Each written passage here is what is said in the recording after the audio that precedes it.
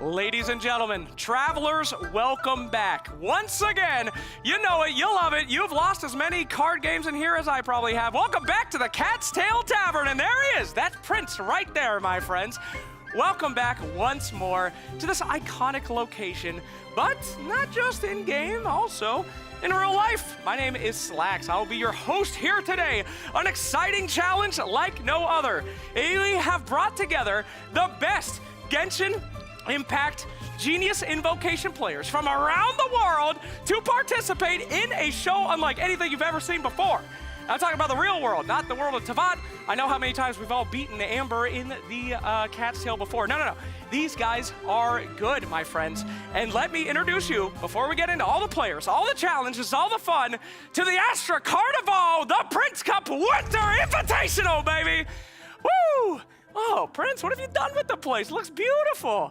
Absolutely lovely. And you know what's the most lovely thing in here? Our contestants joining us from around the world. Now, we do have a very interesting tournament here for you today. Of course, you've watched a Genius Invocation before. You've seen the most meta decks, the strongest things, because you all want to copy them and beat each other in your games. Well, today, we're going to shake it up a little bit. We have a lot of challenges, a lot of fun, but the number one rule is if you win with a card, you keep that card, baby. But we'll get into all the challenges and fun later. First, I have a duty to do, my friends. It is time to introduce you to our two teams. Now, as I said before, these teams are champions from around the world. We've brought them all here. They have all shown their stuff. But it's time for us to see if they're able to keep up with some zany challenges. Challenges that you participate in, by the way. You guys will be able to vote and create decks that they are forced to play with throughout the day. So get tricky, get wild, and let's go and head and meet our first team. Ladies and gentlemen, may I introduce you to Team Blue, Team Astra of the Astra Carnival. Come with me, my friends. We have so much to see over here. Hello. Now I'm going to share some little fun facts with everybody that they've shared with me. First up, coming in all the way from South Korea, and of course, the first Prince Cup he has attended. Ladies and gentlemen, please welcome Doom. Fun fact, not a scary guy. Very scary name, but incredibly kind and nice, so don't worry about it. Next up, Jibu. Used to be Jibo Toxide, changed his name. Very sad. I love that name. Wanted to do a shout out, however, to the Caddis Major Co-op League. His co-op partner not able to make it here today, but representing you, baby. No worries. All right, coming up next, Injagi. Now, Injagi, fun fact, said sloths are cuter than cats. Not only has he made an enemy out of 70% of our viewing audience, he has also made an enemy out of Prince. So, good luck to you. Okay, and moving on, of course, to Birdie, the last one from Team Astra. Now, Birdie has never played Genshin Impact on the PC before. However, does have a 100% completion rate in every single region, except for Mondstadt. I understand. Amber's flight training is extremely difficult. We all had issues with it, no problem. Moving on to their competitors, though, Team Carnival. Why are they called Team Carnival? Perhaps they're in red. Perhaps they like to party and do parades. Or perhaps they're incredibly good at Genshin Impact Genius Invocation. Starting things off with Zero, the hero from Mexico, whose fun fact is you can translate his last name into Thunder. And I'm sure he's going to be bringing the thunder here today, my friends. Coming up next is Rev, all the way from Indonesia, who said that all cats are cuter than sloths. So natural anger there coming in from a red and blue team. Very, very terrifying. We have a Robot Wizard here, my friends. Robot Wizard would like to say a shout out to Kevin, who showed him all of the worst decks possible to make sure that he wouldn't play them here today. Thank you so much, Kevin. And last but not least, Otomcha, I believe, who is like to be called Lumi here today. Lumi said she's ditching her chemistry exam to be here. Uh-oh. Well, no problem, ladies and gentlemen. Don't skip your schooling, but do not skip this show either, because we have one heck of a show to bring to you guys here today. A super exciting event, unlike anything you've ever seen in the world of card gaming before. But before we can get into that, allow me to call forth our team captains. From Team Astra, Injagi, come to the stage, my friend. And from Team Carnival, Robot Wizard, come to the stage. Feels good to be back in the Cat's Tail, doesn't it, my friend? I guess so. You guess so? I'm very, very nervous. Very nervous. Unbelievable. Why are you nervous? Now, for those of you guys who don't know, this guy right here is a multi-time champion. Won the North American region, I believe. Absolutely unstoppable. But he told me that he was washed. Are you really washed? I think so. I think the enemy team is much stronger. Oh, so sweet. How do you feel about that, Injungi? I think Robot Wizard is the best player I've ever played against. Wow, this is truly a competition. There is no bad blood between you all. Can you just say something? Are you going to win any of these games?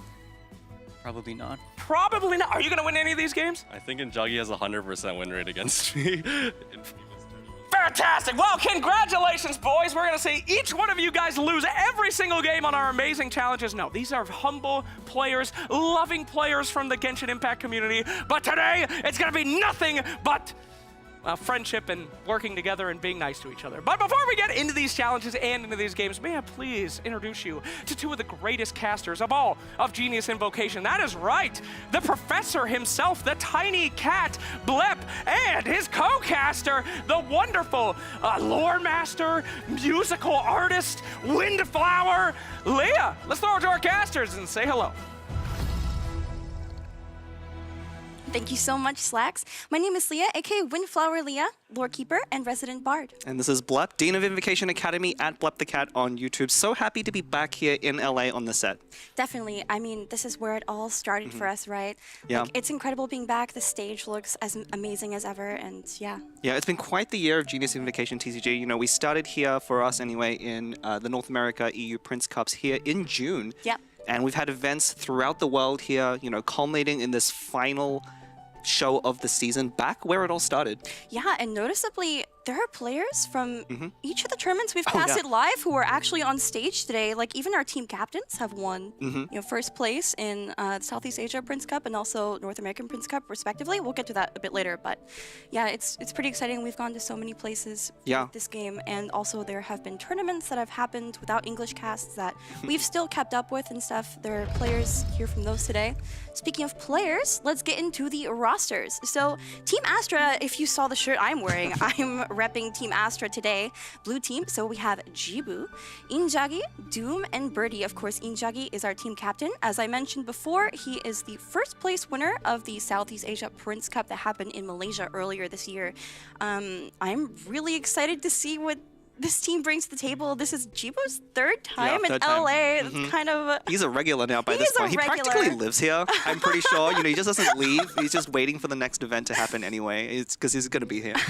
We also have some newcomers, of course, Doom and Birdie not having made in-person appearances yet, but that doesn't mean we should be underestimating them. No, all the other players who are not from Prince Cups are from the Season 5 of the Cat's Tail Invitational. And I'm, of course, representing for Team Carnival here. We have Zero, who came top 4 in the Latin America Prince Cup. Robot Wizard, who again is a familiar face, coming in first in North America. And then Otomcha, aka Lumi, and coming from the Season 5. And Rev, of course, second place in the Southeast Asia one. Definitely a bit of a rivalry between Rev and Inzaghi, not only in the animal choices, but in TCG as well. Sounds like there's a bit of rivalry going on between Robot Wizard and Inzaghi as well. There's a lot of these players are very familiar. I mean, you know, they got to meet each other as well and talk with each other. They're all very friendly, but at the end of the day, they're all competitive players. Yes. So friendships are going to be put aside, and only, you know, their only thought is going to be winning, no matter how crazy the challenges we throw at them today. Well, I mean, tomorrow is going to be the more serious day, but let's get into the event rules for today. So this is a 2-day event, by the way. Today we're going to have 4 challenges for you. They're a bit chaotic.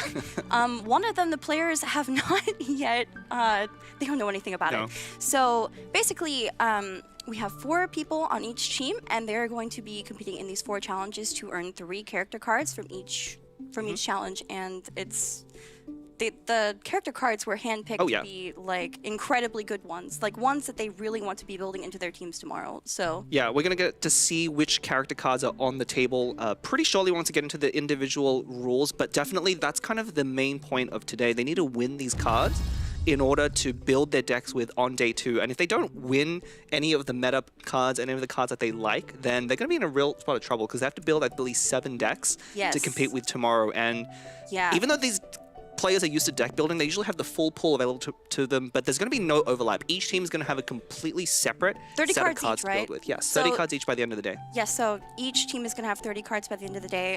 Whatever character cards have not been issued yet by the end of today will be drafted at the end. We'll get to that a bit later. There will also be a Twitch chat voting segment that's going to be pretty interesting. So you guys watching at home, you get to vote in chat to determine what characters these guys are also going to play. Yeah. And of course, if they win their game with those character cards, then they will get to keep them for the draft phase tomorrow as well. But for now, let's get into our first challenge. I'm so excited to see what's going to be here. Toss to you, Slacks. Thank you so much, our wonderful casters. Excited to hear you guys go through all the action here today. Are you ready for challenge number 1? Well, in case you're not, let me re-explain how things work here if you can't read like me, because you spent most of your upper university time playing Genshin Impact. That's right, my friends. If you win with a card today, you keep that card, baby, for day 2, which is our challenging day. You can either win it by winning those Twitch polled decks that you guys will be building, or you can win one of our challenges. This challenge in particular is called the Eclipse. Every single time that one of our players plays and it's their turn, they are able to see the screen. However, when it turns to the enemy's turn, their screen is blacked out. It is a eclipse. They must try to guess what their enemy did while they could not see their screen, put those pieces together, and win the game. Now, of course, you will have to use your powers of astrology, much like Mona, who's one of the cards that you can win in this one. Oceanid and Child are also up for grabs as well. This Hydro challenge should be extremely interesting. How well can you hear and identify what your opponent has done? We will find out. And of course, coming things up, we have Birdie, who's going to be playing for Team Asher. Are you ready to roll? Absolutely. Absolutely. And we've got 0-0. You ready? I'm ready. All right, well, with that underway, let us get into the action. Gentlemen, start up your games, and we'll throw it over to our casters for the Eclipse.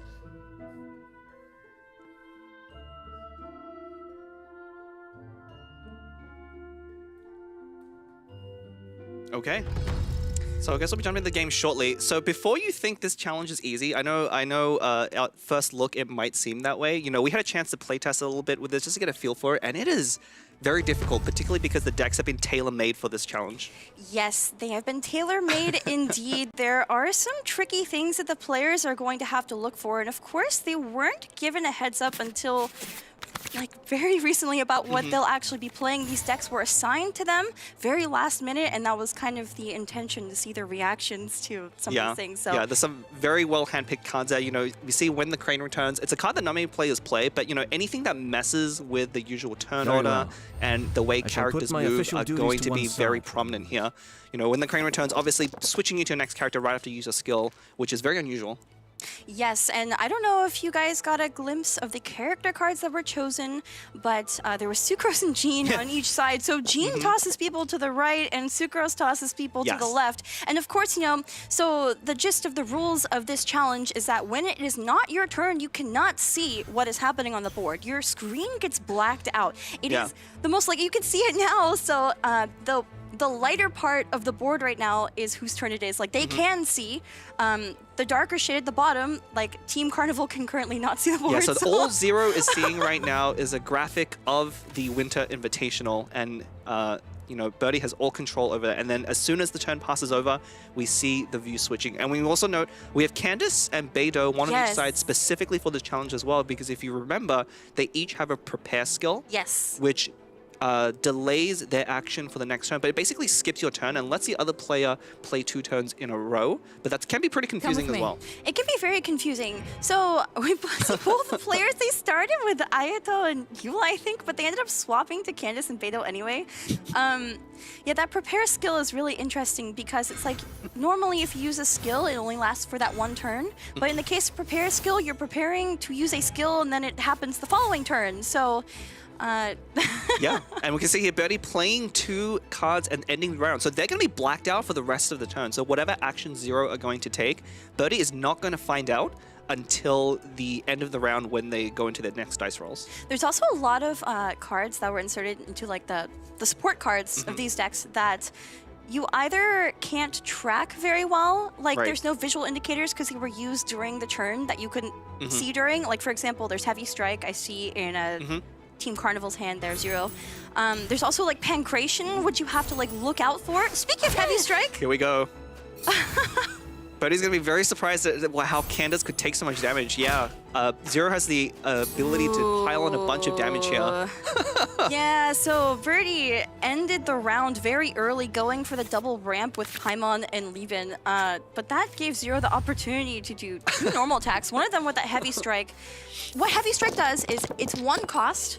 When you play it, if you are on even dice, which makes it a charge attack, it's +2 damage, otherwise it's just +1 damage to your normal attacks specifically. Yeah, and keep in mind, the players are not allowed to look in the history. If you remember back from broadcasts that you see these players, they often do that, go through the history, remind them of cards that have been played already, but they don't have that to lean on right now. You can saw, I think watching the player reactions when the screen unblackens is very important here. You saw Birdie there with the face, trying to figure out like how Candace took 6 damage. Why is she at 4 Yeah. HP? What happened? What happened when I couldn't see the board? Yeah, hopefully I can figure out Heavy Strike. We also see, I see Pancration. Pancration, what does that do?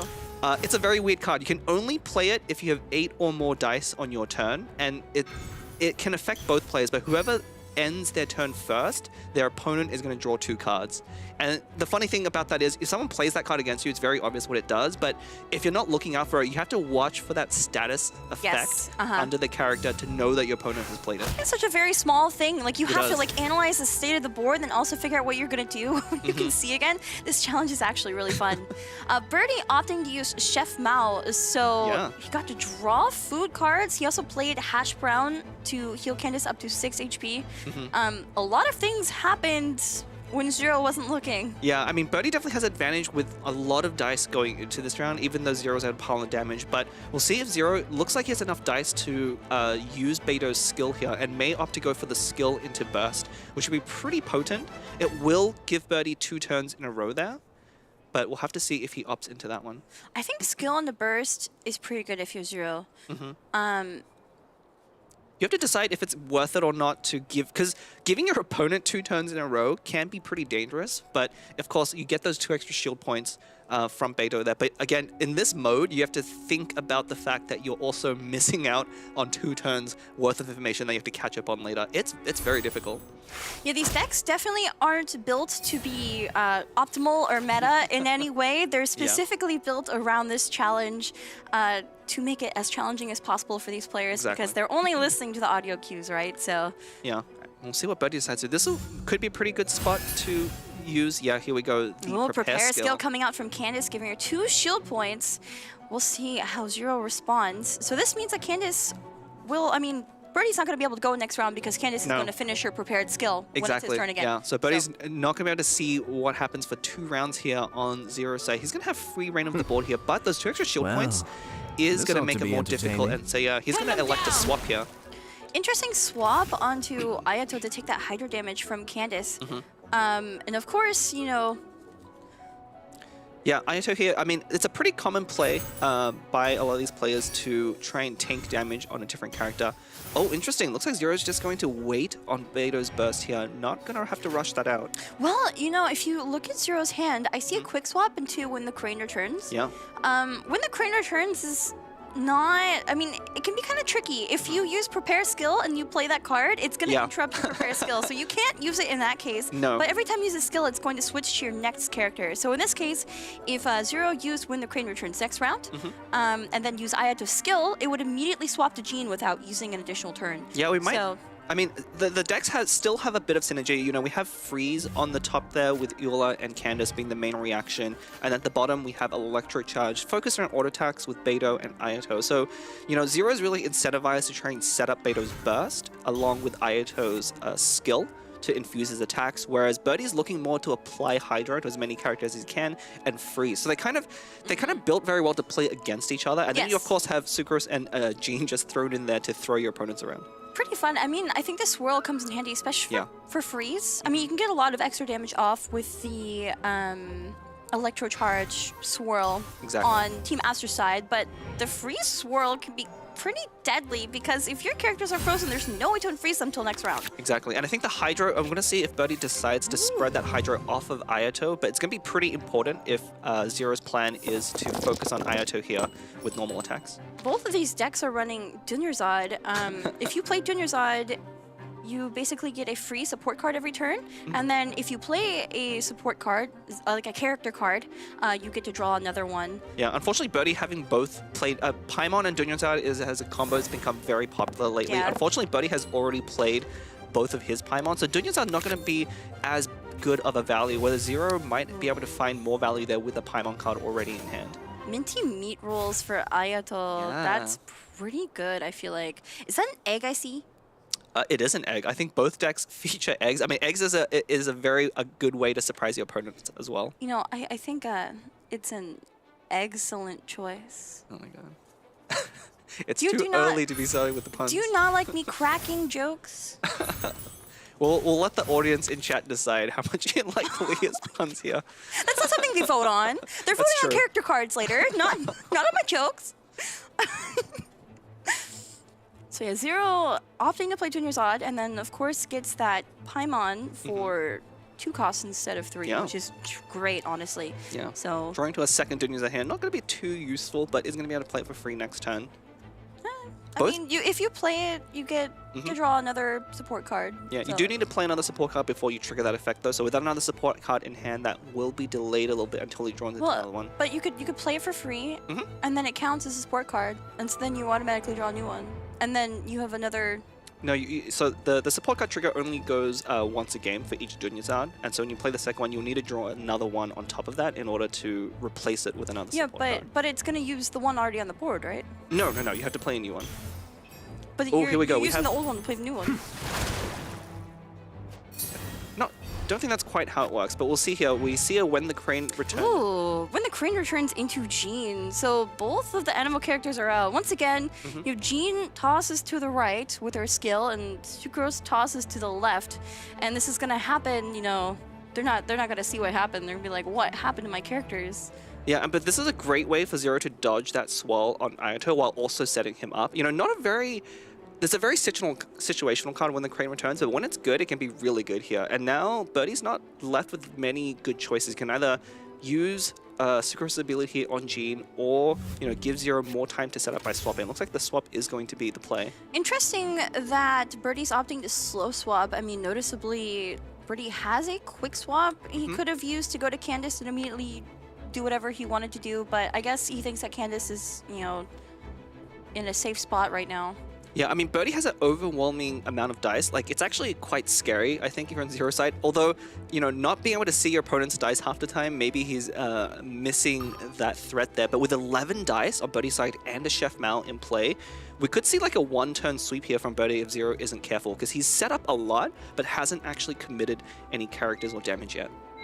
If you're Zero here, would you want to quick swap over to Beidou or Ayato in this case? Ooh. You wouldn't have enough dice after quick swapping, unfortunately. You don't have a changing shifts to make that free. So yeah, he's pretty much forced to make this play. I feel like that's exactly what Birdie might have wanted, Yeah, though. Like, look at I all the think so. Cryo and Omni dice on his side. He has 11 dice to use at Yeah. the moment. Oh, can't here even it see them comes. all. Oh, Pancration? No way. Zero doesn't know that Pancration was just played. I mean, not that he could do anything about it. He's at 0 dice. It's actually amazing. Birdie was able to play Pancration when his opponent was out of dice. And yeah, here comes 2 cards. He didn't look for it. No. I mean, there's nothing you can do in that spot, right? You have no dice left. That's true. Yeah, it's a There's free no 2 way. cards. It is a free 2 cards. Perfect Pancration there. Candace's Burst coming down. That's going to give some additional Hydro application. I mean, you don't really care about freezing now that Zero's already ended his turn. You kind of just want to go for as much damage as you can. Yep. But we might see Eula's skill here.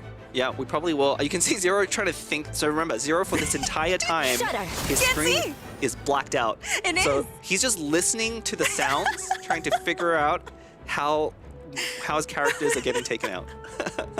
That's so sad. You only have like the dialogue and like the sound effects to go off. Yeah. And Birdie has 3 dice left. He gets to take 3 actions. Yep. Without Zero seeing a single thing. Yep. And he has an option here of taking out Jean if he wants to, but I wonder if Zero was planning around that, sacrificing Jean here to hopefully set up for the next round. Because, again, Birdie had such a big dice advantage this round. I think Zero was worried about his characters getting frozen if he tried to go off. But next round they'll be on the same amount of dice with both Paimons going off. I mean, one issue that I'm seeing right now for Birdie is that he's going to overdraw if he doesn't play 2 cards. Yeah. So yeah, okay, so he's playing Hash Brown onto Sucrose. That actually refunds an elemental dice because of Chef Mao It's so good. passive. Yeah, So he needs to use 1 more card. he does. We'll see what he chooses. The really awkward... Oh, it's going to Oh, swap. Interesting. Swapping. I mean, it makes sense. You know, ending on Candace, who's only 1 HP, I think Birdie's going to intend to sacrifice playing a Junior side so he gets a free... Wait, what? Okay.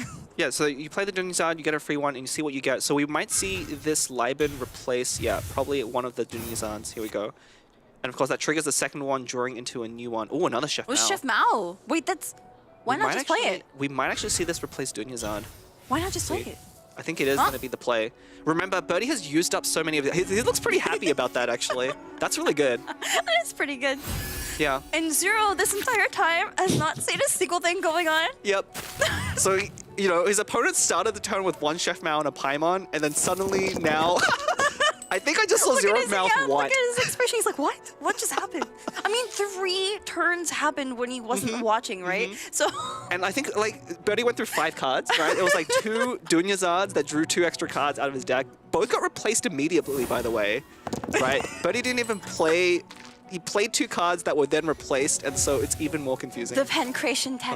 The Pancration tech. All right, but how is Zero going to come back from this? Because Beto's burst is up. It is his turn. He ended first last round, so he gets to go first now. He does have 1 Dunyazad, you know. 1 Dunyazad, yeah. But Has nothing another to one in follow his up on. hand. Also has Joyous Celebration, which could come in handy maybe. It could. You know, we did get a chance to play with these decks a little bit. It's a little bit harder for the deck to, the Zero's deck to use Joyous because you kind of run the risk of freezing your own characters. Of course, if Beto's out, it's a very good way to clear elements from Ayato, especially. That Hydro Ore is going to be very threatening. But yeah, I was going to say, we're probably going to see a slow swap onto Beto here because you don't want to take out your opponent's Candace at this moment. Yeah, that makes sense. I think it's going to force Birdie to use... Oh, quick swap. Yeah. This makes sense. This makes sense. And I have to wonder, probably swap to Eula, right? Yeah, Eula Because- here can go... can freeze as well. Yes, in the process of swapping to Eula, Beto does take 1 Hydro damage, and Eula being the active character with that quick swap will enable Birdie to go for a freeze onto Beto. Oh, I think actually Birdie is thinking if he wants to Tandoori Chicken. Ooh! Could we also see a Tandoori... I think those 2 food cards in his hand in Tandoori Chicken could take out Beto here, but opts not to. Could have. Ended up using When the Crane Returns instead to immediately go into Sucrose, which I think is interesting. There's not really anything to swirl. But we see Birdie smiling. It seems like everything is going according to his plan. Yeah, I mean, so Beto being at 1 does mean that any swirl will be able to take her out.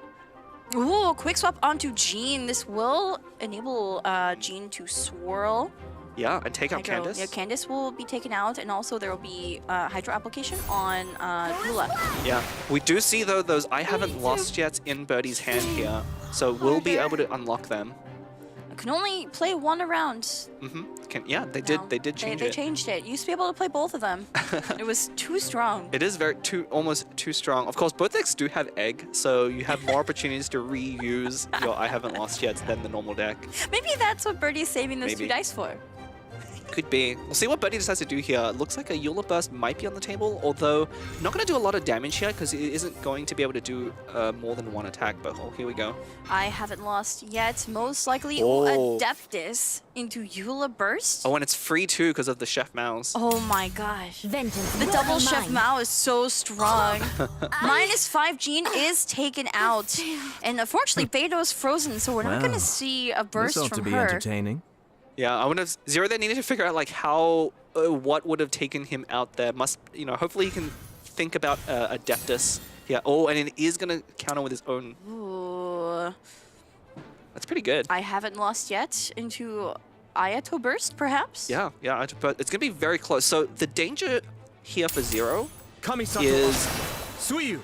with that Hydro on Ayato, he's going to be susceptible to freeze. Now, hopefully, at the end of the turn, Eula's Burst dealing, I don't know, it does physical damage, so it won't actually pop the freeze. If you're Birdie here, I think you just end the round, if you can.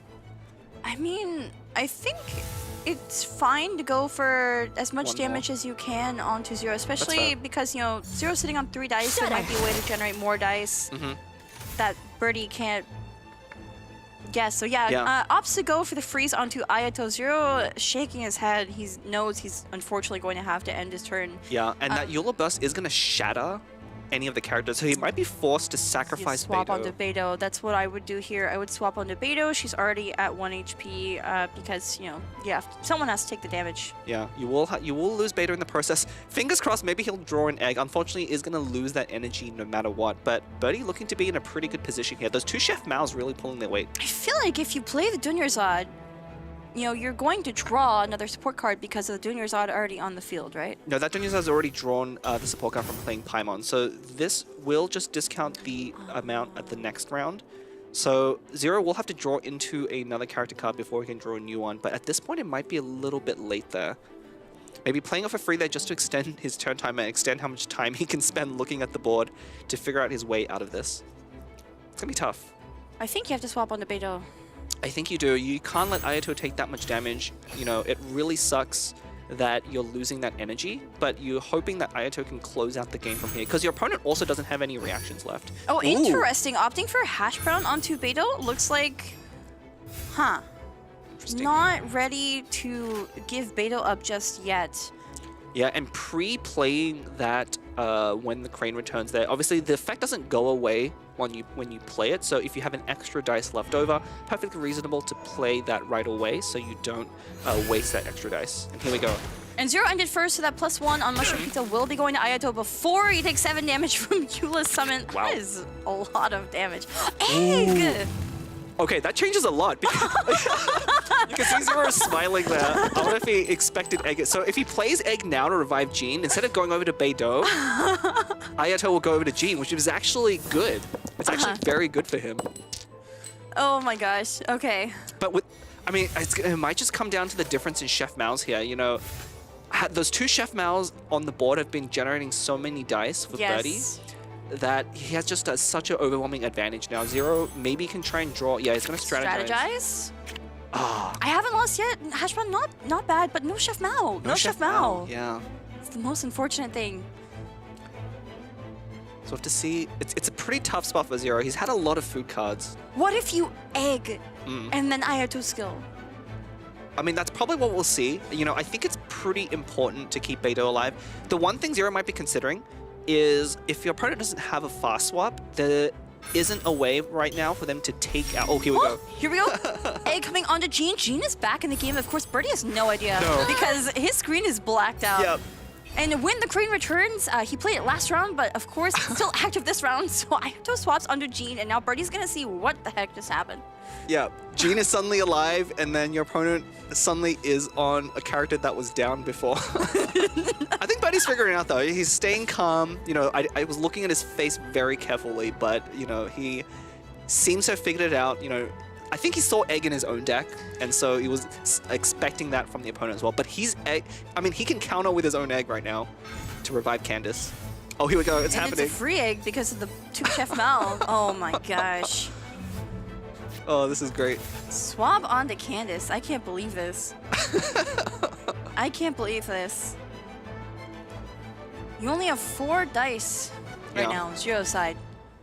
Birdie is sitting on 7, of course. It is a lot, yeah. And that I've been looking at that heavy strike as well in Birdie's hand. You know, one of the things Zero might be thinking is, can he safely bring Beidou out in order to use her burst before she goes down? I think the answer is no. The answer is no because of that heavy strike, right? Like no matter what he does, because of that heavy strike, he'll be able to take out Beidou. And yeah, he's gonna go for that play. Gonna risk it.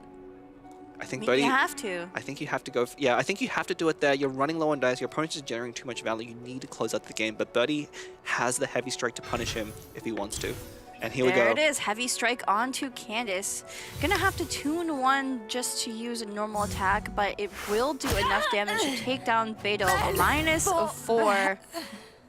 And there she goes. Zero nodding because he hears the voice line. Well, this ought but to not be much you can do about entertaining. that. And Ayato being so low and Jean as well. I mean, he does have the option to use I haven't lost yet, but I don't think it's going to be enough here I don't know what those 2 foods are in his. I think they might be minty wheat rolls, but a little bit I think you have to use it because you're not going to get a chance to use it again. I think Ayato will fall. So if you're Zero, Yeah. I think you have to go for it. Yeah, I mean, I think you're left with no other options. Again, I think it really just came down to the chef mouths. Like, Zero didn't draw his Dunyazards as early as Birdie. Birdie able to draw those Paimons into chef mouths even without Dunyazard's help. And it's just, this one did come down a little bit of, to just an unlucky draw on Zero's Yeah, side. definitely. I mean, I think if Let you're the Zero, wind you lead. could... Oh!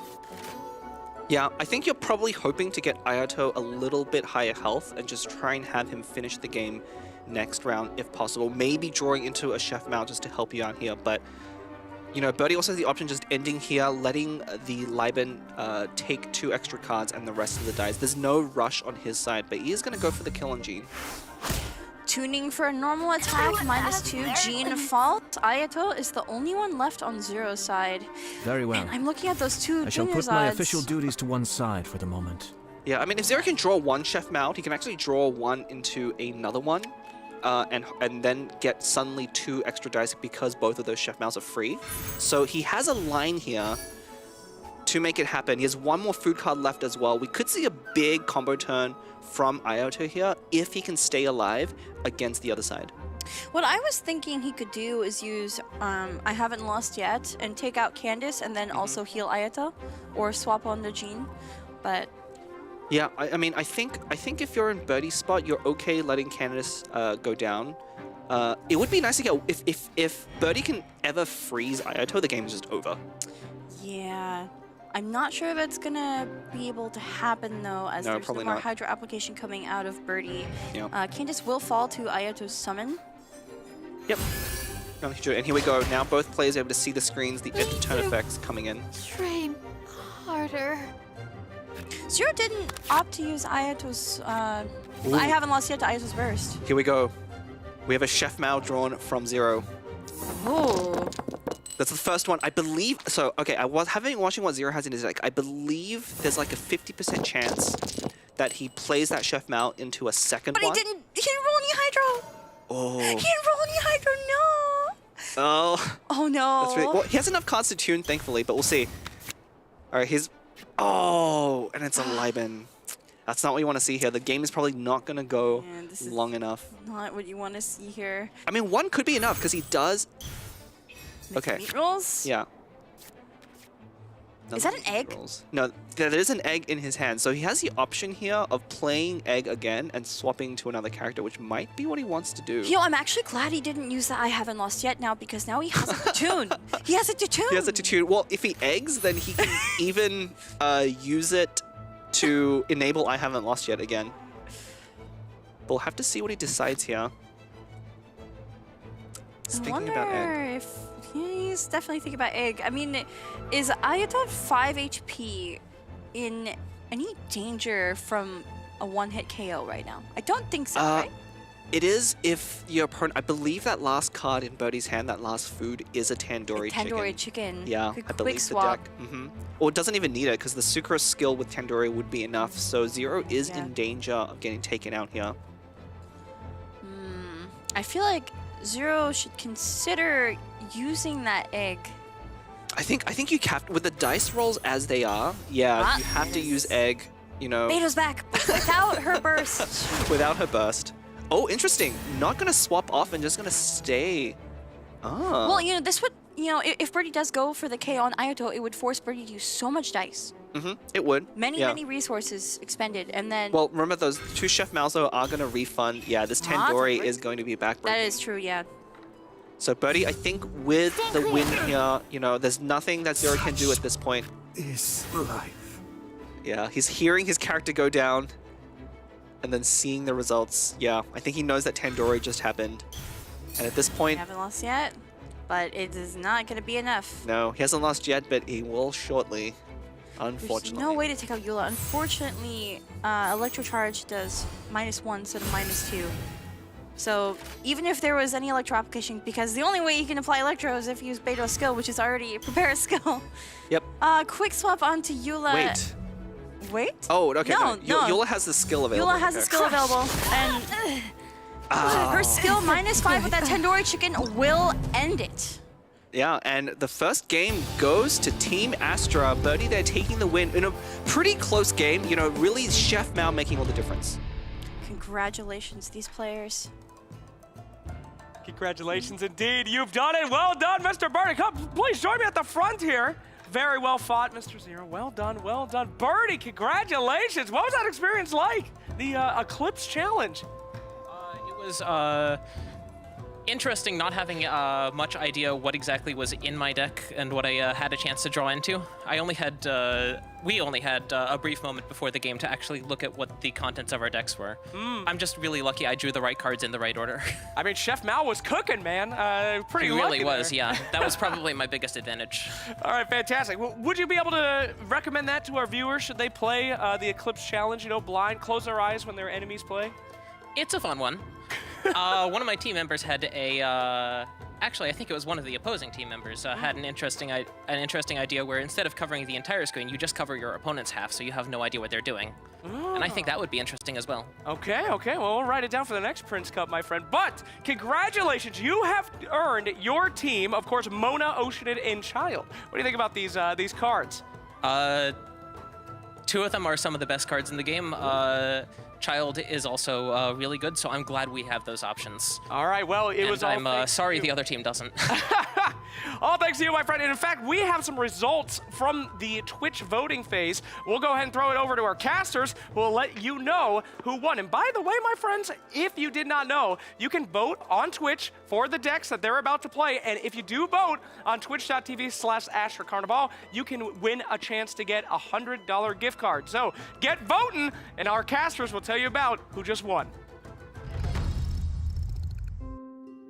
Thank you so much again, Slacks. So, Mona, Oceanid, and Child. Yeah. You know, Birdie's note about Child not being the best Hydro character in the game, might- but still being pretty good. That might get him kicked off this team. His captain is Inzaghi. That's what I was gonna say. Like, Inzaghi won the Southeast Asia Prince Cup in Malaysia with a Child deck. entertaining. So, I think, you know, Team Astra taking home that card is actually pretty good. So, It's we have gonna some be very highlights here from this past challenge. Look at their expressions. Yeah, with nothing to look at, you can see them. I do that too. If you're looking top right in your eyeball, you're thinking about what your opponent is doing without actually being able to see it. It's very obvious. It's great to see that these players are the same. Oh, look at he knows.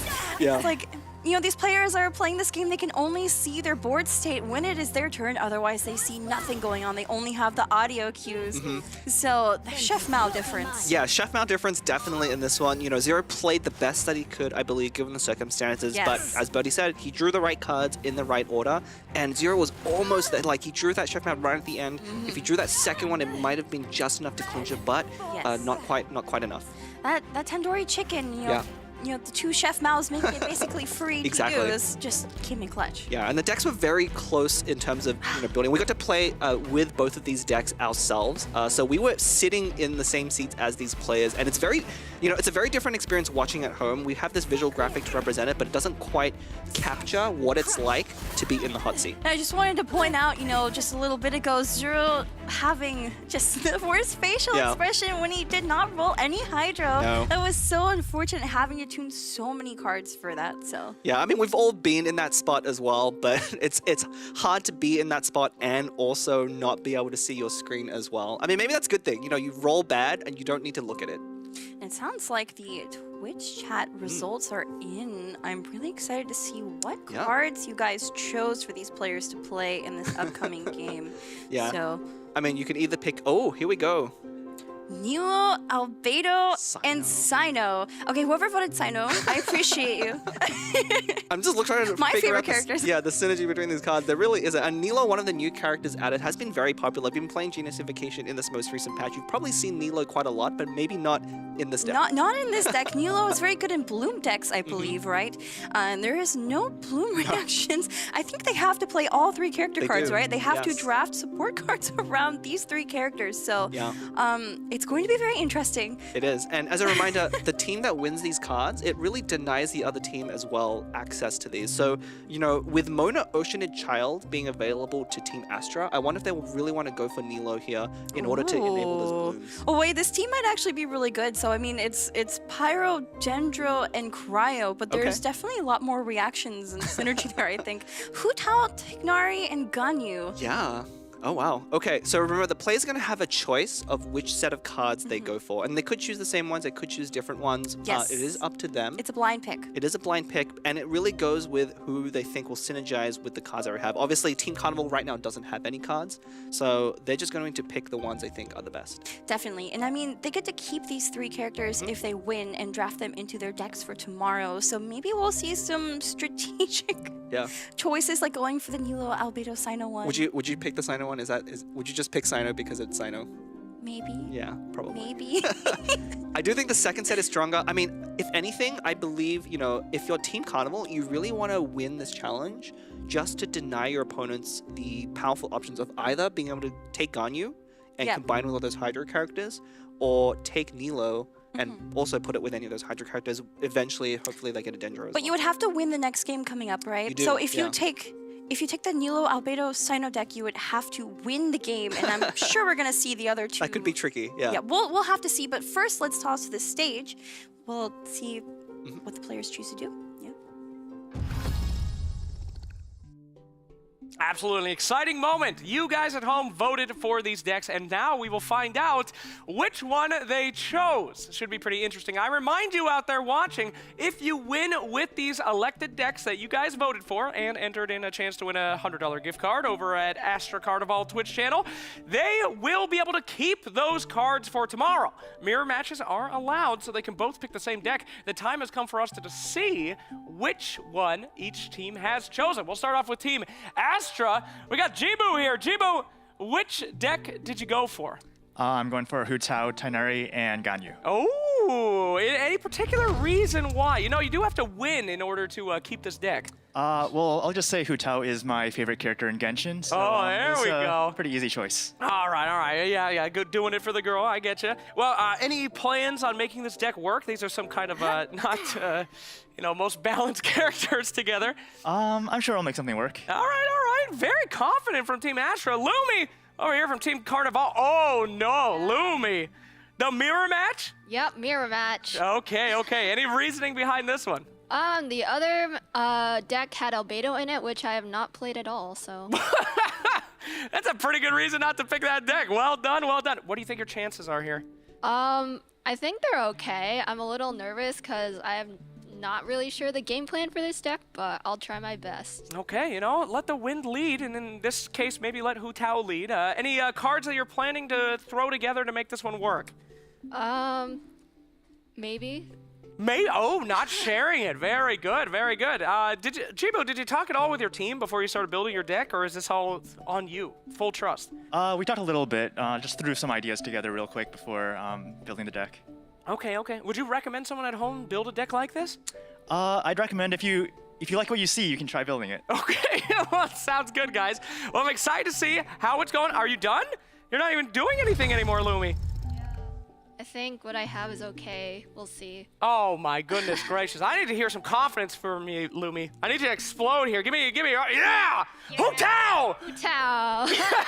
Okay, fantastic. Well, let us go ahead and begin our challenge. Whoever wins this bad boy gets to keep these cards, and we will begin. Team Astra, Team Carnival, Jibu versus Lumi. Let's get it started and throw it back to our casters. So, yeah, thank you, Slacks. It was a mirror matchup. Yeah, no Sino, unfortunately, but I guess you have Tignari on the other side, so you kind of couldn't lose there. That's true. in your picks. There was no losing for me. Yeah. What about you? I mean, I think the second deck does synergize better. You have 2 bow characters. You know, you're looking, when you have a random assortment of characters, you're really looking for any synergy at all. Obviously, Dendro and Cryo, the infamous Fridge combination, not going to do anything, but with 2 bow characters, you're in a pretty good spot just to run things. Like I think we did see Amos bow in Jibu's deck, so he has the same ideas that we have, and of course we saw Chef Mao there, I think, briefly. It's gonna be a very popular one, I think. I think Chef Mao is very popular, yeah. Yeah, Dunyazao, Chef Mao, kind of a match recently made in heaven. They've been really taking off. And when you really don't have anything else to build around, it's such a strong core. It is, because I mean, you can draw into Chef Mao, and then Chef Mao keeps drawing food, and you get free dice from it. It's a very good engine. Yeah. Back at the start, when Chef Mao was first introduced, it was normally played with NRE, but now it's Food deck. I mean, Food deck. we saw a food deck being attempted, I believe, in the very first Invitational. If you remember all the way back to the NAEU one, you know, we had. I forgot what the name of that deck was, but it had Xiangling and a bunch of food and NRE. Counting calories. Counting calories. Counting calories. That was it. It was actually had Tignari in it and Klee. I think that was actually one of the good decks, right? It was pretty good, Yeah, I think. it But you had to actually was. really think about the math. You did. So, yeah. I believe Robot Wizard ended up piloting that, and of course he's very math-oriented, so he had no trouble piloting it. But yeah, that was a very fun deck. Got buffed a lot, actually, so I It wonder did if we get went back to buffed. it. I think it Because could. NRE right now is very good, as well as Chef Mao, and if both of them got better, that deck must be very good. But I mean, thinking about the cards that they have at their disposal right now, you know, Lumi opting to also go for the Tignari Ganyu Hu Tao choice because she hasn't played Albedo. That's unfortunate. I think Albedo is quite strong, but just maybe not in that, you know, set of characters, especially Nilo there. Nilo without Bloom is Yeah, just... Nilo without Bloom doesn't make full use of a kit. And here we are going into this first best of one with the decks that you guys chose at home on Twitch. Send one. Double send Junior one. Side for Jibu. Yeah, Jibu's got quite an insane start with 2 Dunyazans and also that bow. There is a QR code on the screen, by the way. If you see it, if you would like to submit any feedback at all for this live stream or anything about the tournaments, anything like that, please scan it and, you know, let us know your thoughts. Yeah, about us, about how bad Leah's jokes are, Hey, or how good. hey, If she makes a good one, we'll let the viewers at home. hey. Ooh, the dice are really good on Jibu's side. I cannot say they're as good on Odomcha, aka Lumi's side, but Yeah. we see Hu Tao's skill coming out. Yeah, good way. Both starting pretty similarly. You know, I think they both have the same plan here, just setting up Hu Tao and then maybe going over to one of the other characters, opting for either burning or melt. We could see a pretty good setup here if you can get that burning reaction started and use Ganyu to melt. That could be a pretty winning strategy.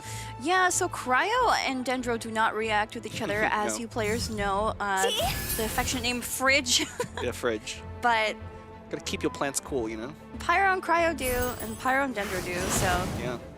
Here's a bit of trivia for people at home. Do you know, so if you have Cryo and Dendro applied to a character, do you know which one will trigger first if you apply a Pyro with Hu Tao? I'm gonna make you say the answer in like 30 seconds. In 30 seconds? Yeah. Okay. Well, we'll come back to that. If you know the answer, you can shout it out in chat and prove you're a better Genius Invocation player than the other viewers. But not a situation that comes up very often at all. You, of course, have to be running this specific set of elements, Cryo, Dendro, and Pyro, or something else for it to come up. Noting, by the way, that Lumi opted to choose a Covenant for her Arcane. I didn't see the one Jibu chose. I think he didn't keep it in his hand. No, it was a Fresh Wind of Freedom. Fresh Wind of it was Freedom? The one, Okay. Yes. It was a recently Yes. changed card from Mondstadt Residence that lets you take an extra turn if you take out an opposing character. I think that makes Wow. sense. Ooh, Lumi tuning the Mushroom Pizza and opting to go for a Yeah. normal attack that puts Jibu's Hu Tao at 4 HP, and of course, Hu Tao's burst is up and ready to go for next turn. Yeah, this is a very interesting opening. Both sides going for the same thing, but because Lumi went first, if Jibu goes for the same player ends first, it's going to leave his Hu Tao open Yes. to the burst from Lumi first. So Yep. I think he needs to switch gears here. Oh. Ooh, wait, that's really interesting. So Jibo using Northern Smoke Chicken, which will make his normal attack cost 1 less dice. This will enable Jibu to swap to another character using that last dice. So Hu Tao is no longer in danger. Yeah, so definitely going to see a swap off here. Very heads-up play, but you can see how much it matters here, especially in a mirror matchup, when, you know, who goes first can really be important. Yeah, definitely a mirror matchup so far. The same thing's Yeah. happening. I do see that Lumi drew a Dunyarzad. Yeah, Lumi did draw Dunyarzad. We see Jibu didn't actually opt to play his own Dunyarzad, really going hard on enabling Hu Tao in the same way that Lumi was doing. What do you think of their character order? We have slightly different ones. Both put Hu Tao in the leftmost slot, but we see Jibu going Ganyu Tignari and Lumi going... Sorry, Jibu going Tignari Ganyu and Lumi going Ganyu Tignari. What's the correct order here? I think that depends on if you take any cards that actually enable you to swap to, you know... Okay. Because there's no overload, so there's no force swapping, there's no animal that's going to throw you back and forth. You'd have to take something like when the crane returns for that to be relevant, right? It's true. I mean, Or I think Rana. personally, I think the correct answer is Ganyu last, because you're most likely to end and finish the game on Ganyu, but that's just my answer. Wait, is this like a mind thing? Like this isn't like a gameplay thing? Wait, can you explain? You know, we're here to have fun. It's just a gut feel. You know, Okay, you wait, have to put the cards in gut feel. I think I mean, maybe I just think the way that Jibu does. You know, maybe we're like-minded, but I would definitely put Ganyu in the third slot. Okay. Yeah, and for a trivia question earlier, if you have Dendro and Cryo applying the same character and you apply Pyro, it will be the Melt that goes first. It does go in order of the elements listed on top of the characters. You can use that as a bit of a hint. Yeah, so you need to do, it doesn't react twice like it might in the main game. Oh, Hu Tao's burst coming out. That is -6 to Tignari, and it's very good that Jibu used that Northern Smoke Chicken earlier because, you know, Hu Tao would have been a goner without it. Jibu responding with Tignari's skill that will proc Burning. You see that summon at the top right there. Let's go gather some samples. Yeah, gonna switch off of Hu Tao here. I wonder if Jibu's gonna save Hu Tao, you know, till the very end. That burst is set up. He does have to be careful though. If there's enough charge shots out of Ganyu, it will be able to take out Hu Tao in that back line. You know, Ganyu very devastating with that spread damage. Oh, Jibu opting to play Junior Zod. I kind of wonder if you'd have to swap off of Tignari here, right? Double Junior Zod. You could let Tignari go down, or we might see, you know, what we might see happen is Jibu could go for a charge shot on Tignari. So he can leave that summon, and this is going to be able to proc Burning again, and once that's done, Tignari is no longer required. Ooh. That's true. Interesting that Lumi opts to go for Paimon instead of using Tignari's skill to take the other Tignari out and also proc Burning. Yeah, I mean, I think this is a smart choice mainly because, you know, your opponent is also setting up, and with 2 Dunyazads down, your opponent is going to have a little bit more dice to work with going forward. So you really want to make sure you're keeping up there and not letting their Ganyu sweep your team in one turn. Also, Lumi's going to be able to go first next turn with that ramp. So I think this, you know, sets her up nicely. She's not going to have to be reacting to whatever Jibu does. She's going to have the advantage going to next turn. So, but unfortunately, Tignari is going to take a lot of damage here from those summons. Yeah, and that Burning is refreshed here. And we have Ganyu here out. Oh, almost on Jibu's side. Certainly for Ganyu, right? Yeah, definitely for... I mean, you can use it for Tignari as well if his burst is up, for kind of use it like an Adeptus Temptation. But I think the main problem here on Jibu's side is he doesn't have a lot of dice to work with. He has 2 weapons in hand. One of them, of course, being that King Squire is effectively a 1-cost weapon. The dice not looking so good on Lumi's side. I see a whole lot of Electro. It's not great. Those 3 Omni are going to go towards Tignari's skill, applying Dendro to Ganyu. Yeah, interesting here. I mean, Tignari here is pretty safe with Ganyu out on the field. I mean, Jibu could go for a really crazy play here and equip Amos into a charge shot that will take out Tignari. Just off topic, but look at that 1-cost Paimon. Oh yeah, it is 1-cost Paimon. The double Junior side. Oh, charge shot. Taking Tignari out, just barely letting Hu Tao survive here. Wondering how Lumi is going to respond. That's really dangerous because Jibu basically used up all of his dice. All of his dice, yeah. I mean, at least his screen isn't going to be blacked out like the first challenge. No, it's true. He can see everything going on here. Ooh, okay. Tuning the Lotus in order to use Hu Tao's elemental skill, I think we're going to see a whole lot of normal attacks coming out. Yeah, unfortunately, if Lumi's dice rolls had been better, she could have charged attack into a burst, but she... Oh no, I think she still has... Yeah, she'd have to tune everything, but I think that might be worth it. That's going to take out Ganyu, set up Burning, and put Hu Tao back up to 4. Wow. And then, of course, you know, I'm looking at Jibu's side. There's Pyro application on both Hu Tao and Tignari. So the melt damage from Ganyu, who's very healthy right now, by the way, is going to be a whole lot coming out of Lumi's side. Yeah. I think if you're Lumi, it's worth it to tune because that leaves your Hu Tao alive to the Burning. And then your opponent is forced to take out your Hu Tao with whatever skill they have at the beginning of their turn. And with that Paimon popping next turn and your opponent's Liben not being activated, I think that puts you significantly ahead. Oh, I wish you could use that Covenant. Yeah, Maybe Covenant not the best choice for this deck specifically, you know, not having a lot of discounts to charge shot, but yeah, we're gonna see that burst. Tuning everything to go for Hu Tao's burst. -6 on the Ganyu. That will make Ganyu gone. So who's Jibu gonna choose now? It's probably gonna be his own Hu Tao, you know, I think he's gonna counter with Hu Tao burst there. I believe that will put her at 5, which is out of range of just a skill, taking her out of Ganyu. But is going to leave her Hitlim open to a charge shot. He's thinking carefully.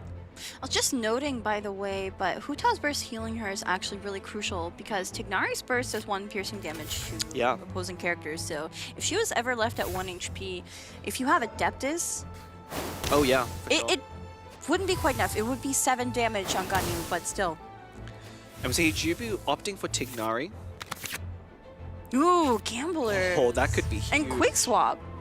The Gambler's draw is actually insanely good here.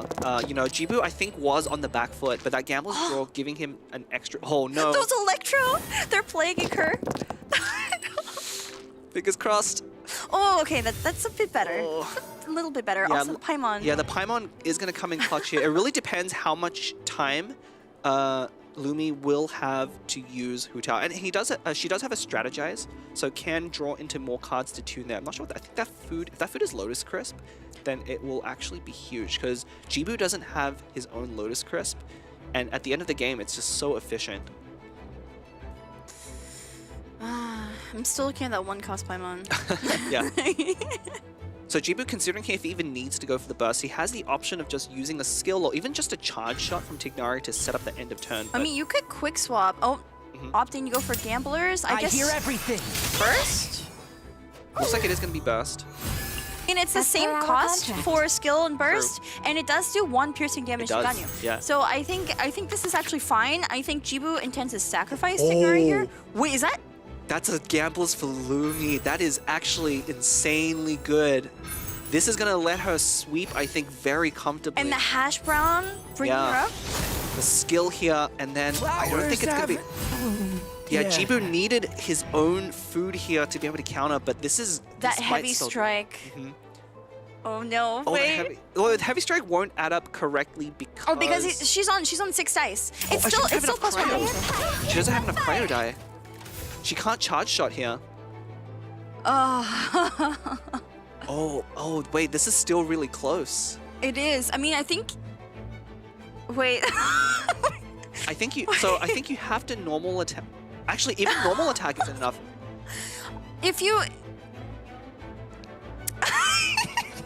Hang on. We're at a loss here. What if you skilled on Ganyu? I think you have to skill. Yeah. And then you just need to make sure... I think Jibu might actually just need to end right here. If Jibu does anything and allows Lumi to end first, then Hu Tao is pretty much going to go down no matter what. She is 1 dice short of being able to use... She is 1 dice short. Heavy strike. Oh, and I haven't lost yet. I Okay. haven't lost yet. I'm not sure if I like that. I think Jibu really just needs to end. He needs to draw into his own food. I wonder if he's going to play Paimon and Lieben, though. Yeah. I mean, to be fair, I haven't lost yet. You would always use it there because all your other characters are down. So I think that's a perfectly good play. But I think you're right. Paimon and pass. You play Paimon first, and then Lieben. Yeah. Well, you don't need to play... You can play Lieben, take the other 3 dice, and then you have more cards. Well, This you is already have a fine, right? Lieben on the board, so you don't need a second one. So just Paimon here. Right. I remember he played it earlier to draw another support card, I think. Yeah. The juniors are tech ahead of my time. Really tough here because if Lumi doesn't draw, I mean, she just needs to roll enough dice. But here we go. So there's the Paimon, and then those 3 dice are going to go to the Lieben that is already on the board, not the one in his hand. And Lumi ending second. Yeah, that's unfortunate. You know, again, ending second here. If Jibu can draw into something, oh, double Chef Mao? That's not going to do anything though, because you need to play a food. Yeah, in order where's to the Chef food? Mao. Oh no, Chef Mao letting Jibu down. You know, Chef Mao giveth to Team Astra in round 1. Chef Mao taketh in game 2. Can't win them all. Oh wait, we're not done. Oh, there's 2 cards from Lieben. Not quite enough. Do not need another Paimon right now. Yeah. No card draw at all. And also 1 energy short as well. You know, if there was a Star Signs or a Burst in here somewhere, maybe you want to do anything. I think Lumi's gonna take it. Yeah, because you could use Heavy Strike. You could play another support card to make it even, and then tune for charge shot. Yeah. It's gonna just be a heavy strike Oh! into a normal attack. Wait, that's just enough. Yeah, because it's Jibu didn't just heal. Jibu didn't heal. Jeez. What a game. What a game. What You a know, game. Very close there, you know, down to the wire. But Jibu, if it top decked of any food, I think that would have swung in his direction. That was so impressive. I think we're going to have a player interview very shortly, too. Yeah, I mean, it's a very big boon for Team Carnival. Unbelievable. What? Chef Mao taketh, Chef Mao giveth. How's it feel? Good. Yeah, I'm glad I won. Oh, okay. Jeez, that was really close. The mirror match was crazy. What do you think took it in the end for you? Heavy strike definitely came in clutch. Are you proud to now get the first cards over to Team Carnival? Do you feel like, you know, the Hu Tao, Tignari, these are good ones to have? I think they're okay. They might be helpful. Okay. Well, it's better, too, to deny them from your enemy, right? Very true, yes. Oh, okay. Well, any shout out to your teammates there? Did they come up with any ideas, or did they just leave you to hang? No, they helped me with, like, the general game plan, like the Hu Tao start and burst. Okay, well, fantastic. Well, I do have some news for you as well, by the way. The people that helped choose that deck for you, we have 2 winners for you. So we will be announcing those winners for you as well. Congratulations, you guys have won your gift cards, I believe. So well done out there. We'll go ahead and throw it over to our casters. Oh, there we have it, yeah. Todouchi, you are one of the winners. Congratulations. Make sure to message the Astra Carnival Twitch account, and we will get you that prize.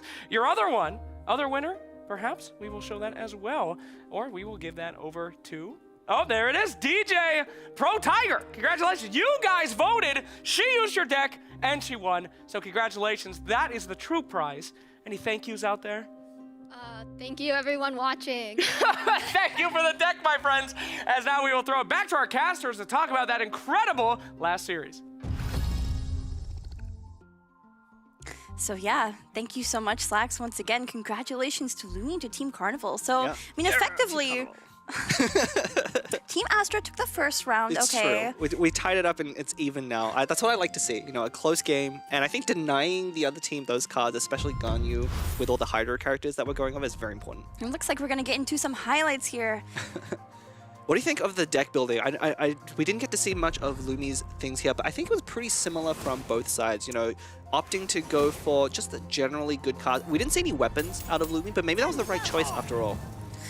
Yeah, I mean, I feel like in a deck like this, it might be hard to draw into your weapons unless you specifically build for it. Like, it's just on the off chance you happen to get it, unless, you know. Yeah, I mean, Jibu sunk 3 dice. You know, we saw here the Amos equip. It did let him take out Tignari, but he wasn't able to use those that weapon on Ganyu again. So that was a lot of resources sunk into a one-use weapon. I think both players honestly played this super well. It was a joy to watch. Very close in the end there, but we saw the same strategy even from both teams. You know, we have you know, you're playing for a team here, so you have teammates who advise you on what to do if you're not familiar with these characters, and both sides deciding to go for this Hu Tao opener, identifying that as the primary way to victory.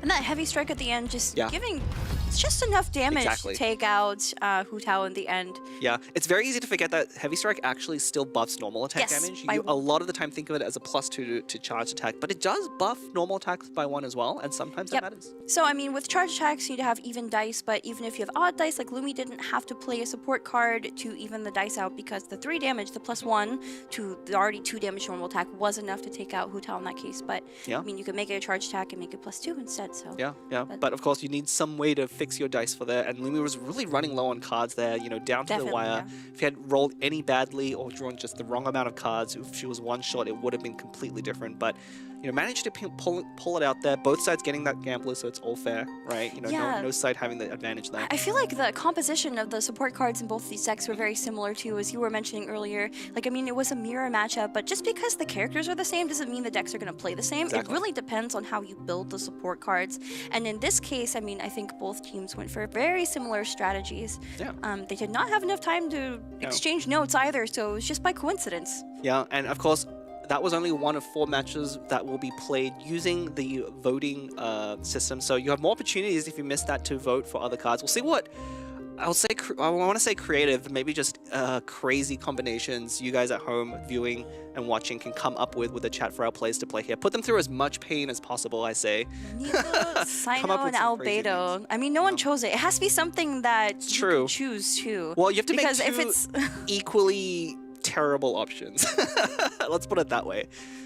Like, you know, if one is significantly better than the other, these players are smart enough to avoid the pitfall. But if you make two pits, they have to jump into one of them. I mean, the thing is, though, if there are character cards that are good enough to go for, because you're going to be drafting these character cards for day 2 at the end here. Well, actually, more like overnight. Yeah. You might opt to take a less optimal deck if you think you can still win with it. That's true. And you could build around it, because they're building the support cards, right? They're building them on the stage. Yeah. So, I mean, like... I mean, it's very risky to do that. You know, if you go for a maybe slightly less powerful combination of cards to gamble for winning maybe one specific character card, that's very good. I mean, I would say, you know, when Ito was still strong in the meta, that's maybe something you could have done with him. But with his recent nerfs, I don't think there's one character out there that can kind of stand on their own quite enough to make that work. I feel like the characters that would be strong enough are the ones that they're playing the challenges for anyway. Yes. So we don't want to spoil it just yet, but there are some pretty strong cards coming up. I mean, you saw the Hydra ones. It was Mona, Ocean, and Child that Team Astra took. Yeah. The blue team took the blue cards. That's true. And the red team took Hu Tao, I guess? I don't know. We'll see if that pattern continues. Obviously, they'll be playing with different cards later on, not just the Hydra set, but obviously Team Astro, I'm sure, very happy to get Child for Inzaghi. And I know Doom as well, in his play interview, did say that Oceanid Rodeo was his favorite card. Definitely. And, you know, we're about to get into Challenge 2, and we will let Slacks explain the rules to you shortly.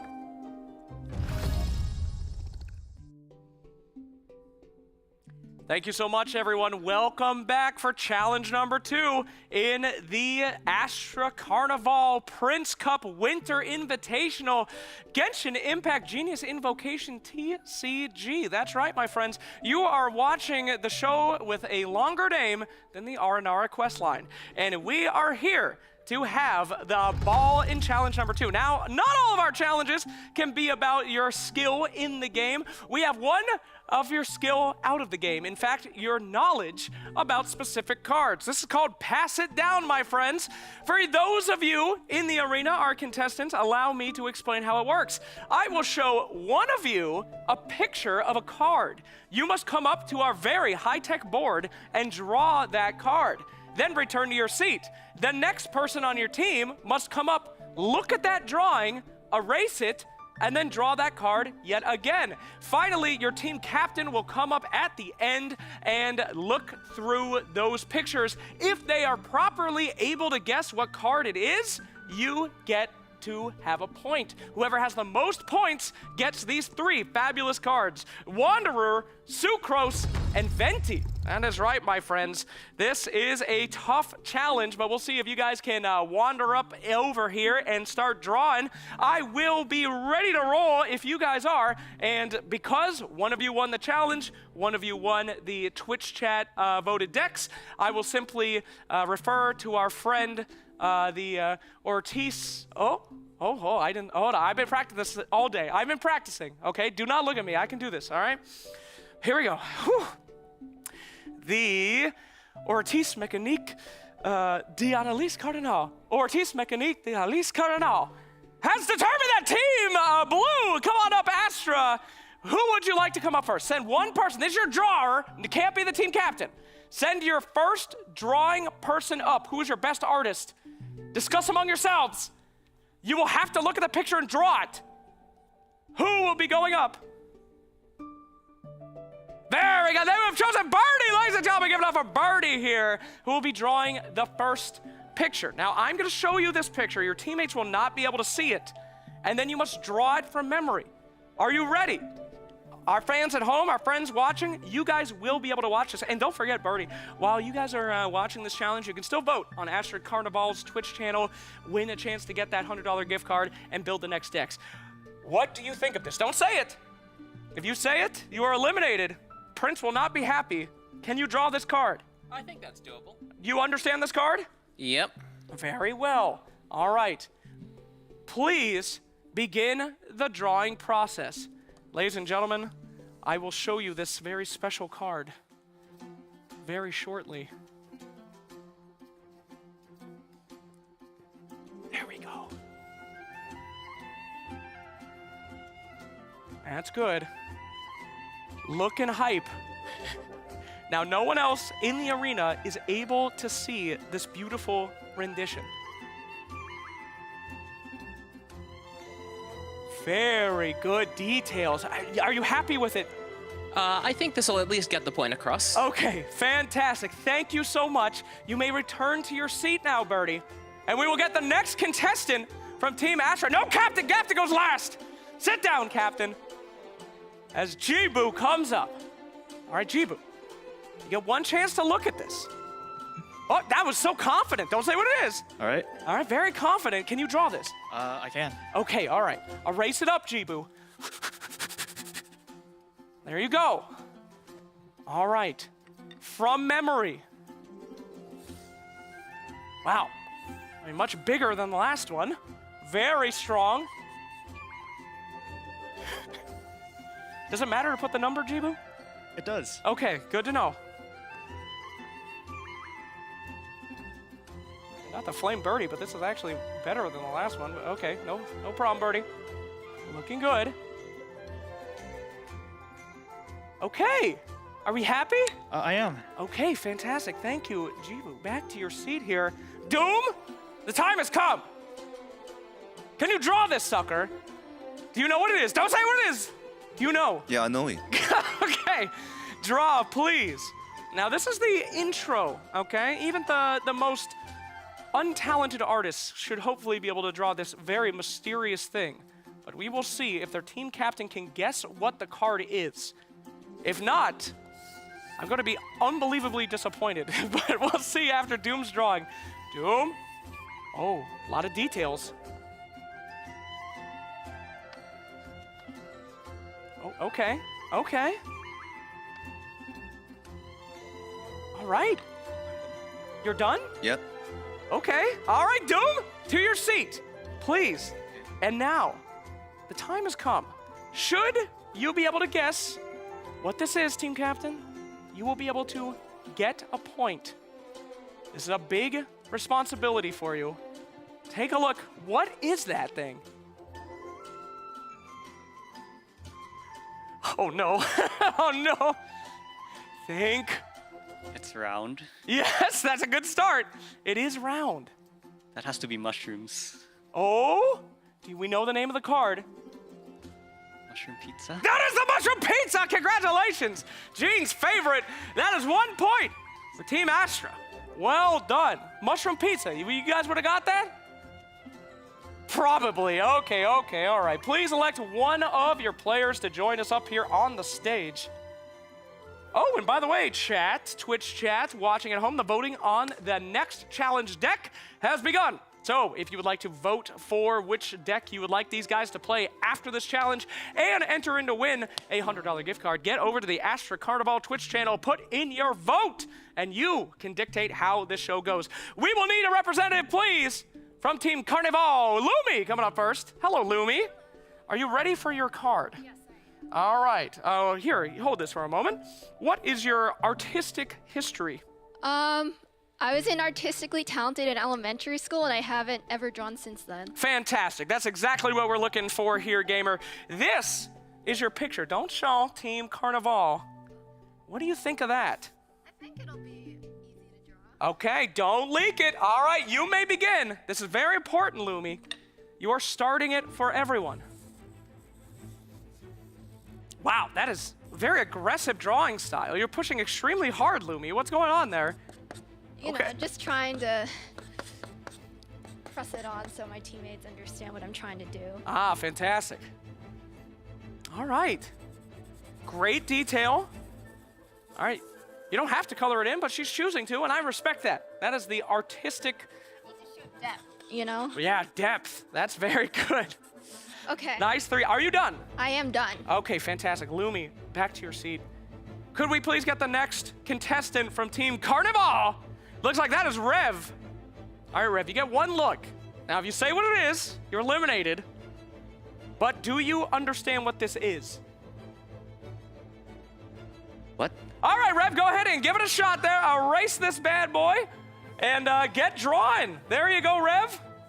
We're all counting on you on Team Carnival. You can do this, Rev. Something that we are all very used to. I know I am in my games. Oh, that's good. We're starting with a square. Powerful beginning.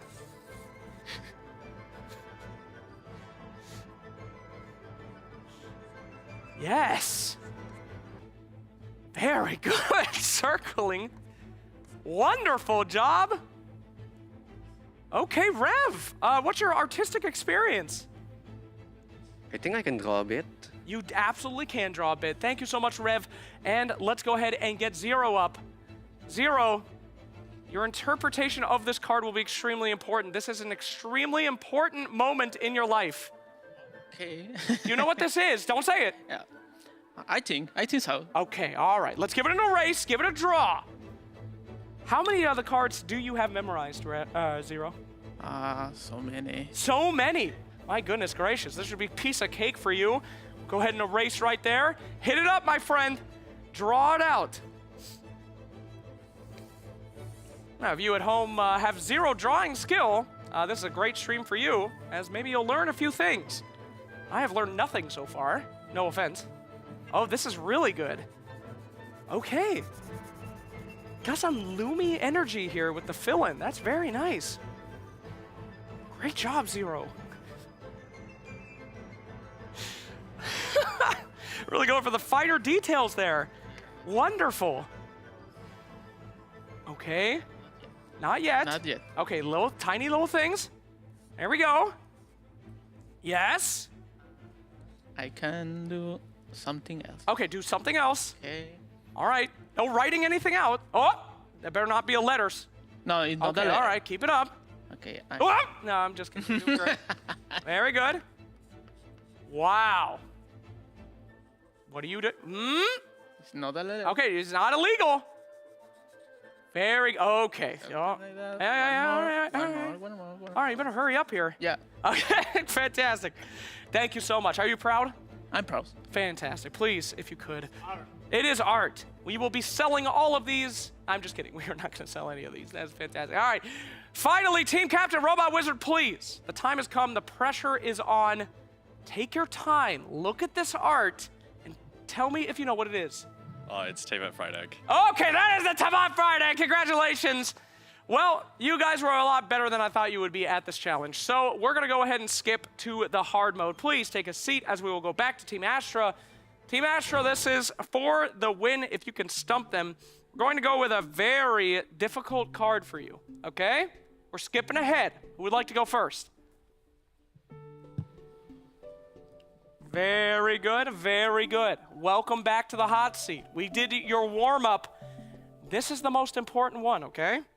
I will be showing you. I will also be showing our audience at home because I'm skipping ahead, my friend. That's a toughie. That is a toughie. Take your time. Look at that bad boy. Do I have to draw the card? Yes. Or just things that my team would recognize as the card. I mean, you gotta draw the card. You don't play any subconscious mind games with your team and draw its effects or anything. The card must be drawn. You drive a hard bargain, sir. This is a hard bargain, this is a hard challenge, and this is for some great cards. So get drawing, my friend. Let us begin from memory. And I'll show you guys at home, don't worry. If you want to scooch on over here, yeah, that's right. Recognize this one? It's a pretty good one. Pretty hard one to see, but a good one nonetheless. That is right. Hopefully you recognize it. Let's see how they do. Okay. A little harder than an egg on this one, certainly. Yes. Very good. Okay. The finer details here. You think those little squares are really going to make the difference? I hope so. I think I can give my team the best chance by being as detailed as possible. Very good, very good. All right.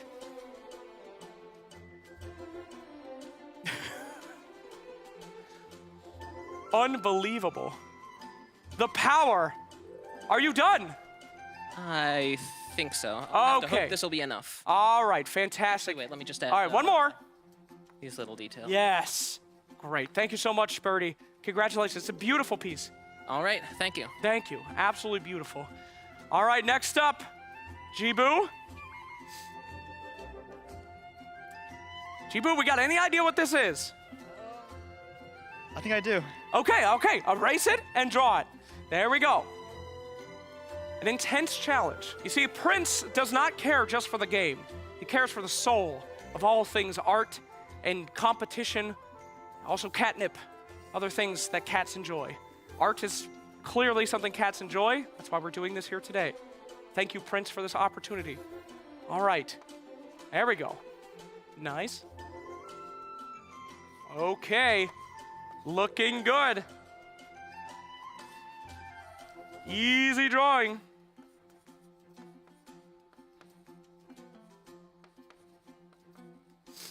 Alrighty. Oh, this is looking almost exactly the same from memory. Well done. Jibu, you didn't tell me you were an artist. Did you go to school for this? I have done 0 art in my life. Okay.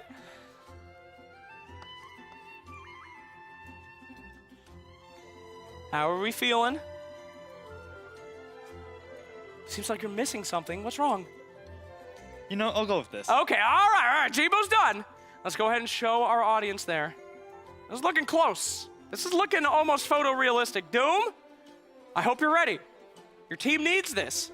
Should they win, you will be earning these cards. Do you know what this is, Doom? Oh, Maybe. no. Okay, all right. Erase it and draw it, Doom. You've got this. From memory. Doom, I have full confidence in you. Your teammates are laughing. They know the secret, that you are the best artist on the team. They know that you can do this for them. They need these cards. Think about Wanderer as you draw it and how amazing it will be on your deck. Oh, don't panic here. Do not panic.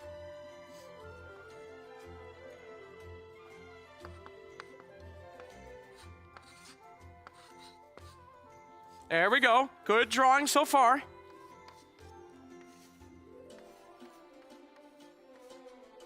Yes. You've got it.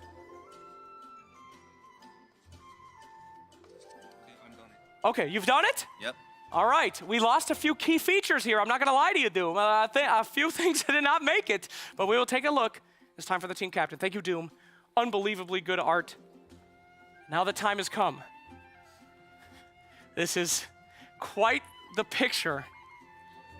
And Joggy, do we have it? Do you know?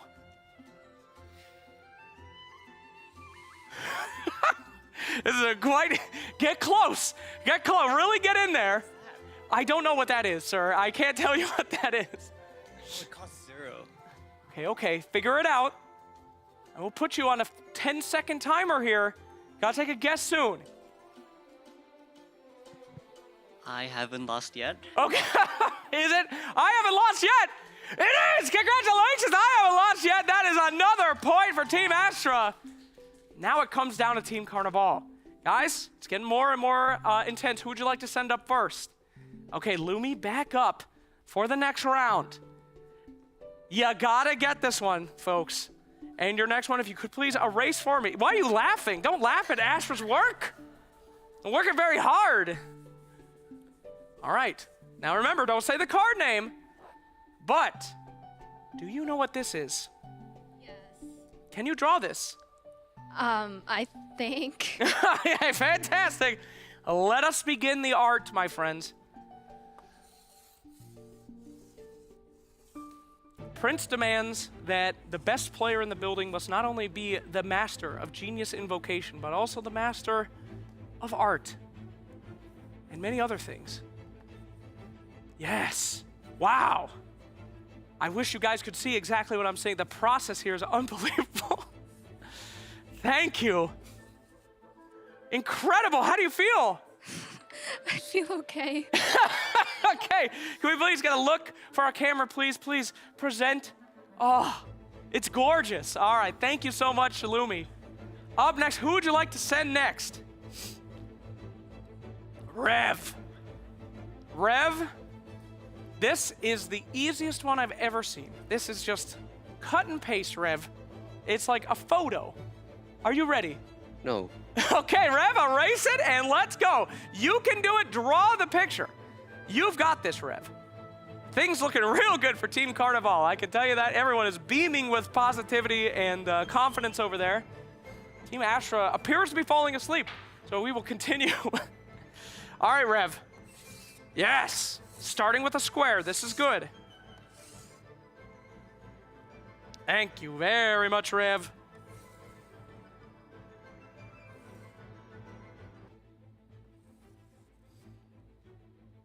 Oh, okay. You got the general shapes down.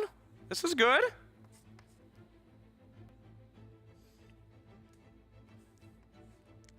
Okay.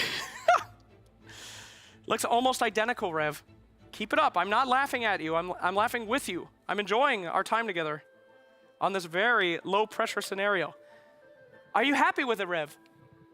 Maybe? Okay, thank you so much. That's what my father used to say to me. Off you go, Rev. Thank you so much. And it is time now. Zero, you're up. Thank you. Come. Behold art, Zero. Do you know what this is? Don't say. No, I don't know, but I trust in my captain. Okay, trust in your team and draw once more. Make sure you get all the details. There's a lot of details. Okay, off you go. A race, my friend. Rush. You can do this. Big focus.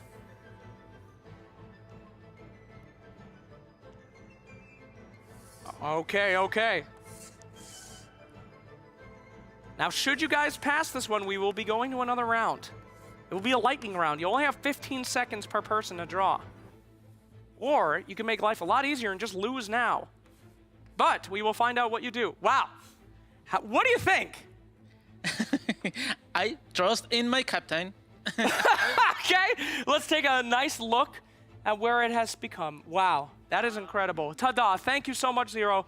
And now, Team Captain, please, Robot Wizard to the stage.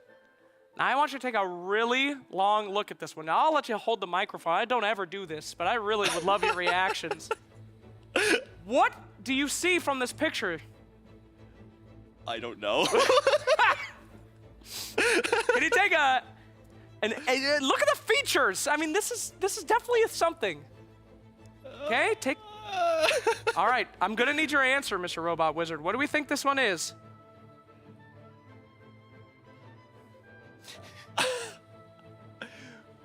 What even is this? What is it, Robot Wizard? Do not flame your team. Just take a guess. Just take a. What do you think it is? Team Captain. It's got to be something. It came from a card.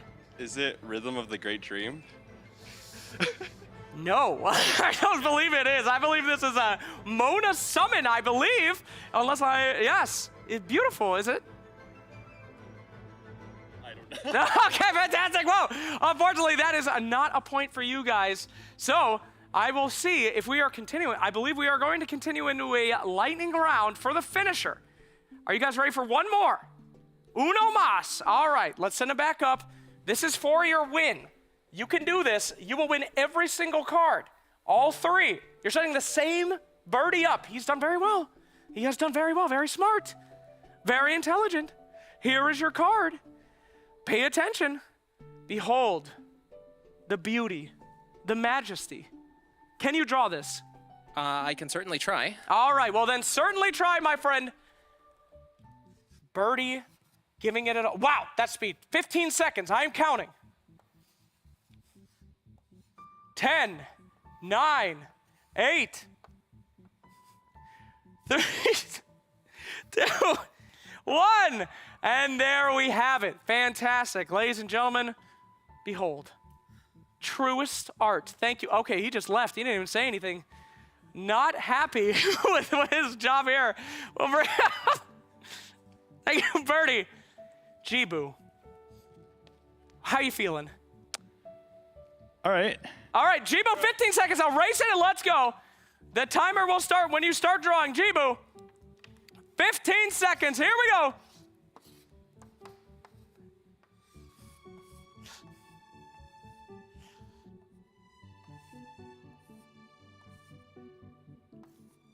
Okay, that's good. That is very good. And you're just in time. Are you happy? I think I am. Okay, fantastic. Well, off you go. Thank you very much. You're up next, Doom.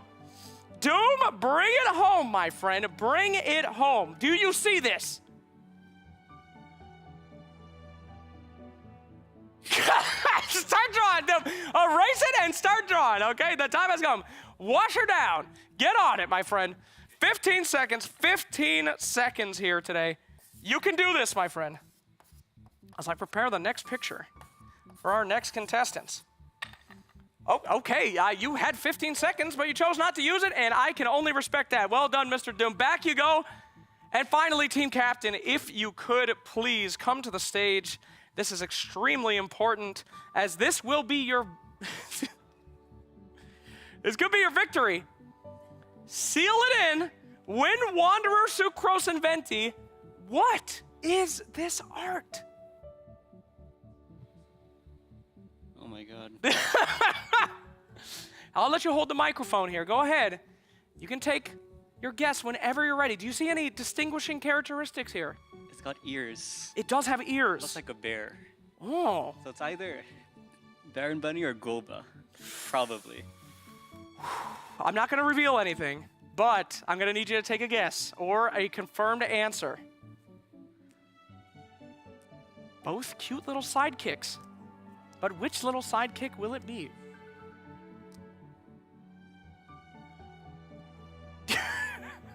Okay, come on. You can do it. 50-50. 5, 4, 3, 2. Baron Bunny? It is not Baron Bunny. Oh, I'm so sorry. I am so sorry. Oh, Gova. Oh, but that is okay. You guys are still in the lead. This last round, okay? Are you guys ready? All right, come on up. Send up your first one. It's going to Lumi. Now remember, you guys are fighting for Wanderer, Sucrose, and Venti. The voting for your next challenge. Why do you, every time you come up, you just laugh? It's horrible. Be kind. Would you have guessed Goba? No. Okay. Here is your image, all right? Yes. Let me pull this up. It's a toughie, final round. What do you think of this? Okay. Possible? I think it's doable, honestly. I think it's doable. Okay. Well, then let's do it. Let's do it. That was a transition. You guys have 15 seconds.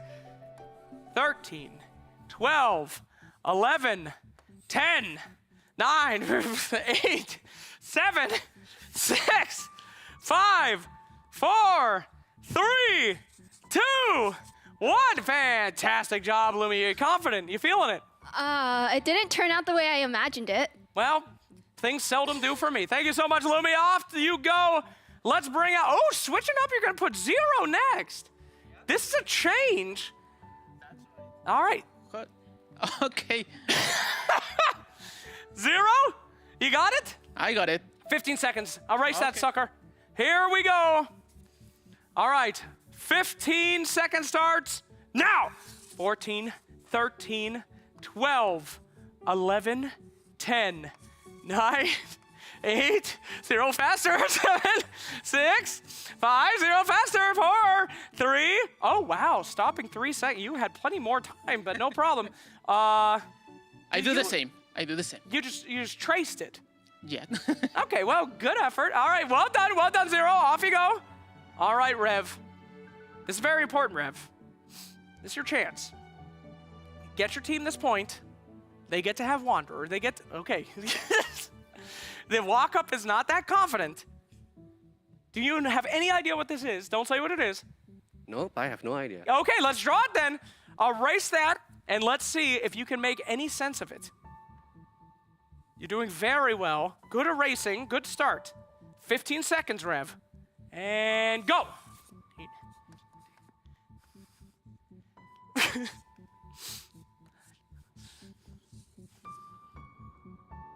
5 seconds, Rev. 3, 2, 1. Incredible, incredible artistic interpretation. How do you feel? Yes. Okay, Rev, thank you so much. Off you go. And it is time now for the team captain, Robot Wizard.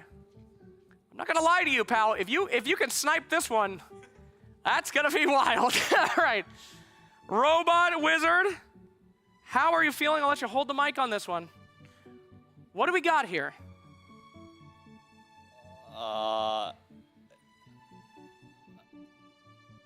Any thoughts at all?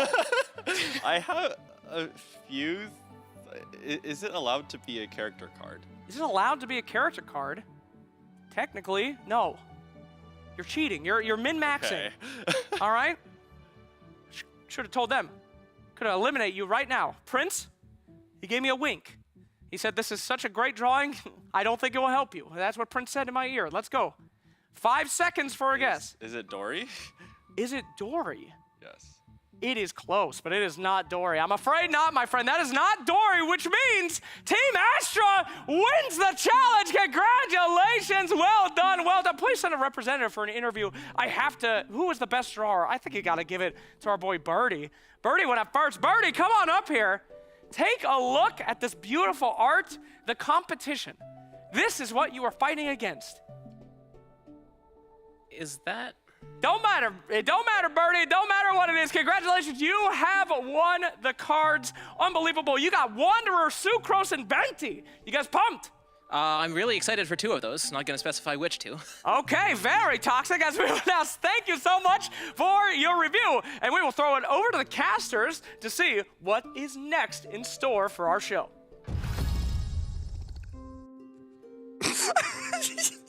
We had quite some fun there watching that. Obviously, able to commentate. I mean, what words could top that? You know, a picture is worth 1,000 words. Dory was close. It was very close, actually. You know, I have tears in my eyes. yeah, it was a difficult game.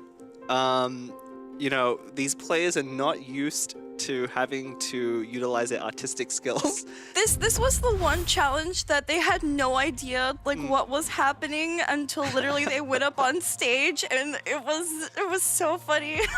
Yeah, very beautiful mushroom pizza. Very clever here using the dice costs as a handhold, but of course not able to do that with some of the challenge cards that they were given. They chose some really hard ones, like Globa, and then I think there was They did. Dory's. Yeah, I believe it was Dory's Burst, but I couldn't be sure about that one either. They chose some cards that aren't actually playable cards. They're just No. kind of like representative of like skills. Like I think it was Mona's Summon. That Mona they, Summon, yep. They chose so hard. Yeah, I mean, on the wiki, they actually the have A. physical card representations, but of course, when you deviate from these, you know, the players are really used to playing with the action cards. They see them all the time. You know, this beautiful. It took us a while to figure haven't this lost one out. yet. We couldn't figure this one out. I'm this glad one's- Injaki did. Injaki is very good at guessing. Yeah, you know, I think the team really pulled it together to kind of repeat a lot of the same features. I think you know what, this one by Doom here, that angry mark on the top left is really what did it. Yeah, That angry yeah. icon. Also the zero cost. I Yeah. really feel like having the zero cost icon was great. Yeah. Of course, you know, it's so hard to draw Mona's Summon. You have to get the expression. I think if you get the facial expression, then like it would convey to the next person. But unfortunately, it got lost in translation and it turned into like a very nice smiley face. Yeah, this is definitely where, you know, if you play Genshin a lot and not just the TCG, it will help you out a lot, draw features of these characters that are more prominent. Because, you know, having talked to Robot Wizard a lot, he doesn't really play the main Genshin game all that much. So he's at a bit of a disadvantage, definitely, as captain when it comes to interpreting, Cute little let's bear. say. Yeah. Also, this had to be so hard to draw. This was looks very like a hard to draw. cactus. I'll definitely say Carnival, you know, as the Con representative, they did get the more difficult card to draw here because Dory was just released in the latest version, so the players haven't had a lot of time to use her skills. And I know she's not very popular right now, so I'm sure these players haven't played with Dory quite as much as maybe Mona or some of the other ones. But Yeah, for sure. that's the one I was looking forward to the most. Definitely delivered, I hope. I mean, so we had no idea what the cards would be either. We were guessing as they were drawing, and it was very fun. It was very fun. I hope you guys watching at home also had fun. I think very soon we're going to have the voting results from the Twitch polls, so I'm interested to see those results. Yeah, the players will get to take a break from having to flex artistic skills and get back into something more comfortable with building their own decks to play in the next challenge. Of course, so far, Team Astra has won both of the main challenges. Yeah, so I mean, they got the cards that were like selected by the organizers, right? So they have Mona, Ocean Child from the first challenge, and then Venti, Sucrose, and Wanderer. Yeah. But we'll have to see very quickly. We're gonna go into a break, I believe, first. So.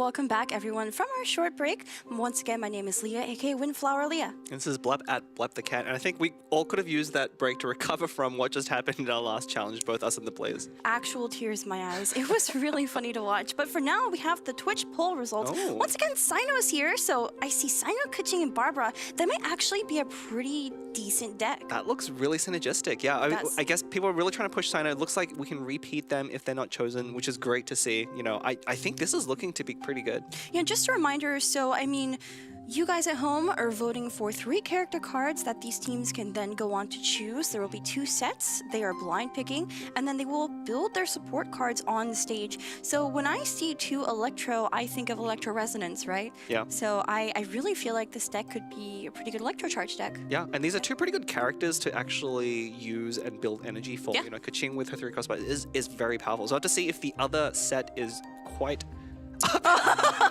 Wait, okay. I mean... Let's not write this one off just yet. I mean, it can work. work. Bennett's pretty good. I feel like Dillik has really strong like single target damage. Yeah. Yoimiya's, you know, she's good for stalling. She's good at anchor. I feel like this could be okay. There's no elemental reactions, but it might be okay. Especially, you know, Bennett is yes, going to be I a was gonna card say. people really, really want to get. Yeah, that's true. And, you know, this is just what we were talking about before. You know, we had one really strong deck versus, we'll say, I mean, Mono Pyro still has Pyro's Resonance, but obviously that doesn't do anything because you have no reactions to react out with. But like Don't you worry said, about it. Bennett and Yoimiya as well. So, okay, here's the thing.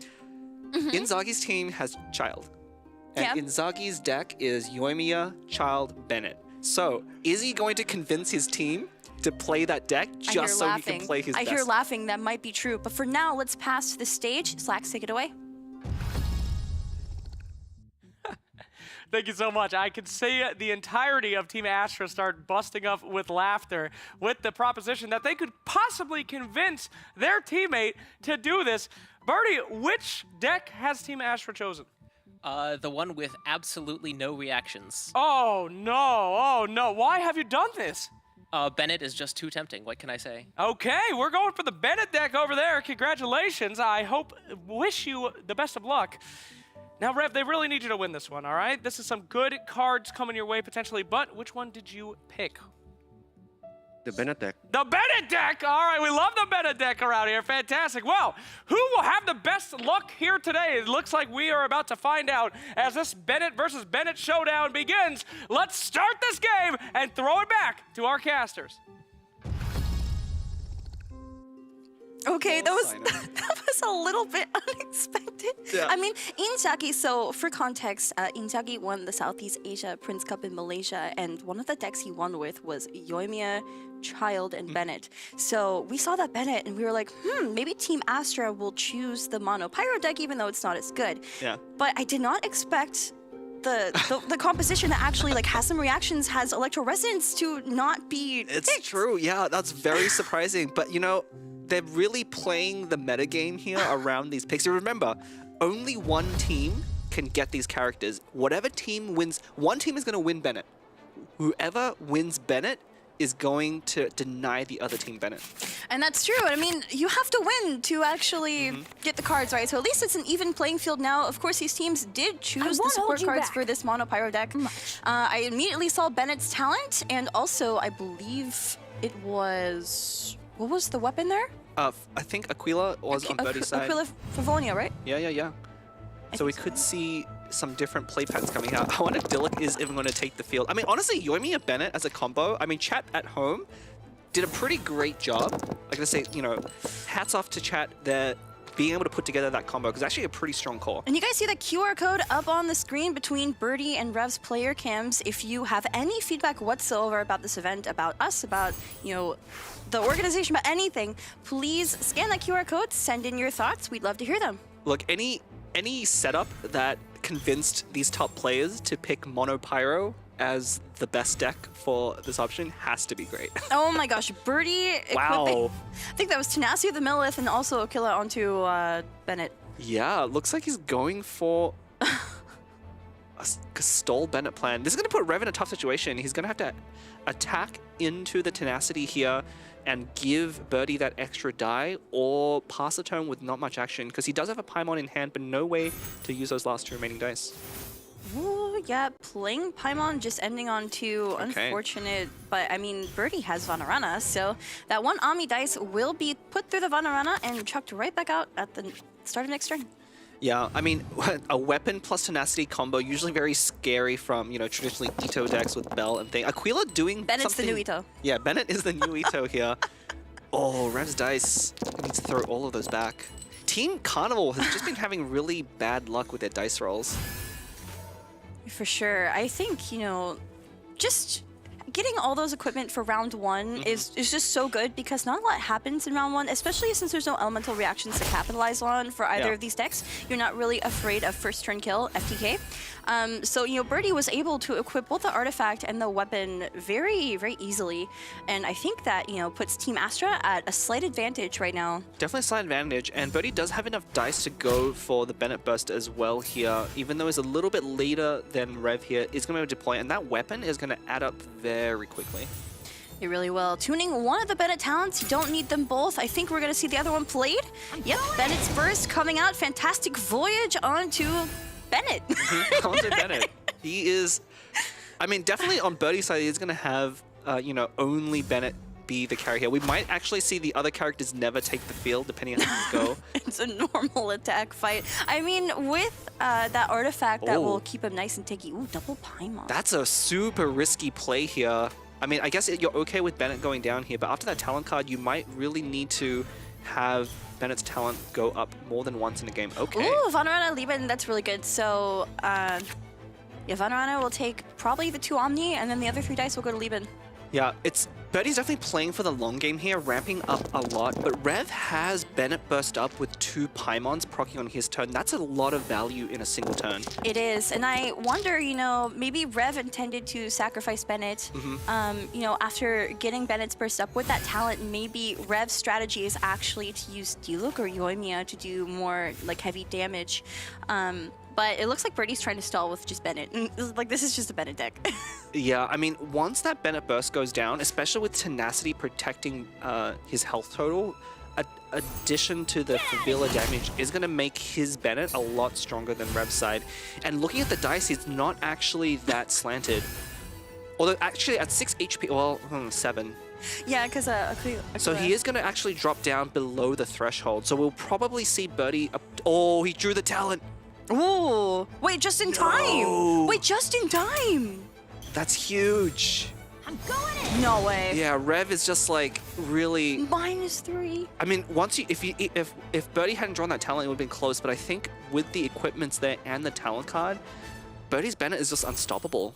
Yeah, I think Birdie won the luck of the draw a little bit.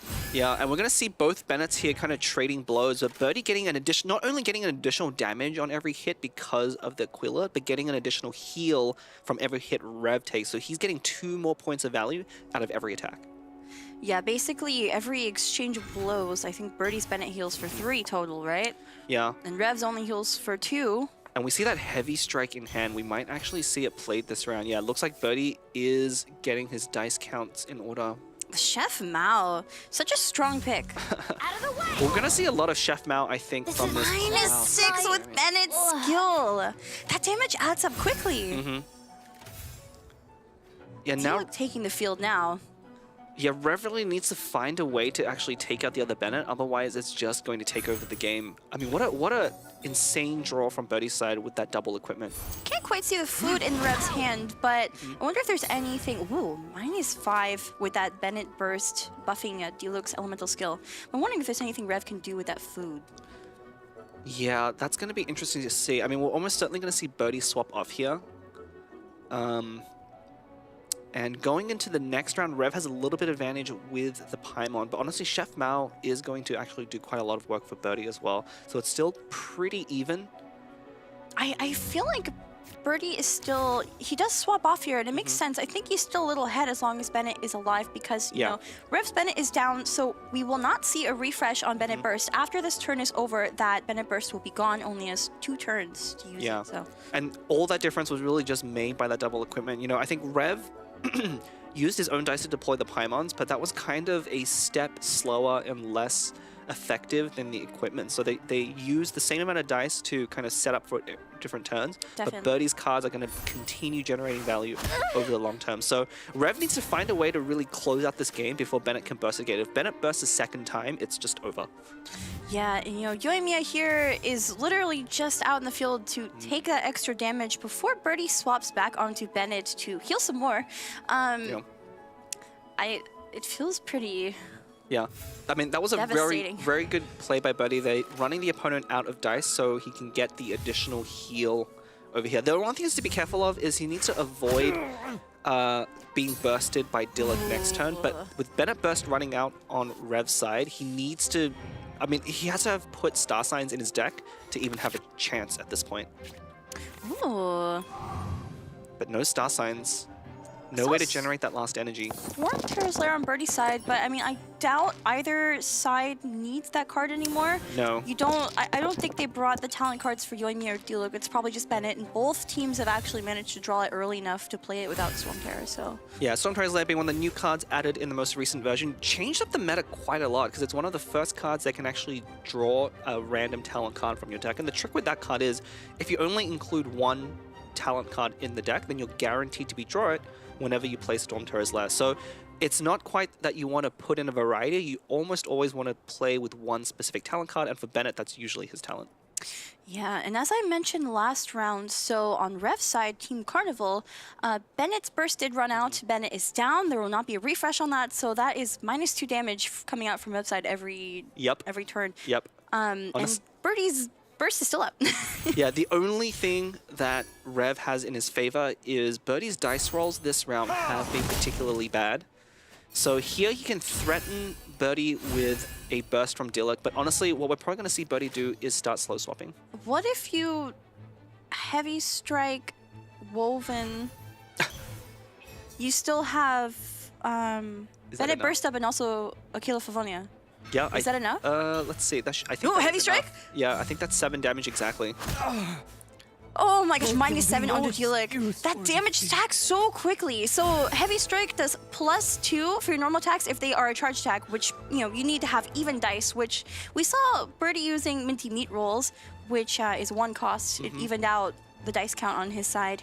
Yeah, and I mean, this game is pretty much over. Yoimiya cannot carry against Bennett. It's Bennett +20 HP. Oh, even gets a healing off of Yoimiya's skill. Oh my gosh. This is tragic. Bennett is a monster. No wonder these players chose this mono pyro deck over the deck that had, arguably a better composition. The better composition might have won out. You definitely have access to a more variety of cards. But we've seen here, you can still build a strong core deck even without reactions here. But in this case, the draw really favoring Birdie. It could also be, we don't see what the full contents of Rev's decks are. Maybe his team didn't choose to play with a lot of those action cards. Bennett really is the new Ito. Yeah. And that's pretty much game. That's it. Yeah, that Woven coming out to give the last dice. Obviously, the Minty Meat rolls running out. So we have Bennett sweeping the entire other team. Congratulations to Team Astra, once again taking another win. I believe this is the first Twitch voting challenge that they won, though. Yeah. But let's throw it to the stage for a brief interview. Congratulations, man. That was a Bennett beatdown. Please join me, Mr. Birdie, up on the stage. Unbelievable. This is like my 3rd interview with you today. What are you, just the clutch player of Team Astra? Great drawer? Great lucker? Great player? How you feeling? The luck one, mostly. I don't feel good about that victory. I'm sorry. The game just gave it to me. Oh, no. Well, you do have to have a certain amount of skill to pull it out. It was a mirror match. So, as Bennett would say, luck is skill, right? In a way. So it's really feeling the heart of the card. I subscribe to that philosophy. It doesn't make me feel any less sorry for my opponents. Oh, well, a man of honor indeed. But incredible match that we got to see here today. But don't feel too bad. There's plenty more challenges to go. We will see a lot more headed your way. But congratulations winning that one. That means that you have unlocked those cards. Who are you most excited? Well, there's a redundant question, but who are you most excited to have now for Team Astra? Actually, I wonder if we can make Diluc work. That'll be fun. Ooh, okay. Fantastic. Any words out there to say to the Twitch chat that voted for those cards? It was a really interesting challenge. Thank you. Okay. Please try to make the choice less obvious next time. Oh, dang. All right. And speaking of which, we do have some of the winners that had that challenge. I believe they'll be displayed very shortly for you. So you guys, don't forget, if you see your name, go ahead and rush on over to the Astra Carnival channel, message us, and we will give you your wonderful prize because we love it when people help us out and make these decks for you to play. So very fun. Thank you yet again. Incredible job. Well done. And yes, that was a... Are you ready for the next challenge? You feeling it? I hope my team is, because I'm not doing it. Okay. You've worked very hard on the stage so far, Birdie, so no problem at all. Thank you so much. All right. Well, I believe we'll be going over to our next challenge very shortly as we check out this challenge that appeared for us here today. Let's go ahead and check in once again with our casters and get ready for challenge number 3. Thank you so much again, Slacks. So, anything to say?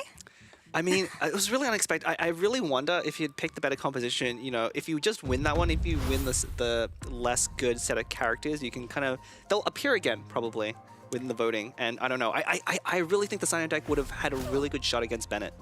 Here we have the highlights here. I think it makes sense for Team Astra especially to choose the Bennett deck, but it was a very interesting choice coming out from Team Carnival, also going with the Mono Pyro deck. That 7 damage from Bennett's normal attack, taking down Duelic, it was just the perfect amount of damage. The heavy strike, so crucial. Yeah, I mean, again, we didn't get to see the contents of Rev's deck. You know, it could definitely just been a draw difference. We've seen double weapon openings being so strong for Ito, and in this case, in a mirror matchup where both sides are using the same cards, you know, that matters a ton. Yes, it really does. You know, I definitely think we can attribute the win in this case to Birdie drawing that weapon artifact, like basically in his opening hand. Yeah. That was very high roll. It was. I mean, the one thing that came down to that talent card off the top, right before that Bennett burst, was crucial because before Rev had kind of the advantage there, you know, with a lot of dice to work with, going in with 2 Bennett talents, you know, be able to consistently deploy it, but you know, when it equally matched, those weapons and artifacts really came out on top. Yeah, I mean, I've been joking around saying Bennett is the new Ito, but considering the Ito nerfs, maybe Bennett DPS is actually pretty good to work around. Maybe. I mean, I think part of it was, you know, both sides were working with the same set of bad monopyro reactions. Ooh, and on your screen, you should see the current cards that each team has earned so far. Team Astra winning 2 challenges, then also one of the best of ones from, you know, the decks that you guys chose at home. Jeez, those are some strong cards. Wait, Inzaki is so close to having his full... No, he has it. Wait, he has it? He has it already. It's Child, Yoimiya, and Bennett. Wait, he has it. He has it. He has it. And we also have they have Wander and Sucrose. So they have the beginnings of maybe building a 2 Nemo, double Nemo deck. So they have a lot of tools and options to work with here. See if they can win Eula at some point. Yeah. As for Team Carnival, has only won one of the challenges so far. It wasn't one of the 4 challenges today, but rather one of the best of ones where you guys chose the decks at home. Ganyu and Tignari are still very strong character cards, I believe. Also Hu Tao. Yeah, I mean, really, I think Team Carnival really going to be looking for Xingqiu going forward to pair with that Ganyu or that Hu Tao. I think it's going to be a very powerful pick for them. Having Tignari as well, you know, probably looking for something with Dendro for Quicken. You know, they really have to like focus on the quality of the cards going forward because they're definitely down in quantity. I mean, at the end of the day, both sides are going to have 30 cards no matter what. That's what I was gonna say. So like, even if Team Astra takes home a lot of cards from these challenges today, they are going to draw until each team is at 30 character cards. And so even if the choices that Team Carnival get aren't optimal, I believe, you know, considering the cards that they've won so far, Ganyu, Hu Tao, and Tignari, I believe you can build good decks around those cards. Definitely. And still, you know, perform really well. Because they will have a chance to draft. Yeah, they're gonna have to. Yeah, I mean, so far, the prizes on store for these challenges are higher quality. I mean, they're really the meta characters, the cards that these players love to play with. So they're really going to be looking at, I think for my team, Team Carnival to come back, they really need to win the next 2 challenges, get those, especially, we have a preview of what the cards coming up. 4 is going to be very, very important at the very last challenge, but we'll get to that maybe later. We will get to that shortly. For now, let's get into challenge 3. Slacks, take it away. Thank you so much. Welcome back to the Cat's Tail Tavern as we prepare ourselves for challenge number 3 on this fantastic event so far, the Astra Carnival Prince Cup Winter Invitational. We've been having a blast, but the time has come for a real visit to the tavern once again. Now, I know you guys have played this game before. You have done Prince's Tavern challenges, and oh, how you mocked him, how you laughed at his kitty friends as you defeated all of those challenges. Well, not this time, my friend. It is Prince's Revenge. We are going to have our players play these tavern challenges one more time. However, we have constructed a deck that should have a lot of issues making it through this challenge. Should they be able to defeat their enemy fastest, they will win these 3 cards. Very powerful indeed, the old cryo trio here. However, if they are not able to be defeating their enemy, they will have to restart the challenge. It is a race to see which one of our 2 teams is able to beat this tavern challenge with a deck specifically designed to be unable to beat it. So we will now check in with our competitors and see if they are ready to play this bad boy to win Shenhe, Chongyun, and Eula. Very powerful cards in this deck. Let's go ahead and take a look. Now, we designed this deck to be specifically challenging for you guys. Did you have a chance to look at the deck, Doom? Oh, very... Yeah. You looked? Yeah, You feel confident? I'm not sure. Okay. It is specifically designed to be almost impossible to beat. Lumi, are you feeling it? Yeah. Okay.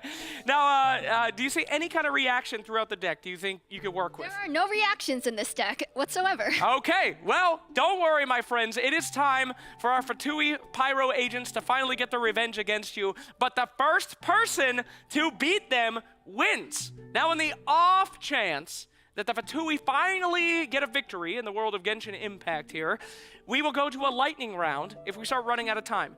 That last round means whoever can do the most damage to them will win. But I'm sure we won't get there. I'm sure you guys will absolutely demolish them, and we will see how this zero reaction deck works out against these powerful foes as we throw it over to our powerful casters and their foreboding voices. Wonderful. Terrifying, those. Very interesting deck. So you guys have heard of Bin at Home, right? Barbara, Ito, Noel. It was one of the leading meta decks for very many patches, right? It's Barbara, B, Ito, I, Noel, N. That's why it's called Bin. So this deck, it's Wanderer, Ito, Nahida. So what does that spell? Just like the deck, I have no reaction. It spells win, so obviously our teams are gonna win today with this deck. It has no reactions. Did you see Nahida's talent card in there? Yeah, that was definitely in there. I don't know if that does anything. I'm trying to remember its effects. I believe it only works with Pyro, Hydro, and Electro characters, of which there are 0. It buffs elemental reaction damage. It buffs elemental reaction damage to 0. But there's no elemental reactions in Yeah, so there's no way to actually proc Nahida's seeds at all on any of the opponents. I mean, they're against 3 Pyro Fatui agents. This is the Serious Showdown NPC challenge that you can also challenge at home through Prince. If you think this challenge is intriguing, you can go ahead and try it. You know, tag us on Twitter to see. Yeah, I think the players will. So here's the thing. I think the players will be able to scrap together a win. I don't think we'll get into the lightning round. But the trick here is it's whoever finishes first. Yes. And look at the cards there. They're set up in a way that they play a stall game plan. There's a lot of healing. A lot of healing. There's a lot of value engines, which are great if you just want to beat the challenge. But the trick is you're trying to beat it quickly and faster than your opponent. So if they get baited into playing too many healing cards, then maybe that's the wrong strategy, you know? There was an artifact in there. I believe it was Ocean Hued Clam. Yep. Do you want to talk a little bit about that artifact? Yeah, and why there's so much healing in the deck? It's one of the new cards added in the most recent version of the upgraded version of another effect previously added. But anytime a character receives up to 3 points of healing, it adds a stack up to 2 and is able to deal additional damage. So that's one of the ways you can change your healing into additional damage. This deck is definitely very creative. I see Lumi re-rolling the animal dice, probably not looking to use Wander. I mean, Ito, despite his nerfs, is still Okay. Still okay, and we see both players deciding to start with Ito here. Ooh, Lumi re-rolling. Every second matters. If you spend time re-rolling, both sides doing it as well. They're racing against each other and against the clock. Yeah. Oh, this is actually high tension. It is. I mean, the challenge isn't only to defeat the Pyro Fatui agents, but also you have to beat the other team in doing that, right? So Yeah. they're spamming their moves Yeah, here. hear them furiously clicking. They are into this challenge. Wow. I think the speed actually. So when we first looked at this challenge, it seemed pretty easy. A lot of you back at home have probably beaten these challenges, but the requirement to not only play quickly but quicker than your opponent is really important. It is, and you have to be careful because the Pyro Fatui agents are actually really hard. Yeah. Like, they can beat you. This is the serious showdown, not the normal one. And Yes. with this deck, it doesn't have anything for you except, stall. So, if you're spamming moves, you're not really going to be thinking about what to do, right? So. Yeah, and Lumi here slightly ahead of Doom here by seconds. Nahida's talent card is going to help so much. It might. And we see here Doom drawing all the location cards, but no Tubby. And we have Lumi here, aka Otomcha, drawing Tubby, but no location cards. So, look at those dice. Rerolling all of the Dendro. I mean, Nahida's the character, dude. She is, but Ito's definitely looks like going to be the dominant strategy here. But again, it's the speed here. And they have to watch out, because once those Pyro agents build up to their burst, if they're not watching out, they might be able to take out Ito unexpectedly. Yeah, both bursts coming out for both teams, but it looks like Lumi is slightly ahead of the game here. That one Pyro Fatui agent about to fall with 1 HP. They're just spamming the same moves, basically. Yeah, we're just... Maybe this is an experience that players at home are familiar with, the solo Ito here. No equipments, though, for Ito this time, so he's only doing the base damage of his kit. You have to be careful because, I mean, the Pyro Fatui agents are not playing with dice count. They're playing by a number of predetermined actions. Yeah. And if they swap between each other, that does not count towards an action. Ooh, I see Doom drawing Tubby.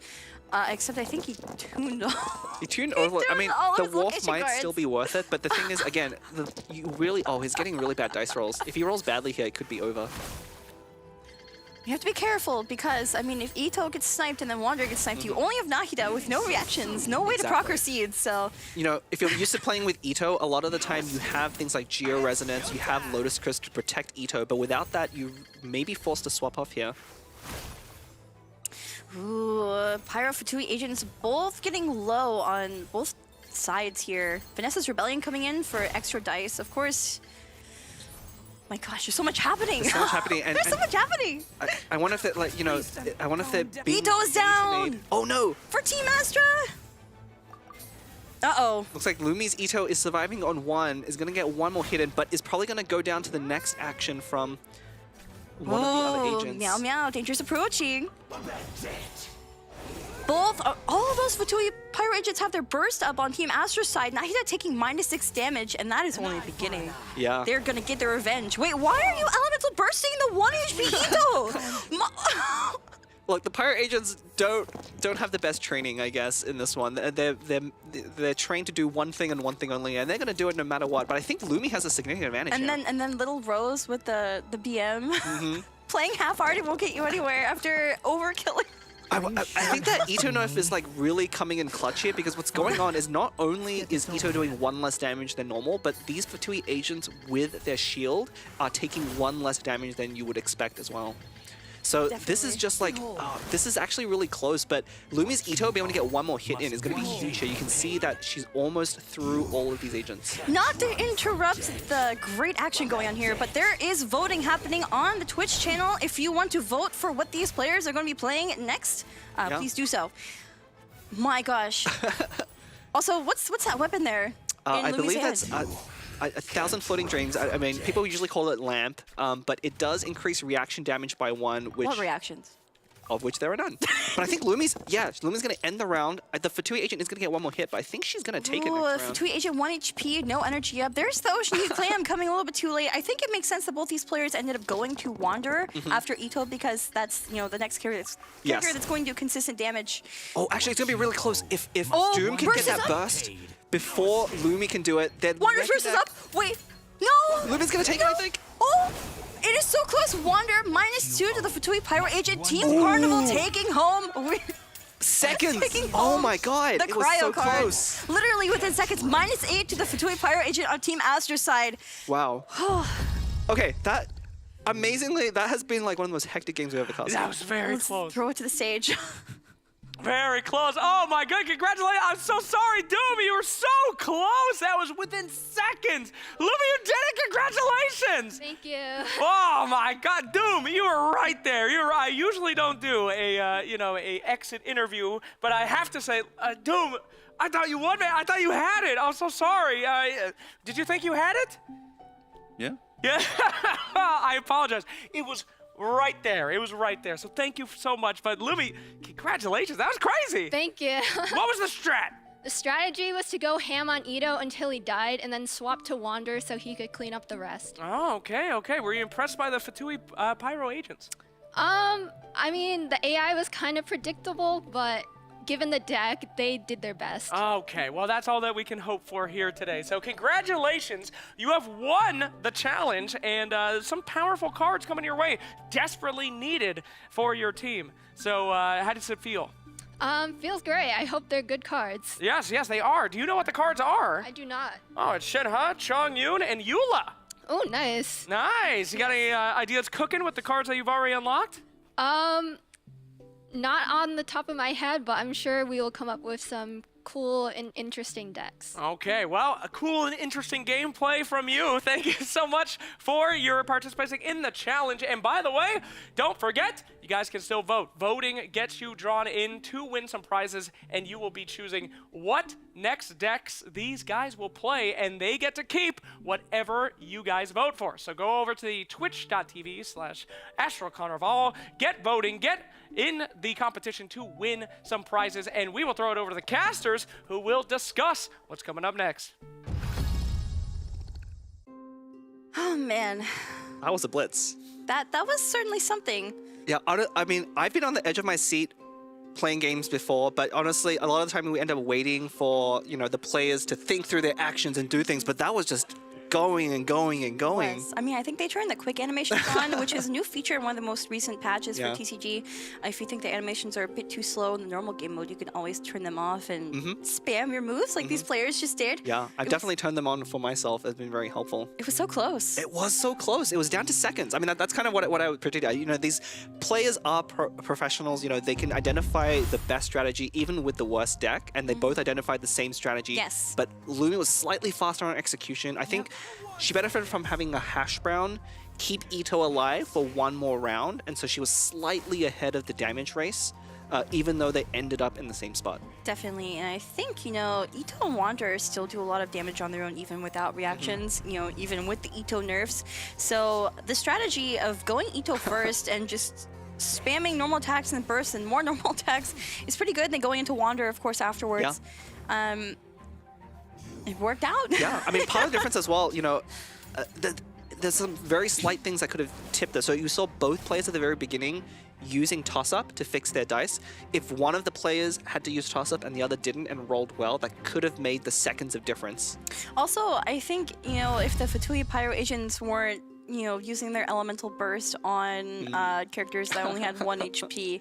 Maybe it would have worked out well for them, but maybe. I mean, that 1 HP difference was really that hash brown. I think that Lumi drew and Doom didn't. So that those tiny little edges, and you don't have time to think about those. Yeah, breakpoints.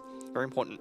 I'm sure we'll talk a lot of strategy tomorrow. Today's all about fun. That was actually a lot of fun to watch. It really was a lot of fun to watch. We have one more challenge coming up a bit later, and also one more Twitch voting session. Yeah, I'm really excited to see. I mean, I think before we talk about the Twitch cards, the cryo cards that Team Carnival won there was actually really important. Like, as you saw earlier, they had Wanderer and Mona. Chongyun and Eula. Being able to add Eula to Astra's side would have been really devastating. They would have had a very strong deck there, but by bringing Eula to their side, Carnival not only denies them that Eula card, they also pick up Shenhe, which pairs so well with Chongyun or Ganyu.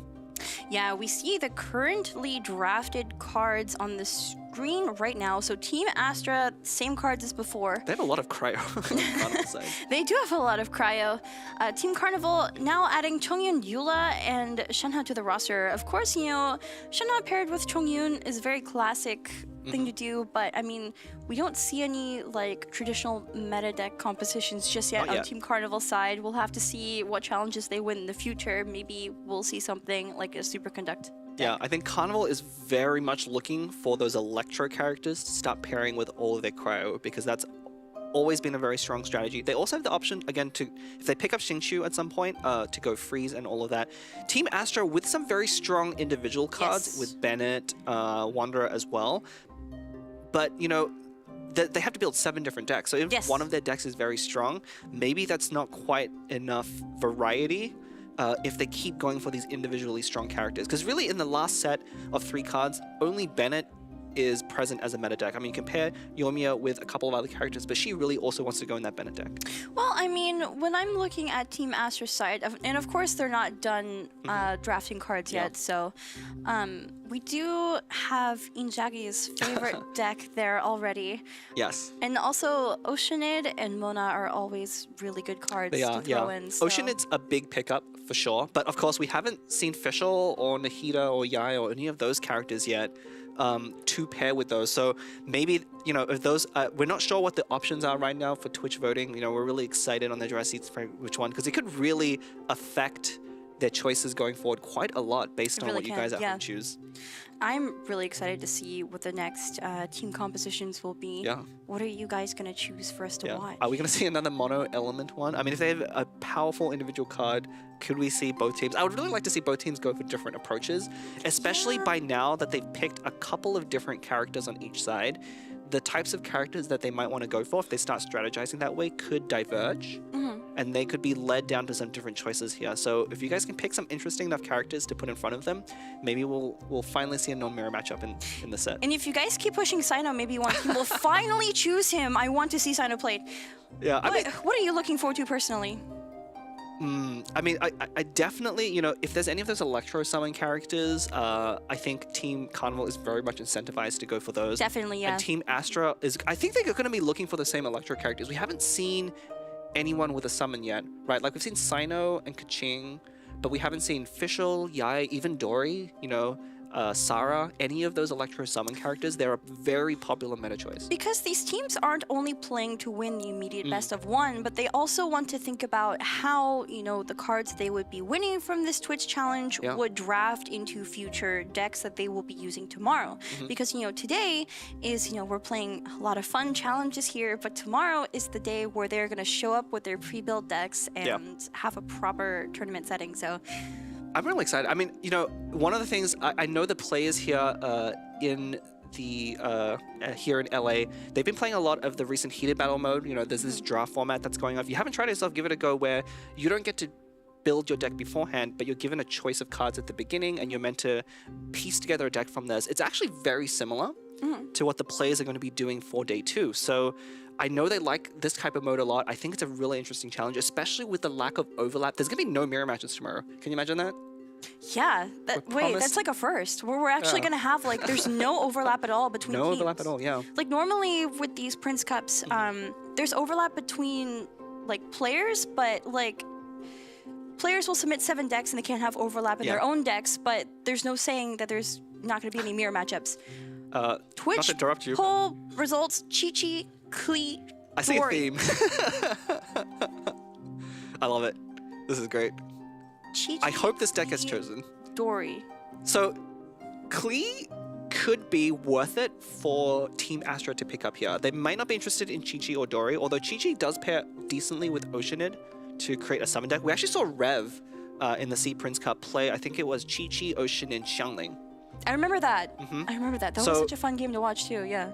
If they're thinking in that direction, maybe they want to pick up Klee here to pair with Bennett and Mona. Like they have the beginnings of a vaporized deck with Klee here. So Yeah, and at first glance, I feel like Team Carnival wouldn't opt for this deck specifically because, I mean, Klee and Dory aren't quite the cards that are going to add a lot to their current roster, and Chi-Chi definitely too much cryo, right?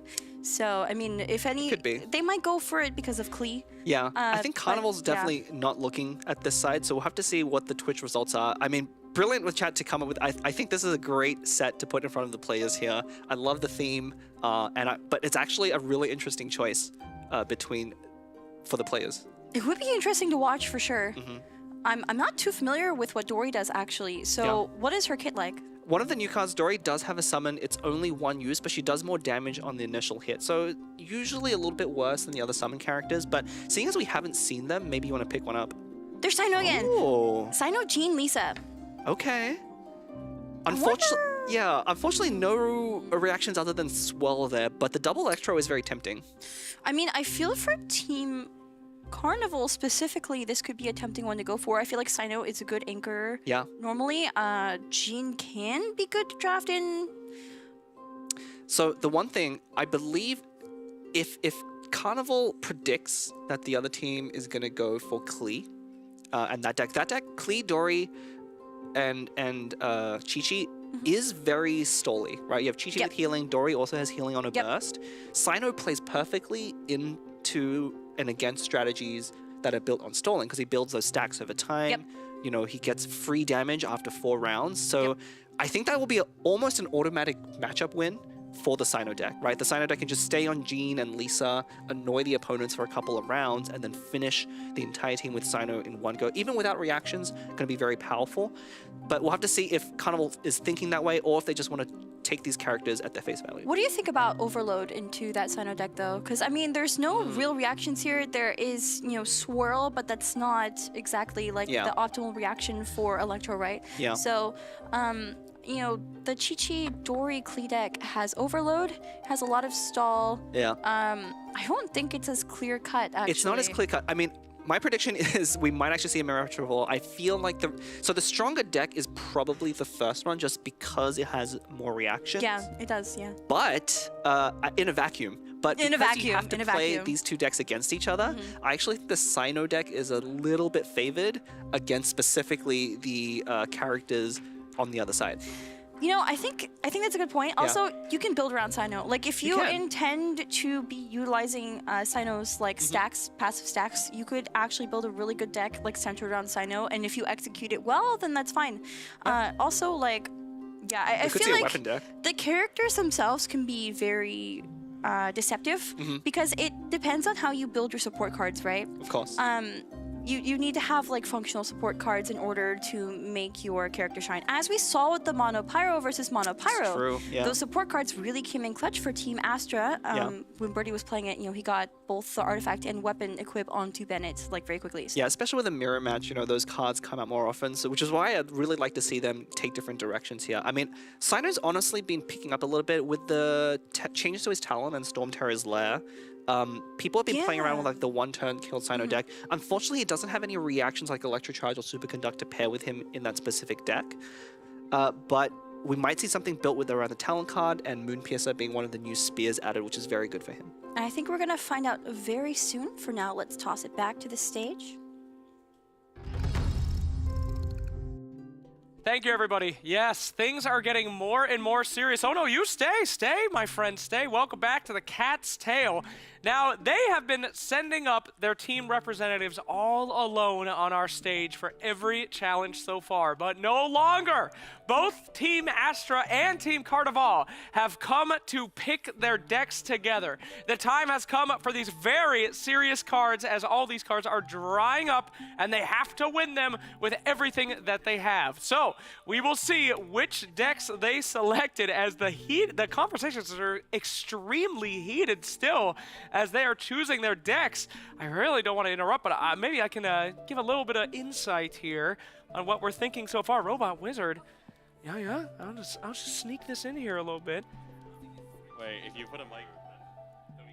What? No, you can't hear what they're saying. You're standing right next to each other. All right. Well, competitive integrity. But I'm seeing a lot of very interesting picks here.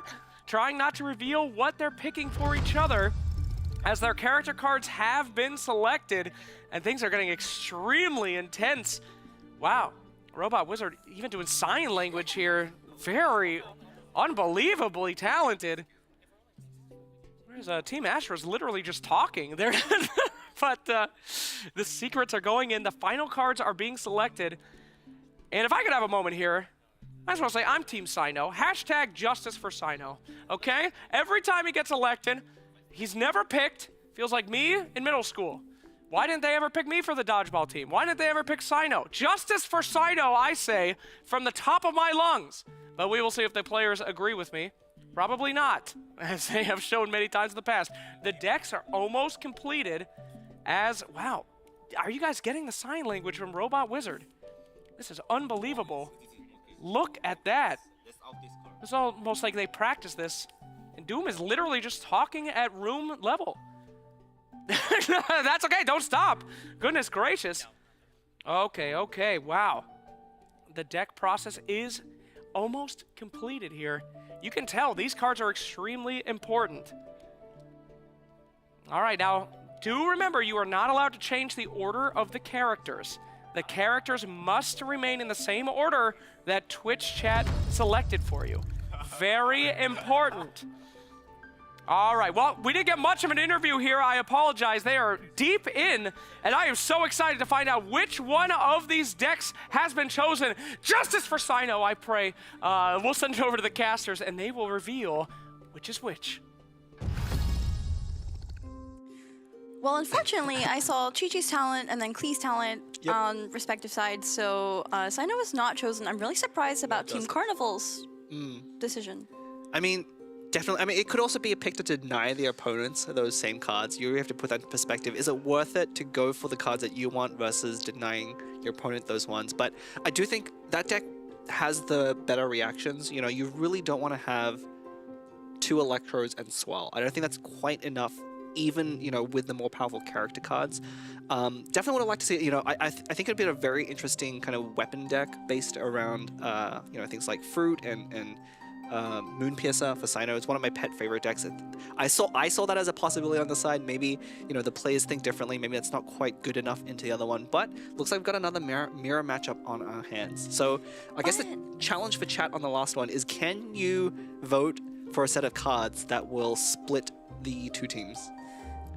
That's a hard one. It's a really hard one. It's a hard one. I mean, I'm sure chat is voting not only based on who they think is good, but maybe also who they think is bad, and also who their favorite character is. So, I mean, I'm sure we're going to see a variety of cards, which makes our job more interesting as well. We get to cast over some really fun matches. But it's interesting that each of these teams consistently have chosen the same decks each time, all 3 times. Yeah, so 3 times so far.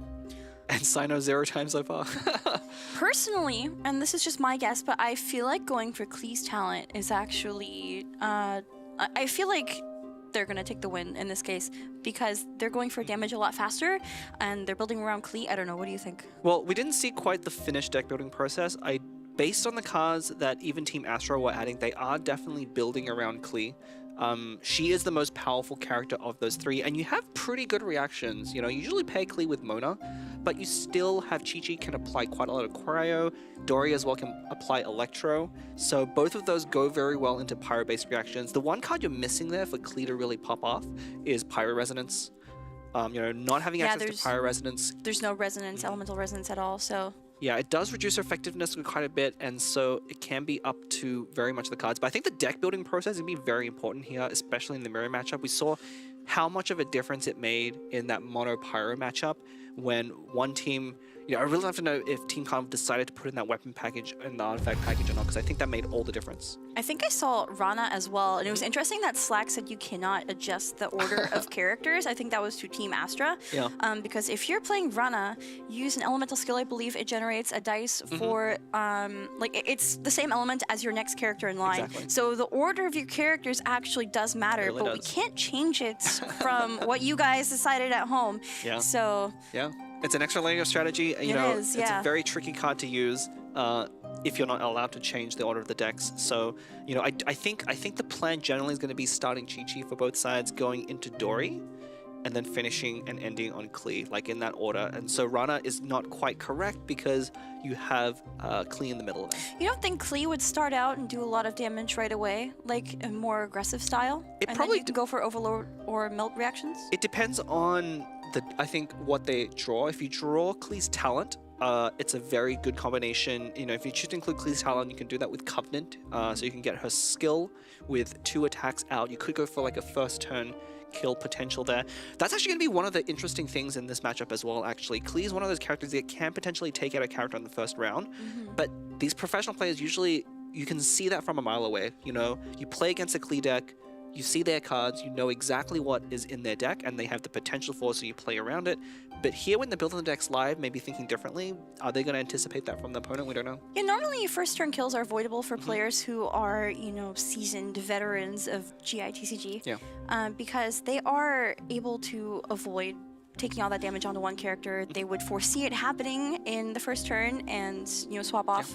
So, but I mean, when you're playing on the big stage, it's a lot different, right? It is very different.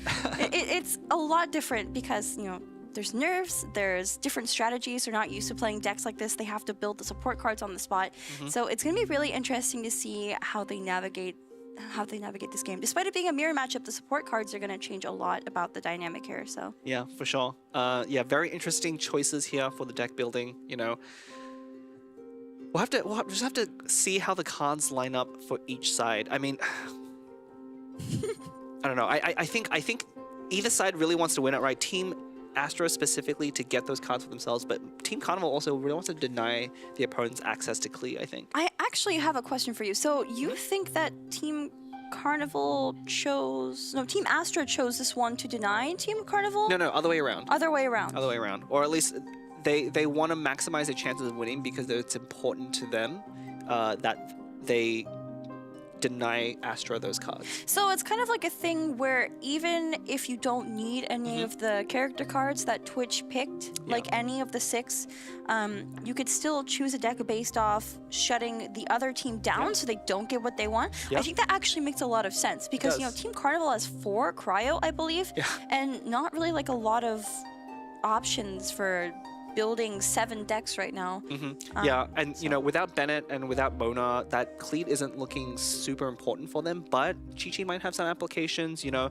But more important for them, I think we haven't seen an Electro Summon character yet, and Dory was our first one. Yeah, that's true. But they could also be thinking that they want to at least get one of them, because if they don't have a chance to pick up another one, it could make their roster a lot weaker. Definitely.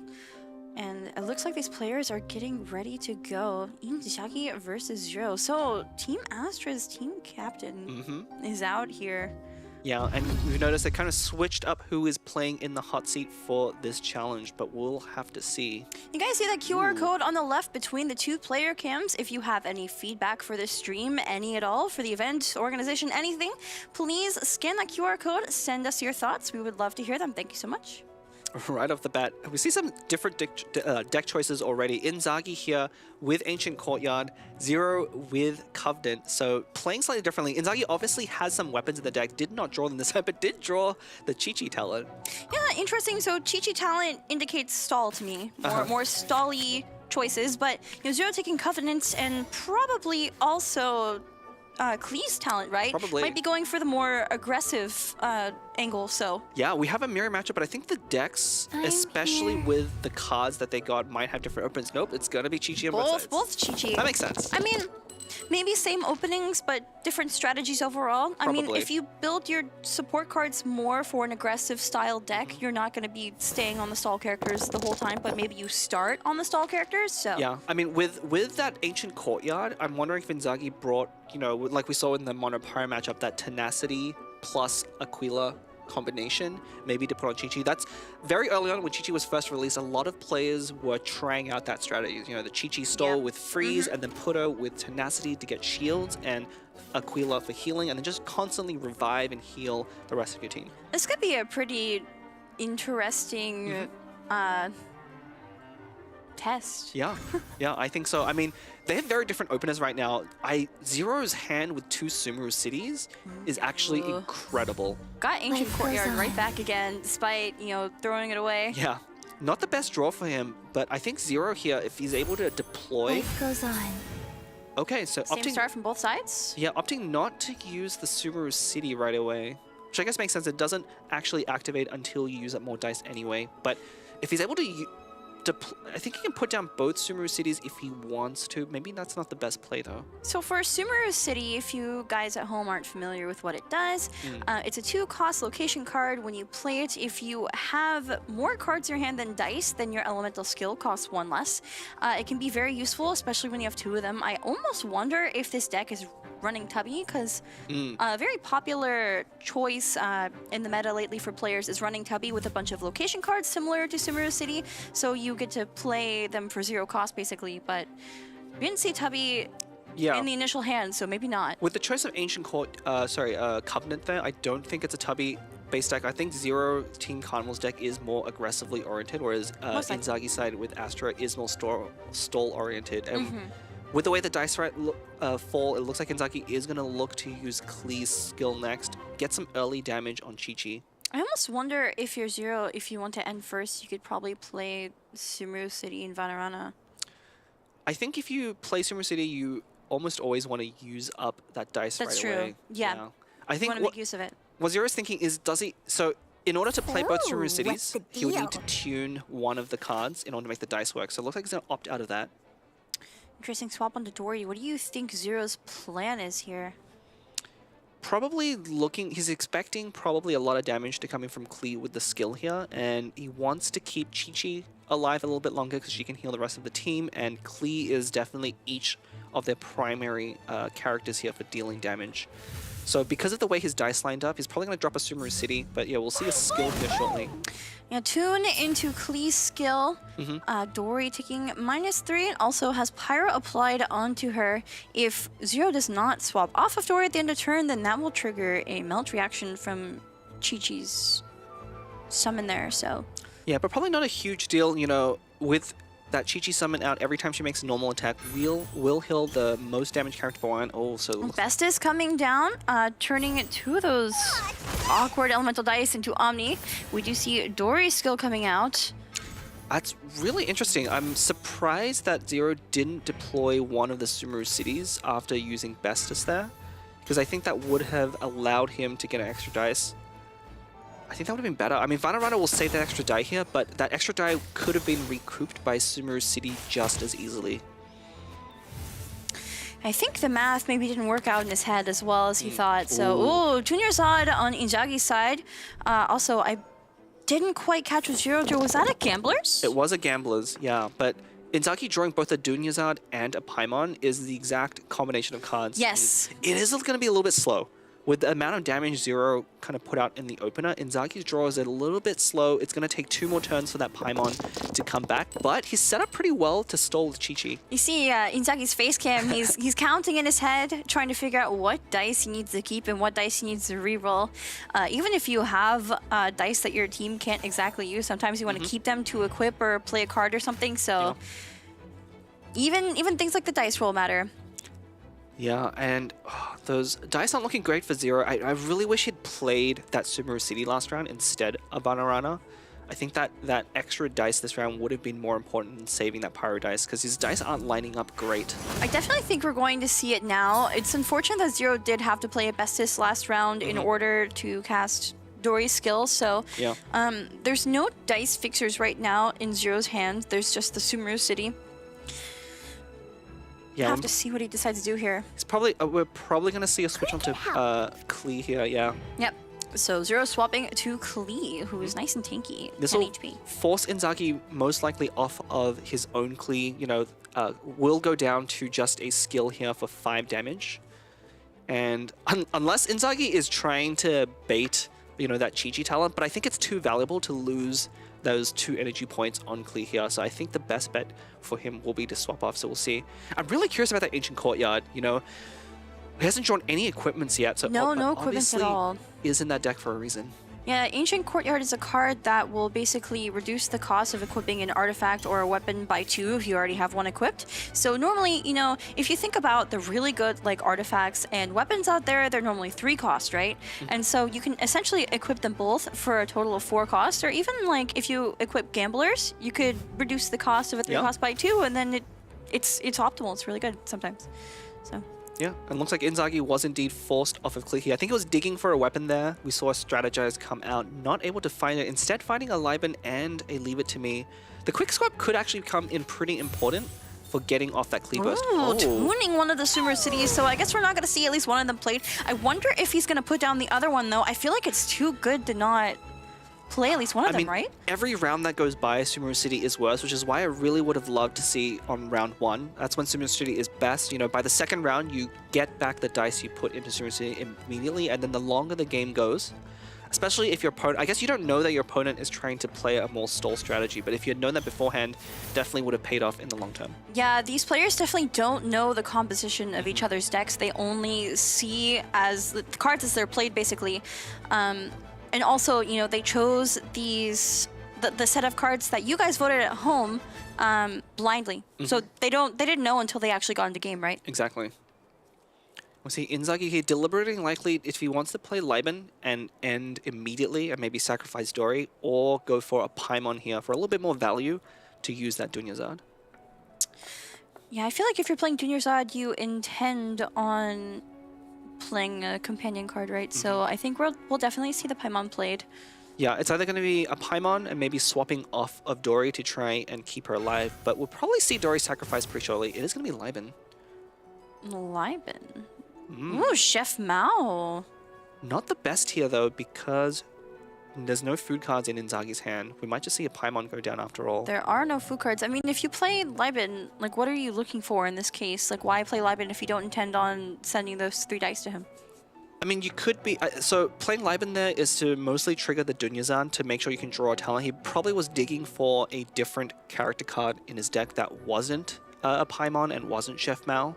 I'm not sure what else is in there. Maybe there was something that go with Ancient Courtyard, like a Yayoi. I think I remember, was it Team Astra that brought Rana? Or was considering bringing Rana? I think I saw a Rana in one of those decks. It could be, yeah, Rana would have been a good pickup. Instead, tuning the Paimon. Tuning the Paimon and going for Dory's skill. Looks like they want to pile on some damage onto Klee, threaten her at end of turn, so that Zero cannot safely end on Klee here. Zero is sitting on 3 Dendro dice, which, I mean, we know he could use that to equip Gamblers and also play Sumeru City. Yeah. Unfortunately, no dice fixtures in hand. It does have Vanarana, could go for a double Vanarana play. It's kind of hard to say. Yeah, I'm thinking, you know, with the dice that he has left, the 2 Dendro are going to be pretty great for Sumeru City. We might see a swap over onto Chi-Chi with a normal attack, followed by Sumeru City discounting it. That will let him perfectly use up the dice for the turn, deal a bit of damage, and then heal someone up from using Chi-Chi's skill there. Yeah, I mean, we know that Team Astra does not have any dice left on their side right now, but, like, even without Pyro Resonance, Overload reactions can do a whole lot of damage and be really disruptive, so I definitely think these players are avoiding elemental reactions on both sides very well at the moment. Yeah, Dory definitely very low for Team Cardinal there. You know, I think I like the swap over to Chi-Chi, but looks like instead going to sacrifice Dory. Sacrificing Dory, I don't think it's a bad idea, honestly. Dory not the strongest character card these days, so it looks like Inzaghi preferring to put down Mao instead of Paimon. Paimon's not even there. I think Inzaghi tuned Paimon to use Dory's skill, so was never intending on playing Paimon. Yeah. Those dice were used up by Dory instead of going to Liban, so Liban's just gonna kind of hang out there with no dice to take in. But that Chef Mao hopefully will come in handy next round if Inzaghi draws any food. Yeah, I mean, Inzaghi has Chef Mao to enable food, Ancient Courtyard to presumably enable weapons and artifacts, and he's drawn 0 of either. So... Well, I mean, if you draw your entire hand, you're gonna eventually get what you need, right? Yeah. Ooh, Zero playing Vanarana, I'm not sure. Okay, so it was for the double Vanarana. I wasn't sure if he was just playing it for time, but still not playing the Sumeru City. No, I mean, at this point, it's too late. If Zero passed the opportunity to play Sumeru City in both of those rounds, it is going to be too late for him to do it this round. We'll see which character chooses to switch to. Switch to Klee here would be pretty good. It eats up another Electro to avoid more elements. Probably the most optimal choice. But instead, gonna allow Chi-Chi to get an Electro application on. Wonder what the plan is for Zero. I do not believe Team Carnival took Chi-Chi's talent, but I'm not sure. Ooh, that toss-up is going to be so crucial for Team Carnival because, I mean, if you think about the dice that Zero sent over with the Vanarana, they're all off-element. Yeah. So having the toss-up could potentially get just the right dice for him. Yeah, I think that's going to be very important here because the dice stored on Vanarana were not great to begin with, but that toss-up will fix a lot of things. Also, the dice rolls pretty good on Zero side. On the Inzaghi side, I'm not too sure. I didn't see what cards he drew. Yeah, not sure either. We'll have to see. We'll have to see. The problem I see for Zero right now, though, is he has a lot of dice to work with, but losing Dory there, he's lost his main way to apply elements immediately, right? Like, Klee applies a lot of Pyro, but Chi-Chi's not very good at applying Cryo on demand. Yeah, and also both of Zero's character cards right now, Chi-Chi and Klee, both have Electro applied onto them, so if Klee is ever the active character on Injagi's side, it could spell bad news. I saw Injagi smiling. I wonder why that is. It's probably because he completely drew blank. You know, he has not drawn any of his food cards, so he cannot. Not only can he not use Chef Mao for the dice, you need to play a food card before Chef Mao draws you a new food card. So by not drawing into any food at all, he's losing 2 cards basically.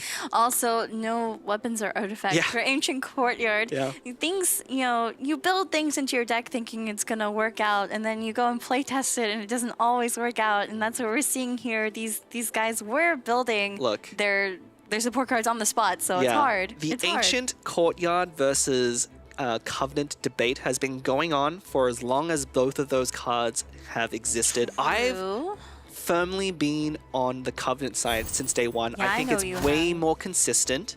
You can high roll better with Ancient Courtyard, but then you can low roll really hard when you don't draw anything. We saw Inzaghi even toss away Ancient Courtyard because he didn't draw any weapons artifacts, and it came back just to spite him. I mean, I think Ancient Courtyard is definitely hit or miss. If it hits, it hits really well, and you're kind of, I don't want to say guaranteed to win, but it really works in your favor if you get everything you need with Ancient Courtyard.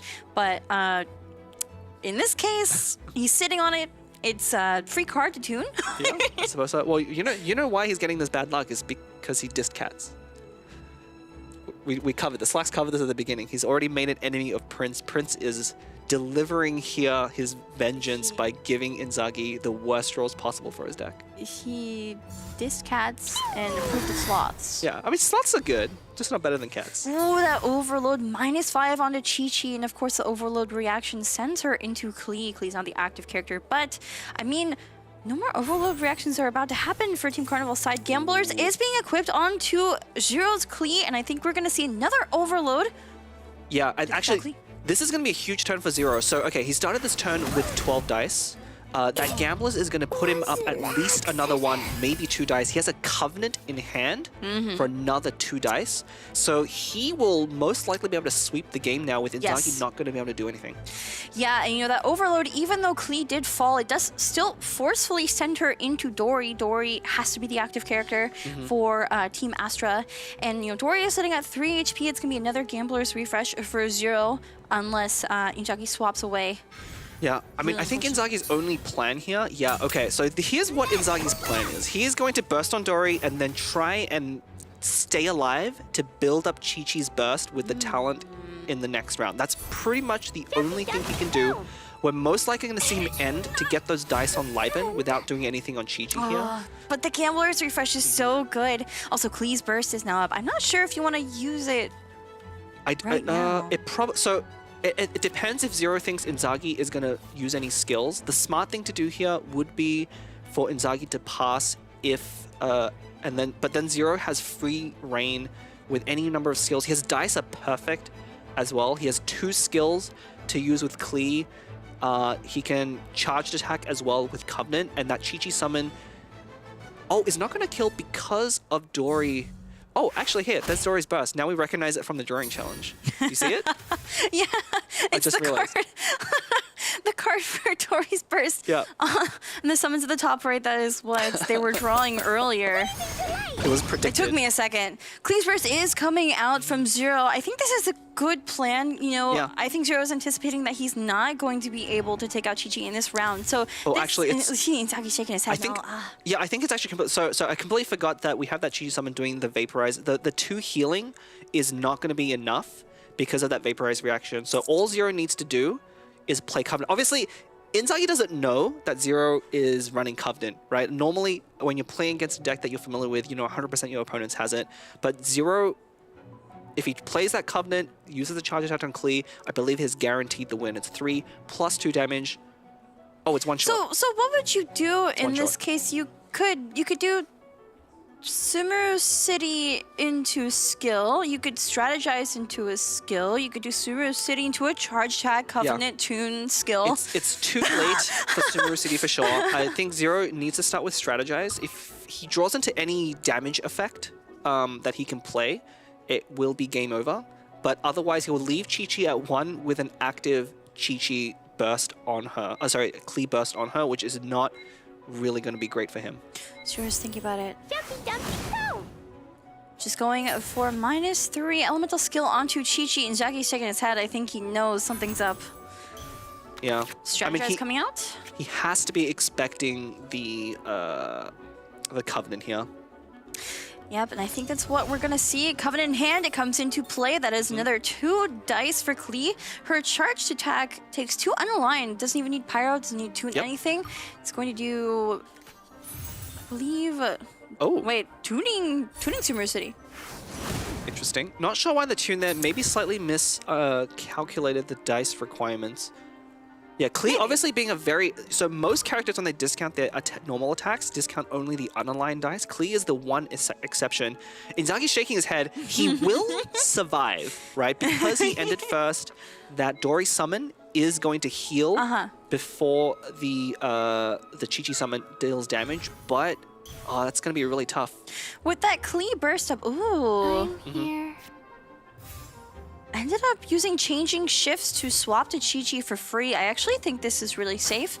But yeah, with that Klee burst on Chi-Chi right now on Team Astra's side, it's going to be really hard. Oh, Chi-Chi at 1 HP. Injaki's gonna have to figure out how to survive.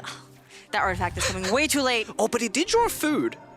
But I don't know, because it's going to counteract the damage from Klee's burst, right? But it will. But I mean, you might not even want to do that. You might just want to revive your character. I mean, so here's the main problem with Chi-Chi's talent. Despite being very powerful, it costs 2 more dice than it normally would to use her burst. Her burst normally costs 3, but the talent makes it 5. So even if you get those revives, you really need to try and use Chi-Chi's burst a second time before you make use of it. And I don't think there's enough time. I think we see the plan here with Tenacity. I bet there's an Aquila in the deck somewhere. Yeah, there might be, but it has not been drawn. Inzagi, you have to play the talent just for the memes. It doesn't matter whether you win or lose. You just have to play the talent.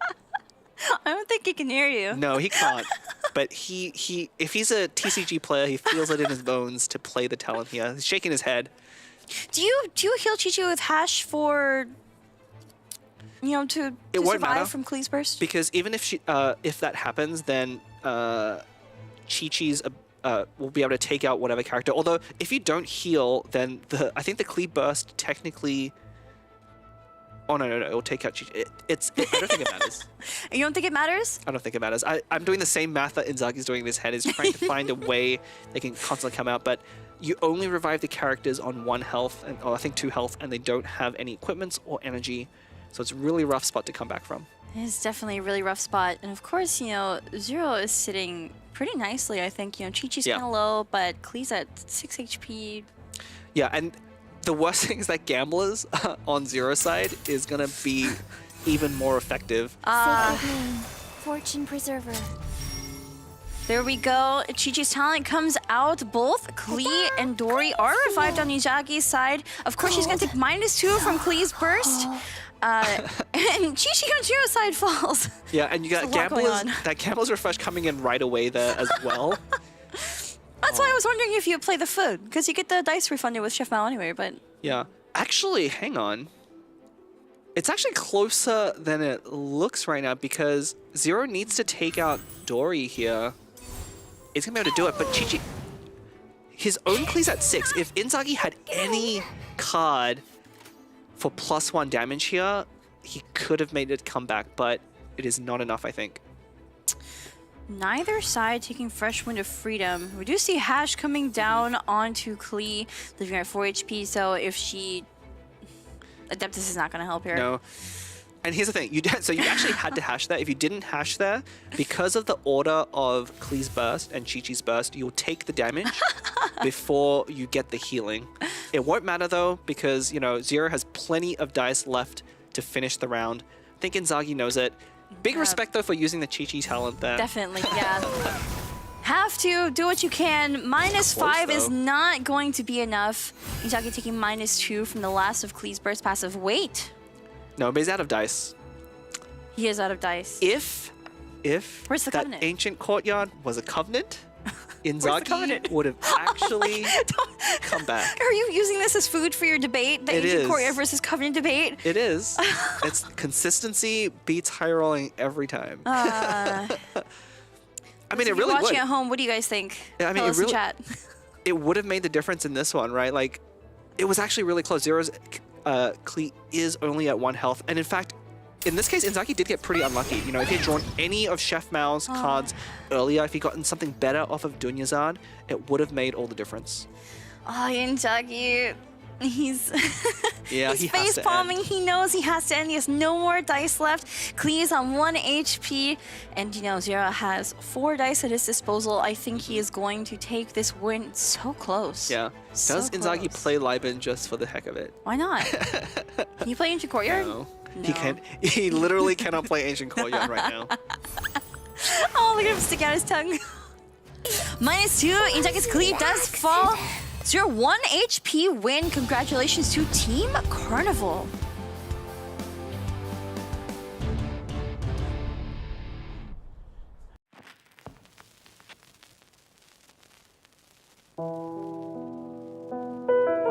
Opera walks the line between truth and fiction. For though the story is fictional, as far as the characters are concerned, their fate is real.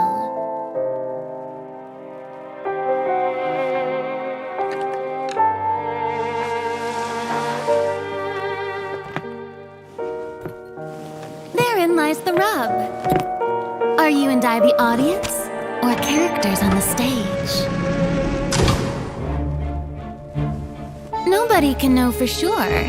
After all, nothing is easier to fool than the senses. We know only one thing for certain, that the prophecy is true. Because in this show, the prophecy is a part of all characters' fates. Don't believe me? So, you still haven't noticed that I'm not even speaking to you. This is just a recording playing in your head.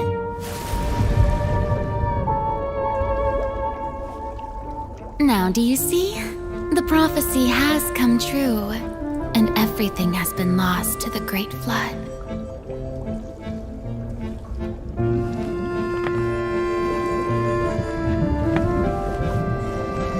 And you are the only one I have left.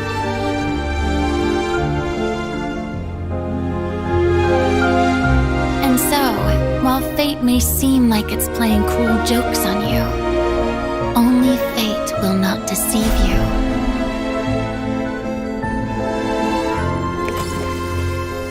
Unless you can first deceive fate itself.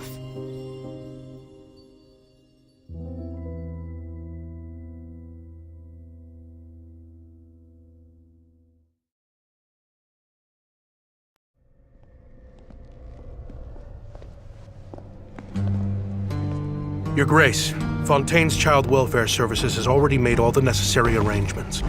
You needn't escort the criminal personally. I just want to ensure this task isn't left to someone who lacks propriety.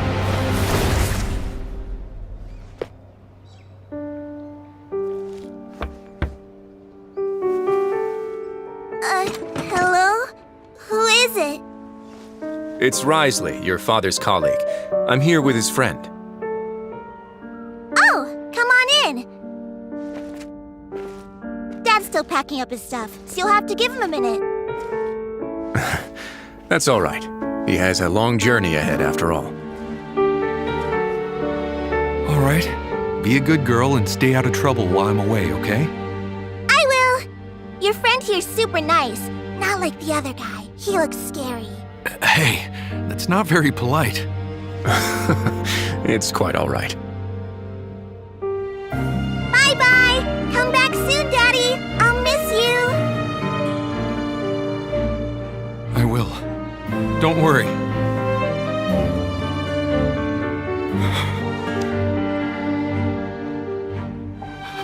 Thank you for extending your sympathy, Your Grace. I thought I wouldn't be able to see her again. I only sympathize with her. Love should be warm, but to you, it's become a form of punishment. Let's go. Next time you see your daughter, I hope you'll have become a better father.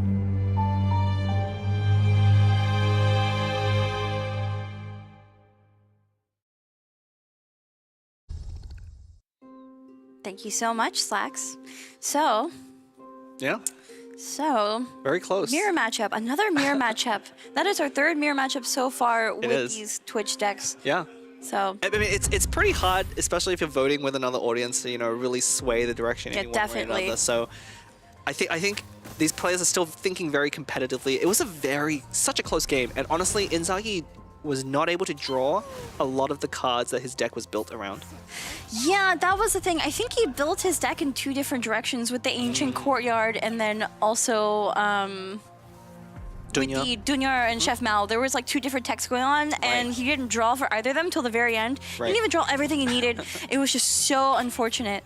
Yeah, and we heard that Zero, not wanting to play those Shaking Sumeru his head there. cities to avoid that bad dice. Definitely, having Vanarana is more consistent. You can always save any dice that you can't use, and then, if you draw into toss-up or find different ways to use those dice, it will eventually pay for itself. But I think he could have gotten a little bit ahead there. Maybe not being so afraid to let the dice fall as they are, to have played that Sumeru City right from round one.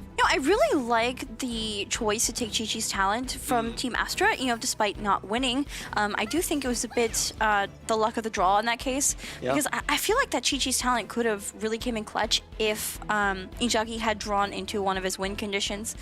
It's just, I think he built the support cards too intensely focused on like high rolling. Could be. Yeah, the deck was definitely pointed in one direction, and in that case, it just didn't pan out for Team Astra there. Shout out. Bleh. But it was so close, right? And Chi-Chi talent does have that problem. He had to spend 5 dice to get that revive effect. It's powerful, but you saw he was short 2 dice at the very end. I mean, the same 2 dice you could argue went into Chi-Chi's talent there with the revive. It does provide a lot of value though. 2 characters back is more than just 4 health, because you usually need to spend more than just 2 damage exactly to take out characters. So powerful in the right situations, but I think Zero definitely identified that he was wanting to play more aggressively, deal more damage, and not give Inzaghi the time to build up and get more of his engine going. I feel like if Inzaghi had built a bit more around the Dunyarzad Chef Mao combination instead of also going for the Ancient Courtyard play, maybe it could have worked out in his favor, because Chi-Chi's talent, as you were saying, it is more than 4 health. It's 2 characters are revived 2 HP each, and then of course if you are running double Chef Mao and you play food cards, you're going to be refunding the dice and also drawing more food cards, and it just really works in your favor if you're able to get all that tech off, but you have to draw into it. Yeah. And you have to build your deck around drawing into what you need. Did we see any food until the end though? No, I don't think. I think maybe, I don't remember exactly. I think there might have been food, but I think Inzaghi might have had to tune something. I'm not. Maybe. I might be misremembering, but there was a lot to pay attention to in the game. There was a lot to pay attention to. Honestly, having to cast decks that we're not familiar with either is pretty difficult, because we can't always predict what cards or have an idea of what to look for. I think it makes it fun though. It is fun. It's a lot of fun. I mean, I think it's really fun seeing a lot of different things played. So we definitely appreciate you guys at home voting for all these different decks that we've gotten to cast over today. Thank you so much. For now, let's throw it back to the stage. We're going to get into Challenge 4. Thank you so much to our wonderful casters yet again. Welcome, my friends, back to the Cat's Tail, and it's time to talk to you about challenge number 4. It is the last challenge of the day, my friends. That is the Electro Quicken Challenge. That is right. Perhaps you have run out of time playing Genius Invocation TCG. You wonder, how quickly could I play a game if I was not really caring about anything? Well, my friends, this is the moment to test this. We are going to potentially win Raiden Shogun, Fischl, and Yai Miko if you win this challenge. What is the challenge? You have 3 minutes to play the entire game. A timer will count down as soon as it is a player's turn after the dice roll phase. After that, they must play. Only 3 minutes for the entirety of the game. Now, during the dice roll phase, looking at the dice, they can have an opportunity to think a little bit. Should these players go over the 3-minute timer, we will go into a sudden death where they must continue to play cards or they will be eliminated instantly. So, sounds like a pretty difficult challenge. Well, it's even more difficult because we made 2 stall decks for it. So we'll see if these contestants can finish their stall decks as fast as possible with only 3 minutes to their name. Should they win, they will join an Eternal Kingdom and get those Electro characters that they both need so badly. But should be extremely exciting to see who is able to play fastest with very, very slow decks. But how are we feeling over here? Are you Jibu, representative from Team Astra? You feeling all right, Jibu? I'm pretty good. Yeah, are you used to playing quick? Not really. I'm more of an aggro player. I play a lot of fast decks, so this is a little out of my element. Well, it's unfortunate your team elected you to play, so best of luck to you, Jibu. I'm sure you'll do great. Rev, quick games. Have you done quick games before? Yeah, I've done before. All right. You feeling confident that you're not going to go over that 3-minute limit? No, I'm playing a stall deck. All right, all right. Well, you gotta play quick, my friend, because the time has come. Ladies and gentlemen, hands on the keyboards as we will get ready for the quickest game you've ever seen. Hopefully, or I am eliminating one of these two. Let's pass it to our wonderful casters. Stall decks, you say, for Genius Invocation TCG Blitz. Yeah, I mean, I don't know if you could heard it, but we could hear the players make a lot of noise when they heard that it was 2 stall decks. They did not know what decks they were going to use going to this challenge. We picked I guess the worst decks possible for this challenge. Usually with stall decks, you really want to think through your decisions and make sure you're playing optimally. They have 0 time for that. And in fact, in order to finish the game at all, they have to go even faster than normally possible. Yeah, how do you do that with a stall deck? Like, these decks are built to last, like, a long time. Like, stall games can last up to, like, 30, 40 minutes, right? Especially when you have a stall mirror, and they haven't had a chance to look over the decks, and they have to build them on the spot right now, and 3 minutes timer for each person. Yeah, and these decks were in fact taken from recently winning Invitational list from the GITCG weekly tournaments. We have a Ningguang stall deck being played by Rev, made by Oyasu. A very popular list, you know, probably at one point made by someone else as well. And then we have Agent Electrocharge, although slightly different variant, built by Hiatus, using more artifacts over the traditional Tubby list. Interesting. I'm so used to Agent EC, which is what Jibu was playing on Team Astra side. I'm so used to that deck bringing Tubby. So I am very curious to see how this is going to play out. I do see that 2-cost Hydro artifact card in Jibu's hand. Yeah, Rev is already taking a lot of time with this first turn. This is not a good opening. This is Blitz, guys. Yeah, oh my gosh. He's used 20 seconds on the first turn. Okay, that's actually... You have to be really tight with your timing here. You know, maybe Jibu gets an advantage because he goes second, so he can like do the math in his head while Rev's going. Yeah, Jibu definitely going second. Actually, a huge advantage in this because you have time to think. But Jibu with a 20-second lead on the clock here, already so significant. Oz coming out from Fischl, and I think we're gonna see both players ending their turn. Jibu's already up by 9 seconds, I believe. That's a lot of time in Blitz. It is. I mean, hopefully Rev's decisions going forward is going to be a little bit easier. Also, just one more reminder, if you see that QR code on the screen between Jibu and Rev's player cams, if you scan it, please send us your feedback. It will lead you to a survey. We would love to hear, you know, any feedback you may have for us, no matter what it's about. Thanks. Yeah, and we saw the dice rolls are a very important time for both players to actually think about their decisions. And we see Rev there definitely taking his time. I feel like, you know, we might see a very similar strategy to when they were doing the NPC challenge, where you just stay on one character and just spam because... Yeah, I mean, this is probably one of the fastest ways that this deck can really get around here. But Ningguang here is going to have her burst up, but isn't probably going to be able to play any... If Jibu doesn't... Yeah. proc the Tenacity here. And actually, Tenacity is not a great item to take up against these Electro Charge decks because they have so much summon damage. Oh, Jibu's taking too long to think. Star Science. Oh, this is gonna be really good for next turn. Jibu, Star Science ending. Rev also ending. Okay, so far, pretty good. Both of them above 2 minutes. Jibu still with a 10-second lead, which isn't that much, but it's very difficult to play against this Ancient Electro Charge deck. I actually think 10 seconds is a lot in It's a Blitz. lot. They have 2 minutes left. That's only 2/3 of the time they started with, right? Yeah, So, again, they need to take this dice roll portion as slow as possible, because the longer they have here, the more time. They have to plan out their turn. The timer isn't going down when they're rolling their dice, right? So they can, like, think. Yeah, but as soon as both players complete their rolls, it's straight into the action here. Ningguang's burst is up. Ooh, send off against, a very summons heavy deck is good on Rev's side. Also, Oceanade's burst is also up. Opting not to use it. I guess Kokomi is not the target for that.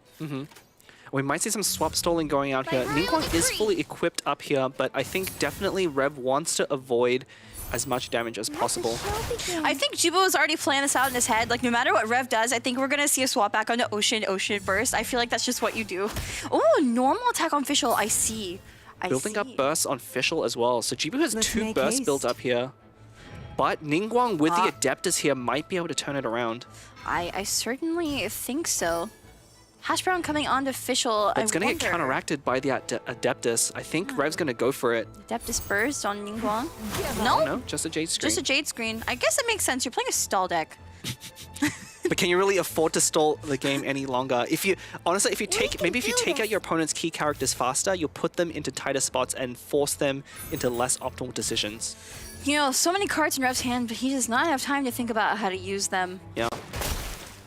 I think one of the tricky things here, especially for Rev, so that Tenacity, even though it's normally very good, it's not very good in this matchup, and you didn't really have time to really think through that. Barbara taking just enough damage to eliminate her. Oh, but here's the thing. So Rev was able to clear that Electro off of Ningguang, and now does he go first? Things have been going so fast, I haven't been keeping track. If Rev goes first, he can burst Fischl before Fischl can use her own burst. They have 2 minutes left on the clock right now. It's actually a lot of time. Actually, yeah, I forgot how long these dice rolls add up in the grand scheme of things. But we'll see if it looks like Jibu is going first, so we're almost certainly going to see a Fischl burst here. He's not going to think about it. Tuning into Fischl Burst, no time to think about it.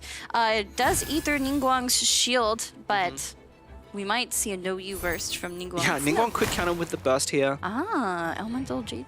I think this is better. So Oceanid is... Oh. Uh-oh. But here's the quick swap. Uh-oh. Is that going to be enough? Electro Charge, it is -5 onto Ningguang. No burst from Ningguang coming out. I do think that's the game. Yeah. That is going to be it. I don't think Kokomi can carry it from here. It's tough. Yeah, I think that Tenacity was really not able to get any value. Wait, Rev's just spamming cards and ending his turn. He knows it's over. Oh no. That's a pretty tough matchup, I think, as well on Team Huddle. I thought the Ningguang deck could put up more of a fight against the Electro Charge thing, but I think without enough time to think.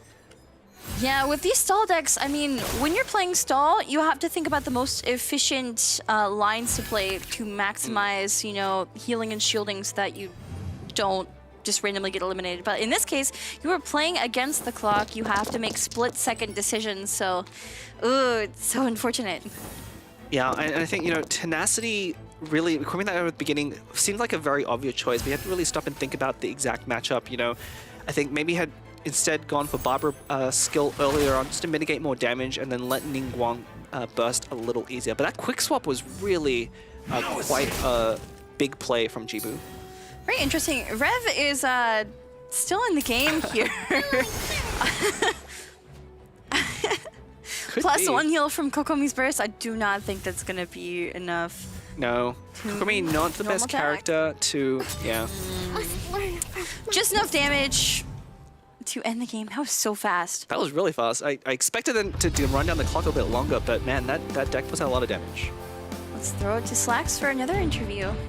Congratulations, Jibu. Please join me up on the stage. Jibu, we, Prince and I and everyone else at the Cat's Tail, we really worked really hard on those decks to make them as complicated as possible. We thought 3 minutes, is that really enough to give enough time? We have way too much time to you. I can't believe how quick you did that. How did you do that? That deck is Agent EC. It's a pretty, I would say it's a pretty, the lines are pretty straightforward. You go Oceanid, you go Official, you go Oceanid, you go Official, and then at the end you go Agent, and that's just what I did. Okay, so experience was the way to go through it. Did you feel pressured at all? You still had plenty of time left. Honestly, I didn't really know how much time I had, so I just tried to go as fast as I could the whole time. It was absolutely well played there. Congratulations. You guys have earned Raiden, Shogun, Fischl, and Yaimiko. A pretty big deal there. Who are you most excited about to have in the deck? I think both Raiden and Fischl are both very, very important for our strategy, so it's very nice. All right, big one there for you here today. Now, there is one more voting period that we can do for Twitch chat. They have their ability to vote in some new characters coming your way. Who would you like to see? What character do you think you would really love to get into your deck? I've been hearing from the chat that there's a lot of love for Sino out there. Let's go. So, and we haven't seen any Sino yet, so maybe we can finally see Sino. Okay, let's do this right here, right now. If they put Sino in there, will your team pick it? Make the promise now live. Well, you have to promise us that the other two characters are very good. Okay, that is not a... Sino, if you see Sino, are you taking it? We'll see. Okay, I almost got it. Well, congratulations. That was a heck of a match. Well done. Fastest player in the world. I wouldn't say the West, but this is the world, so well done. And yes, we will see what is coming up next. You guys do have your opportunity to do your voting. Go over to the Astro Carnival. If you win, by the way, you participated in voting and you got a little prize. Don't forget to message us. Let's throw it over the casters and see what exactly you're voting for. Justice for Sino. Well, according to the Oratrice Mechanique d'Analyse card, we'll have to see. We'll have to see what the chat comes up with. I mean, oh man, that was almost brutal to watch. That Electrocharge deck was very powerful. I think both teams are really gunning for those 3 Electro characters because they form they're probably the most important trio in all of the prizes. Yeah, Team Carnival really needing those Electro characters specifically because Team Astra has already had some character cards that could build into really good decks already. Right. But I feel like, Electro is specifically the element that Team Carnival is missing right now. So super unfortunate that Team Astra took that win. And yeah, this game was very one-sided, I want to say. Surprisingly, despite using stall decks, I think, when you're under this pressure with the timer running down, you can't afford to use a lot of time to think through your moves. And so you can't really stall as efficiently as you would want to because you can't think about how to stall, right?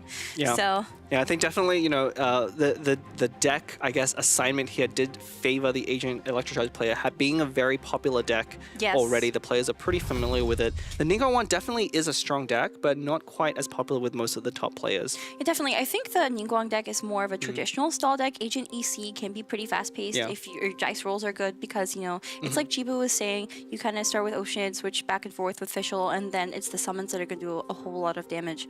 I don't know if there was a send-off. I don't know if there were any other cards that could have gotten rid of summons on Carnival, but I believe the Ningguang deck did have a Lament, a Shao, Guardian's Oath in there, so maybe that could have been a card to turn around. It would have been really great to see it, especially with that full board of summons. But unfortunately, there's just too much pressure, I think, out of that deck. And the unfortunate thing, that quick swap there, really ending the ability for Ningguang to do anything. I think Rev had a pretty good plan to stay on, keep the opponent on Fischl and then burst on Oceanid. And here on the screen, you see the current characters drafted onto both teams' rosters. So Team Astra having a lot of Pyro, a lot of Hydro, a lot of Animo. Basically, won 3 challenges. Yeah. They are missing the 3 Electro that they just won. Yes, Raiden, they are. Yae, and Fischl. That's what I was trying to estimate. So they are missing Raiden, Yae, and Fischl at the moment. That will be added later. Team Carnival winning a lot of the Twitch challenges, I believe. Yeah. Also, good of or course, bad. the cryo challenge. Yeah, I mean, the good thing going for them, even though the other team did win Raiden, they denied them Shenhe and Chongyun, so they're not able to build a superconduct deck.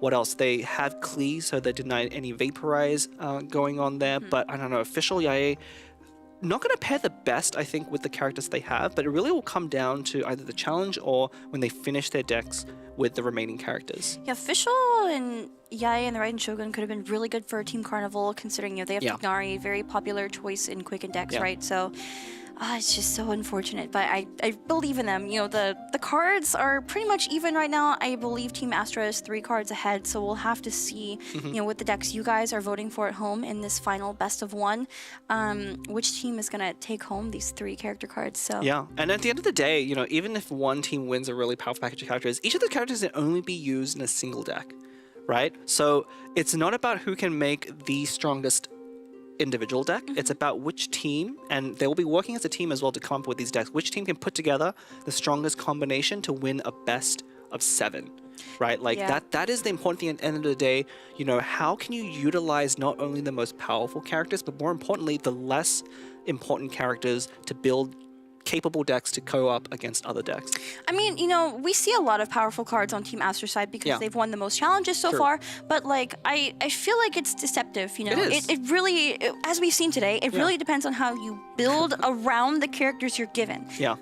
Of course, there's always going to be more popular choices, like for example, Agent EC is a deck that is well established in the meta right now, but it just, there are other ways to win. There are other ways to win. And of course, we haven't seen Agent in any of the prizes. We haven't seen Nahida either. So depending on how the picks go, I mean, it looks to me, I guess if either of them appear in the Twitch chat challenge, it's going to be very important for Team Carnival to win that set of cards to deny the opponent both the Agent Electrocharge deck or the Nahida Electrocharge deck. Unfortunately, they have that Oceanid Fischl pair, which is so crucial. So that they, at the very least, have a very strong start to their deck building. But again, that's only for one deck. It's only for one deck. They can't have overlap. There's no overlap between teams, and there's no overlap within the decks that the teams are building. Yeah. So I mean, they could build one really strong deck, but say they win with it, can they even play it again? Yeah, no, I don't think they can play it again. We'll have to double check the rules. We'll have more of the rules for day 2 for you tomorrow, of course.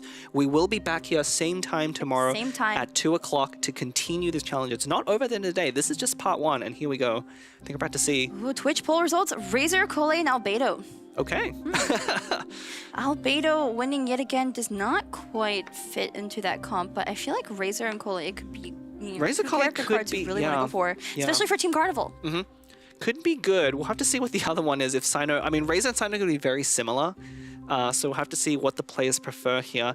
Definitely not the strongest combination altogether. Of course, Geo and Dendro, as we saw with the Wanderer Ito Nahida deck, not the best combination of elements. Yeah, but I mean, it's partially how the deck plays out, and then it's partially what cards you want from it, and it's partially what you think the other team's gonna pick, and counteracting that, there's so many different variables to factor in when you're choosing which cards to play. And Sino's here yet again.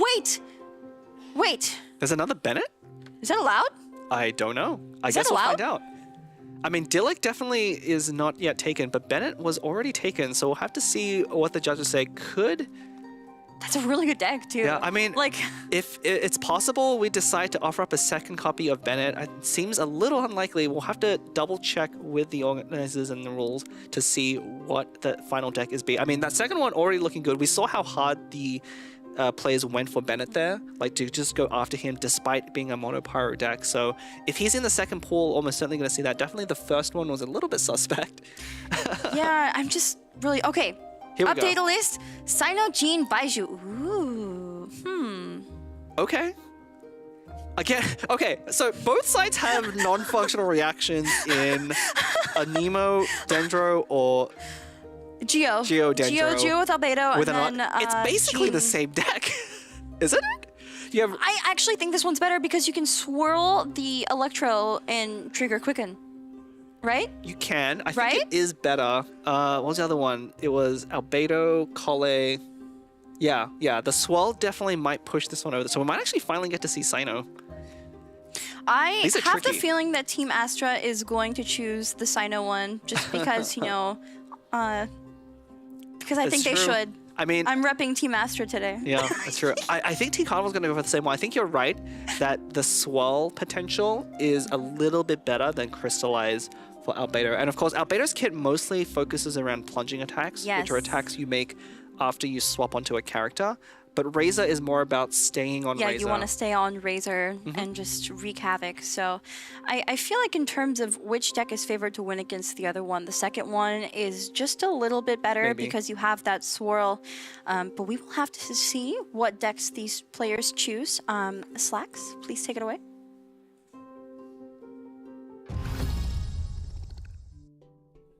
Thank you so much. Yes, we are on stage yet again for the deck building process. Extremely exciting stuff here as they are throwing it together. We did try to illegally re-enter Bennett into it just to get them to pick Sino.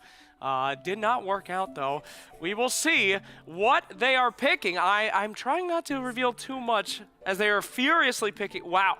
Okay, we already got 30 cards coming out from Team Carnival. Now, I would like to remind you guys, Team Carnival desperately needs some good cards, and we will see if this is coming through. Whereas Team Astra being a little chill here. Questions appearing. Do you need more food? Do you need to scroll?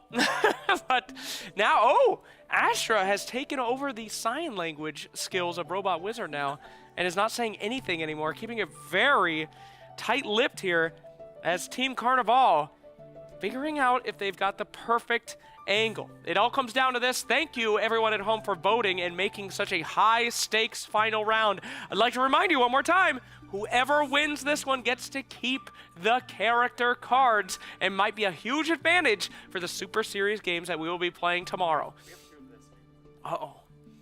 Jibu absolutely screaming over here. No, they're pretty calm, actually. It's all good. But a little last-minute changes here. I won't reveal which decks they have chosen, but I will say things are getting pretty spicy. Quite spicy. That's a hint. Very good. But, all right. Ooh, lots of agreements. We're switching out food here. Thinking about it. And it looks like we're about to get ready. I see 30 out of 30 on both screens. Both decks just about created. All right, casters. This is it. Sino, last chance. Get in there, my boy. Get in there. Let's throw it back to our casters and hope that he finally got picked. Thank you so much, Slacks. So, did you catch it? No. Okay. I saw Cole. I think Team Astra went with Cole. They did. If you're paying attention at home, there are definitely one card from each side that would have revealed which chose. I'm not going to spoil it right now. See in chat if you can guess, but it does look like we finally may not have a mirror match. You guys did it. Wait. Actually? Yeah. Wait. Actually. So Team Carnival, right? It would have been Team Carnival that went with Sino. And I'm pretty sure I saw Bo, which indicates Cole. I think that was for Team Astra. So don't want to roll on the surprise too much. Definitely could have you could see from the card choices. The decks were very close though in composition. You know, we've seen this several times already, and we're probably going to see this again tomorrow. That combination of Dunyazad, Chef Mao character cards, very popular right now and very strong with a random assortment of characters. When you don't know what characters or don't have characters that synergize well together, that core is just very powerful into any strategy. Yeah, and I really, once again, want to rehash. I do think that the Sino deck is favored to win in this case. So, I mean, say that. no, but because of the reasons we stated earlier, right? So the swirl of the Electro onto other characters that have Dendro applied onto them that's going to trigger Quicken, it might actually work out, in whichever team's favor that chose the Sino deck. It really depends on how they build their support cards again, but Albedo is not going to provide too much in this case, so it might be a way of shutting out one team from getting the cards, Cole specifically. Yeah, and we're probably not going to see that third element character, so Jean on one side and Albedo on the other. They're probably not going to come out very prominently. Both sides actually have Quicken, right? They have an Electro character and a Dendro character. We have Kale and Razor on one side and Sino and Baizu on the other side. I do actually think the Sino-Baizu combination is more potent. Baizu is actually very good for a Quicken strategy. He was newly added in the most recent version as well, but he's one of the few characters with a Dendro skill on hit and a summon. He's been growing in popularity. He also has healing in both of his skill and burst, I believe. Yeah, which So- actually go pretty well with Sino. Yeah, and Jean. kind of stallish. Kind of. And we see one of the new Arcane Legend cards as On well. both sides. On both sides. We saw it a bit earlier as well. We did, yeah. Guoba making an appearance on Arcane Legend. Just one more reminder, by the way, there is a QR code on your screen between both of these player cams on the left. If you scan it, it will lead you to a survey. Please fill out the survey and tell us what you think about the show. Give us your feedback. We would love to hear your thoughts. And right away, both sides rolling very well. I saw a lot of Dendro for Robot Wizard here, but also a lot of Electro for Doom. So both of them getting off to their ideal starts. Just a reminder too, but Robot Wizard is our NA Prince Cup winner. You know, one of the competitive Prince Cup tournaments we've had, and we had the privilege to cast over earlier this year. He is also the team captain for Team Carnival, so I'm sure whichever deck he chose, he's going to play it to maximum efficiency. Ooh. Catherine! Wait, I haven't seen Catherine in such a long time. No, we haven't. I wonder if this is actually a plan to use Albedo, but look at the damage coming out. I could be. From Kole and Razor already. Baiju already at 3 health. That Quicken is brutal.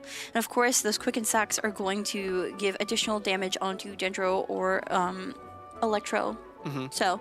And I think Robot was it deciding if he actually wants to drop Paimon on Liben or wants to make the play was going to make and swap to Sino to use his skill. He has an option of both. The trouble with swapping to Sino now is that will end up going second, and your opponent does have Catherine to quick swap off at any time.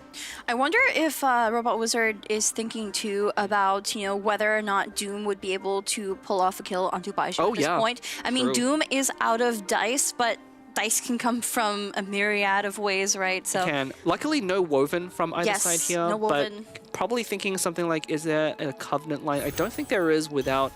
Yeah, so it looks like it's going to be Paimon. Just Paimon leaving to catch the one last dice since we're not going to see swap of Baiju. Robot Wizard determining it's safe to stay on him. We do see Timmy coming down. You know, Timmy's one of those cards that is great to play at the beginning of your game, so... Both sides actually have exactly the same hand. They have Stove into... Stove and I haven't lost yet. Okay, now with the addition of the cards, it's different, but... Doing really liking his draw. So I think Robot Wizard went with his play there. Baiju, of course, heals the active character with his summon at the end of turn. If Robot Wizard had swapped over to Sino, would not have gotten that extra point of healing. And both of these decks with playing around Quicken can be very aggressive, and each point of damage will matter a lot. I also think, you know, swapping to Sino takes an extra turn, and you really want to end. Yeah, ending first could be pretty big here as well. Yeah, so... Yeah, so Robot Wizard has an interesting decision here. Is he going to stay on Baiju, maybe reapply the summon and sacrifice Baiju after that and just stay on Sino? Or is he going to try and swap up to preserve Sino's health total? Robot Wizard thinking very hard about what dice he wants to keep, what dice he wants to roll. Ooh, more Dendro. I wonder if we're going to see anything else from Baiju. Maybe another skill? Maybe he's willing to sacrifice him? I don't know. It feels like kind of early, though. Definitely a little bit early. I mean, we could see a Rana play. If he plays Rana here, going to have a lot of efficient turns here. Unfortunately, Jean not going to... yeah, this kind of was pointing out earlier. You know, both sides going very heavy on the Dendro at the beginning, making Jean and Albedo on either side not great choices. I mean, I think that makes sense, especially for Robot Wizard, because, you know, you're applying Dendro early with Baiju, right? And then once you play Sino later, you could potentially swirl Electro onto other characters that already have Dendro applied onto them. Yeah. So I think that makes sense, especially in the case of Robot Wizard. For Doom, it's not as clear because obviously Geo does not swirl. So we do see another skill coming out from Baiju. Yeah, almost certainly going to see him sacrificed here. I mean, Kole is already going to do 3 damage with her skill. Doom has the option of equipping that bow, King Squire in hand. Not going to matter for damage because you're already going to take out Baiju with Quicken, but because of the dice that he has, Opting to play Stove. It's only round 2, so he only gets 2 cards. Yeah. Heavy Strike. That's something. Heavy Strike. We could opt to use Heavy Strike here instead of burning any cards or using Bestus there to fix for Kole. But you would have to play another odd cost card, though, if you use Heavy Strike. Looks like he's going to equip King Squire onto Kole, that bow. Ooh, I don't know if that was a bit... So, interestingly enough, you know, the dice that were used there were the Omni dice and not the Electro dice. Oh, no, the auto dice. Maybe he intends to go to Razor. And later. if you equip so the King Squire only lasts for that turn, so you do need to use up the thing. So he's committed to this line. Oh, no. Yeah. unfortunate, but he's almost certainly going to have to tune one of his cards to skill here on Kole. It's so painful. Yeah. Could have just waited for the heavy strike play. Could have. I think Robot Wizard definitely baiting Doom into killing Baizu here. Having talked with the players before and knowing how they think of cards, Baizu's burst generally not very powerful, especially if you're going for a fast strategy. I think really just deploying as much Dendro as he can to try and get Baizu as tempting bait as it were. I really like that Gamblers and Robot Wizard's hand too, because I mean, Sino doesn't do a whole lot of damage early, but if he builds his stacks up and you put Gamblers on him, he can just kind of sweep the field and... Yeah. Oh, -5 onto Baiju. That skill will be enough to take him out. So we're not going to see Baiju burst. Yeah, Doom would really like to see his own Gamblers here, but unfortunately not drawing it. We'll see if Robot Wizard decides to go to Sino. Whoever he ends on is going to take some damage, but yeah, it's almost certainly going to have to be Sino here. I don't know if we're going to see Kole's burst here soon. That skill from Sino coming out and proccing Quicken against Kole, who had Dendro applied onto her. So 2 Quicken stacks for... Actually, we're probably going to see I haven't lost yet first here, aren't we? Ah, we did see Swap to Razor. Yeah, Swap to... I mean, with the dice that makes sense, but I think Robot Wizard plan around this turn. If I haven't lost yet into Sino burst, he'll have 4 stacks up at the beginning of his next turn. Although he is going to be going second. So the Catherine there actually coming a little bit clutch there, allowing Doom to take priority into next turn, which threatens Razor quite a lot. Had he not played a quick swap effect, he would have to slow swap onto Razor and then give Robot Wizard an opening to play burst and pass first, but now he doesn't have that window. Yeah, he is 1 dice short of being able to do something like that, because Sino's burst costs 4.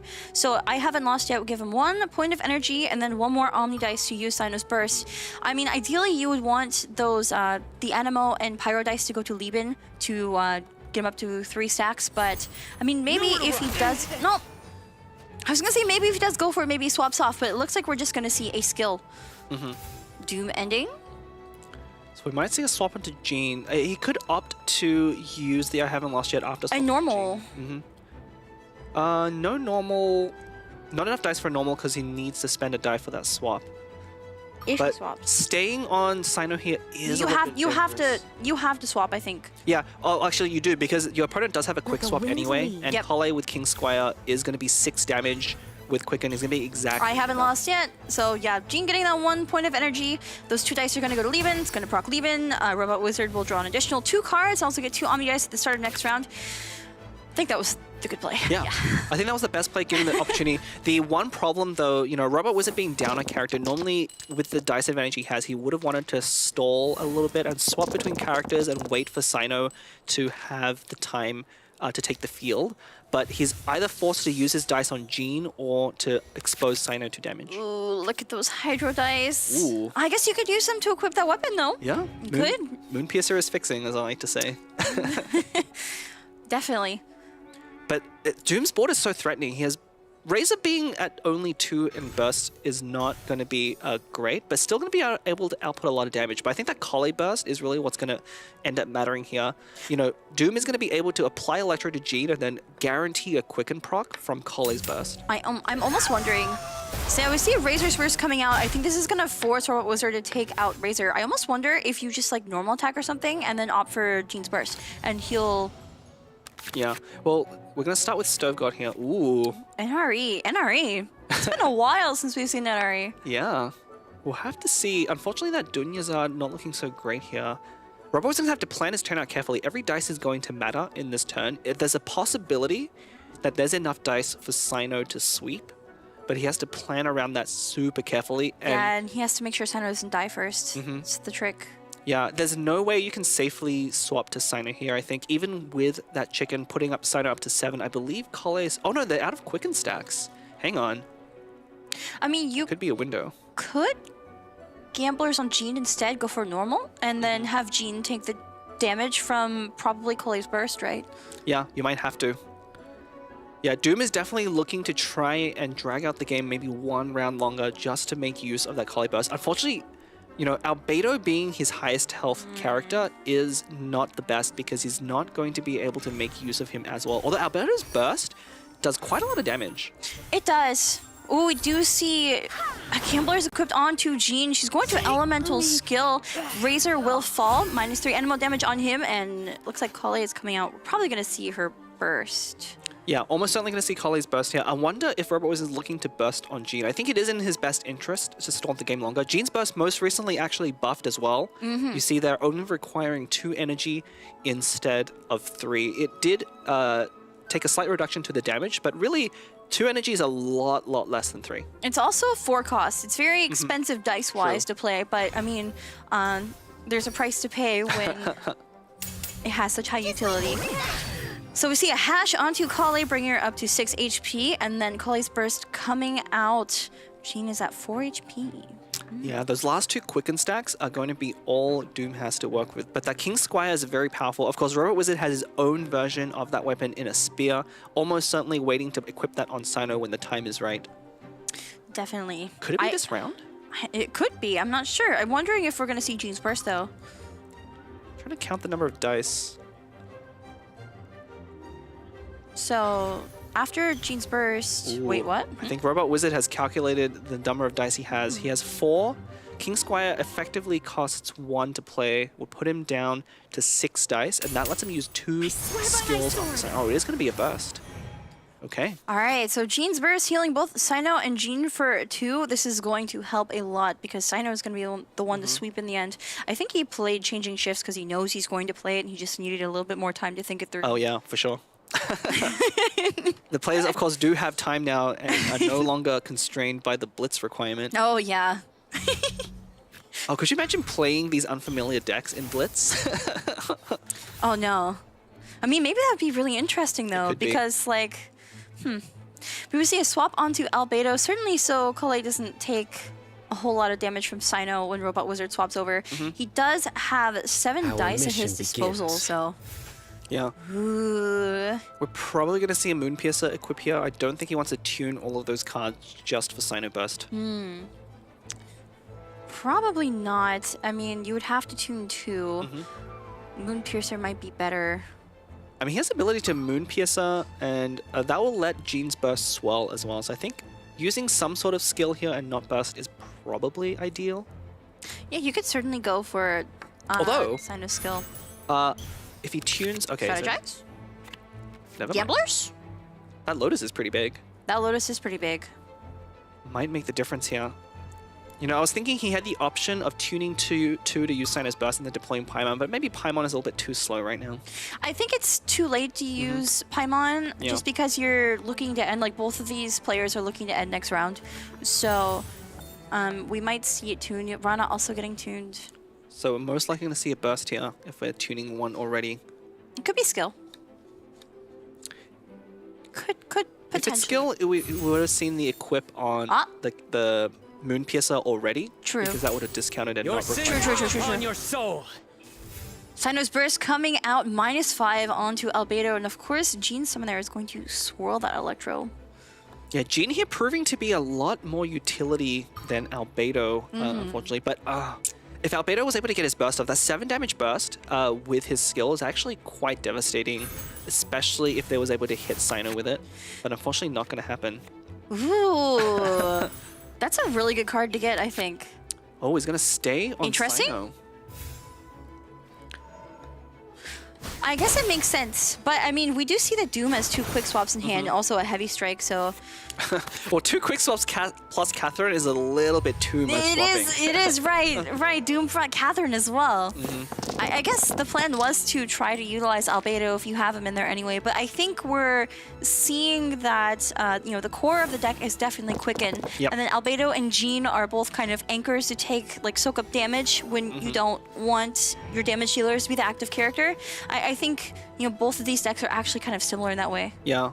One of the things not going in Robot Wizard's favor, though, you know, he has lost access to all of his Dendro, whereas Doom still has 2 stacks of Quicken to work with. So if he can manufacture a situation where Kale can snipe and take out Sino, then he could reverse this game very quickly. But Sino being at 8 is a very intimidating health total. Definitely very intimidating. Also, you know, Jean has the Gamblers, but I think Robot Wizard drew another Gambler, so I mean, Sino can have one too. Yeah, Doom here with not a lot of good options. I mean, going to Kale here is probably his best play, but I believe Kale does go down to... Oh, wait. Normal attack is, I think, only 4 damage. A skill, though, would be 5. So, yeah. Ooh, heavy strike. Heavy strike coming out from Albedo. -4 on the Sino, leaving at 4 HP. I like that quite a lot.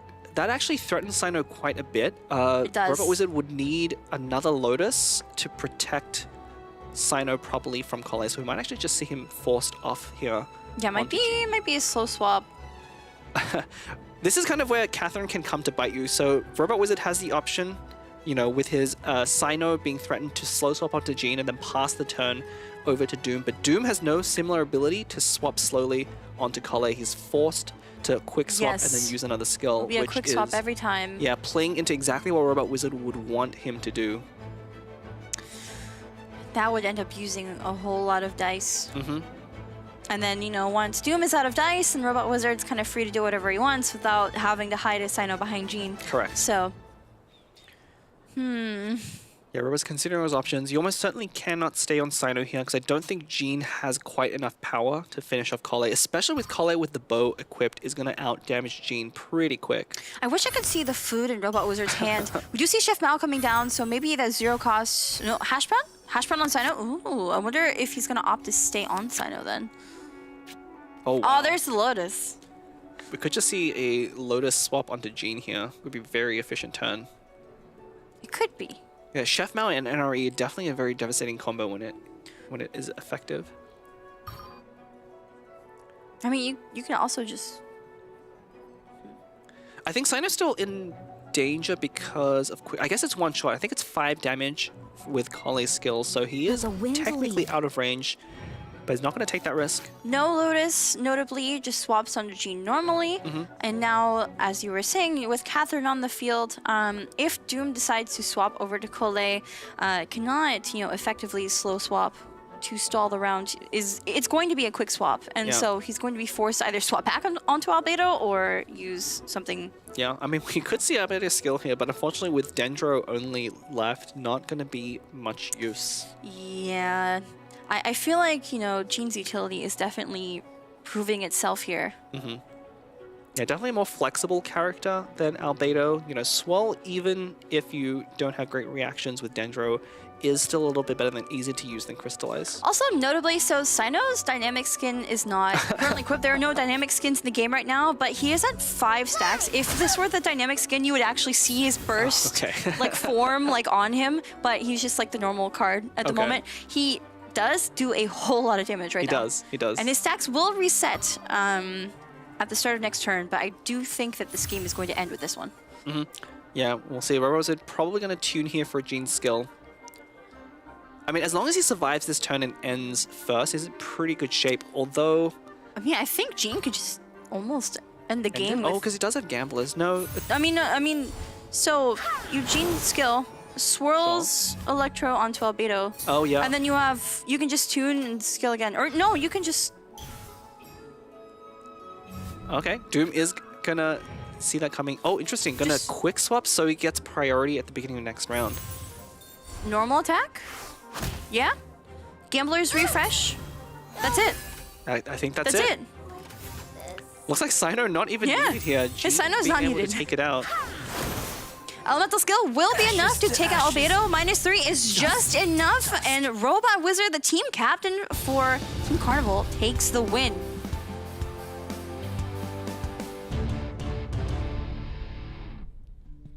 Congratulations, Robot Wizard. Please join me up here.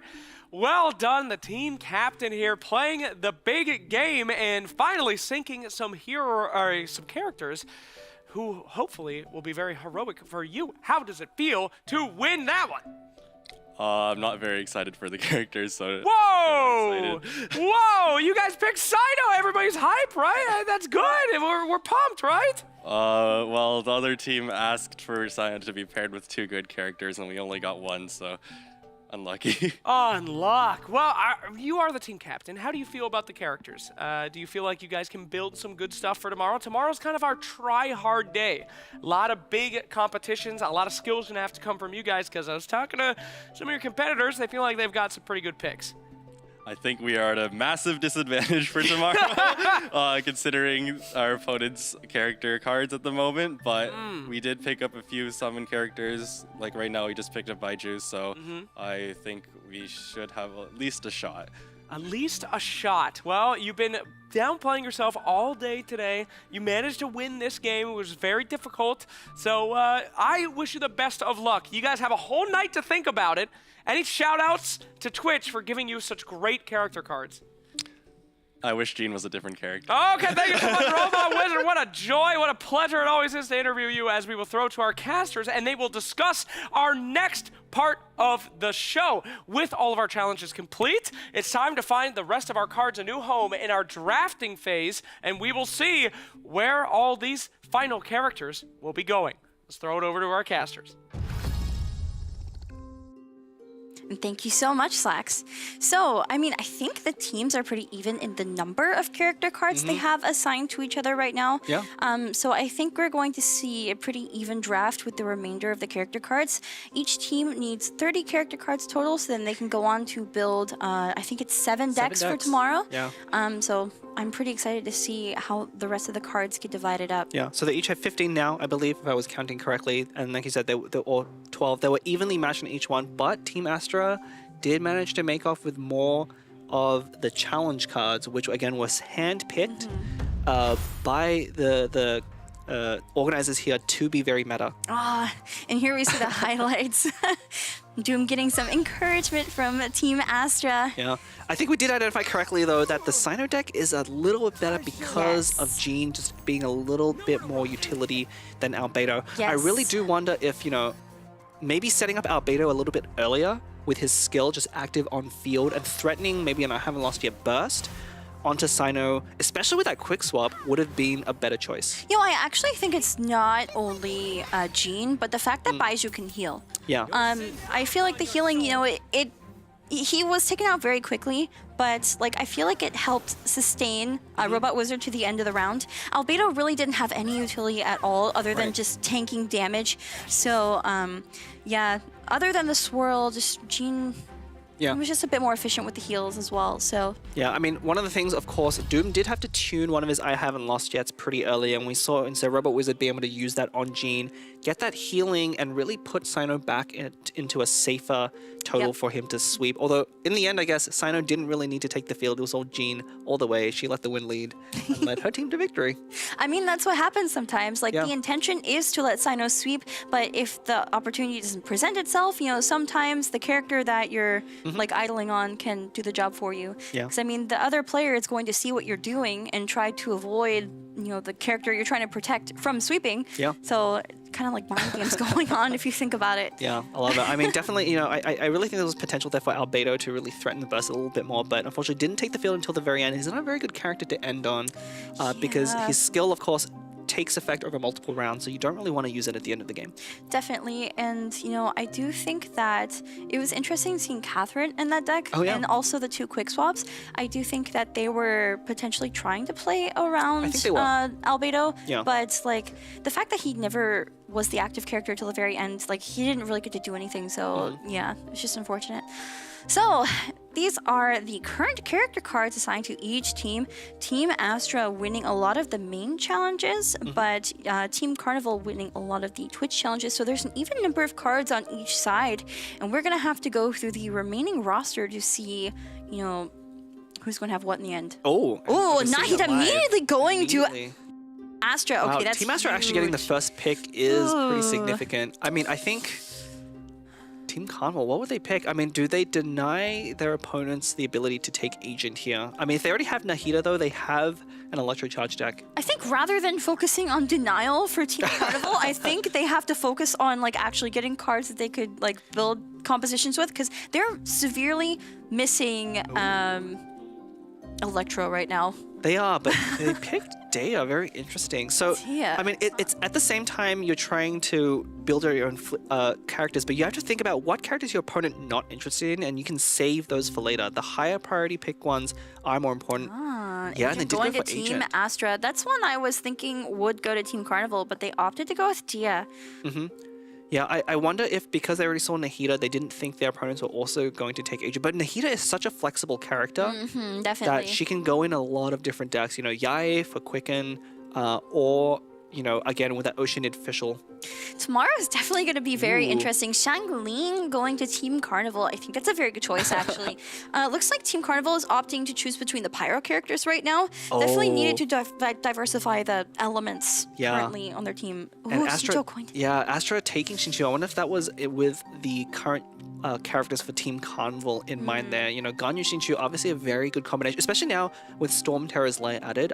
If you faced the deck before, it's a lot more consistent at drawing that freeze talent for Ganyu. But so denying Shinchu there is pretty big. He has a very unique burst and no other character has. I definitely think Team Astra is in a position to be choosing characters that will, you know, deny Team Carnival certain team comps rather than choosing what characters they think will be optimal for current team comps they want to build.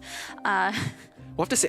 So I see them that they took Dea and then they went with Noelle. Yeah, Are they I am going following. after Ito? I am following that train of thought. Yes, I thought that too. Zhongli. Ooh, Zhongli for Team Astra. That is quite the pick. We'll see. If Carnival is going for the Ito deck, then they almost certainly want to pick it up now just in case if your opponent is also going for some kind of double geo composition.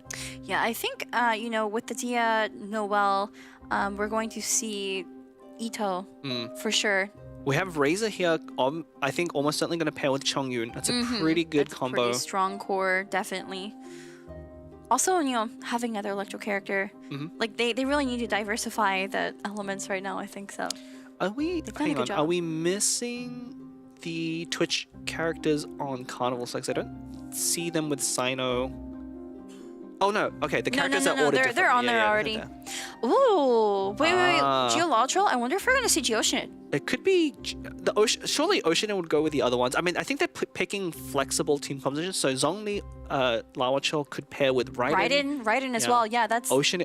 Any of their several Electro characters with summons that they now have. I mean, that was a really stacked challenge, really, for them to win. And you know, when the players heard about it, you know, they had very strong reactions. I think that Nilo is definitely gonna pair with Baishu. We might see a Bloom comp from Team Carnival tomorrow. Yeah, usually the, you know, Mona is one of the characters you want to pair, or Oceanid with Nilo there. So not having access to those, they'll need to pick up another Hydro. I'm not actually sure who is even left. Probably Kokomi, I think, going for more of a stall deck, or Barbara. Barbara, yeah.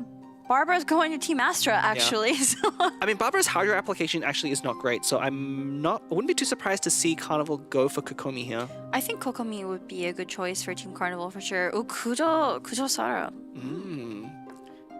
Who would you pair with Kujo Sara? So Sara could be paired with Baizu there. I think those are pretty potent combination. You know, both of those skills last one round, so you can just flip back and forth between Sarah and Baizu, proccing Quicken. They're very efficient at using up the Quicken stacks very quickly. She might go inside of a Quicken deck with Tignari. Yeah. Just because, True. you know, Yae, Miko, and Fischl are already on Team Master's side. Also, notably, after picking Barbara, they picked Ningguang, so I'm wondering if we're actually going to see a stall deck out of Team Master. Maybe. Oh, Beidou. Okay, Oh, they have Beidou Chung Razor. Wait! Okay. That's so good, actually. That is pretty good. Yeah, I completely missed out there. Very popular choice here, especially Beidou's talent also getting buffed. Could be a strong inclusion in those decks. For those of you watching at home, by the way, so I mean, these players are going to use these character cards that they're currently drafting to create decks tonight that they will go on to use tomorrow in a more competitive tournament format. I'm wondering, what decks do you think you're going to see tomorrow, and who do Actually, you that would be hope kind will of fun. win? Yeah, if maybe there's like a bingo card of like, you know, whoever. We could even like, if someone could make a website overnight where, you know, you have like everyone's summon into predictions. existence. Yeah, so everyone's predictions of what deck's going to be, and then you score points based on how many you get right. I mean, I do see Kenki. Almost certainly, I think we see going to be double monster Zhongli Geo. I think it's going to be Lawachol. Abyssal Resonance, yeah, right? Abyssal with Resonance. That makes sense. Kokomi there, that like you predicted probably for the Bloom team. Yeah. We'll see. Bloom is going to be very interesting because it's one of those decks that that plays very poorly if your opponent happens to be running send-off. But if you're into any deck that isn't running any way to deal with summons, it's been very strong. I mean, I don't think these teams are going to be sharing notes tonight. No. They're going to be keeping their secrets. Yeah. So if they bring send-off, they're going to have to think of that in advance, like which decks to put send-off or Lament Guardian's Oath in. Oh no. Diona. Oh, I knew it! Oh, is that what I think it is? They have Xingqiu and Diona. It's a Let's go! Viewers at home may not know about it. It's a very notable pair of characters among the TCG community. I won't spoil it for today because it seems like Team Astra is going to put us through a lot of pain.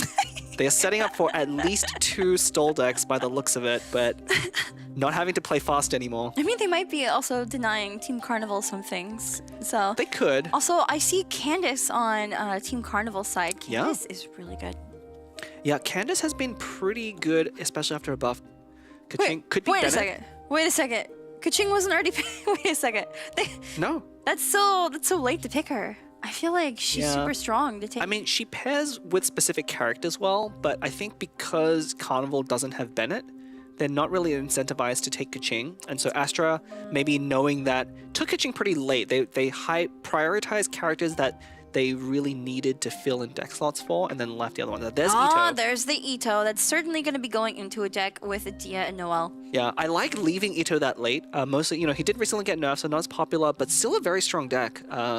And knowing that the opponent probably isn't interested in picking it after you've picked up Dea and Noel makes a lot of sense. Team Astra did take Barbara, so there was the option to go Bin without Noel. No Noel, but... I mean, right before Dea's nerf, Dea was definitely the dominant version of that deck, so I'm not too surprised to see them go for it there. I like the Ayaka pick for Team Astra. I think she could pair it well with Xingqiu. So... Yeah, we might see Ayaka actually as a finisher for the Wanderer Mona deck. Them not being able to pick up Shenhe or Eula or Chongyun, which is usually used as a third character. But Ayaka's still a very strong choice. Well, there's Kali for Team Carnival. Yeah. So they're setting up for Quicken for sure. I just realized that Team Astra, that other than Mago Kenki, Ayaka is the first cryo character It is. on their side. Yeah, but I mean, they have so many Electro options already. Oh no, they have Diona. You're forgetting about Diona. Oh, they have Diona. I mean, she's gonna be in a stall deck, right? And Kenki has cryo. I said Kenki. Oh, okay. I said Mago Kenki. I said other than Mago Kenki, jeez. Quicken Chicken. Do they have? Jade Plume Terror Shroom. No, look. Team Astra. I guess they have Nahida. That's not the most...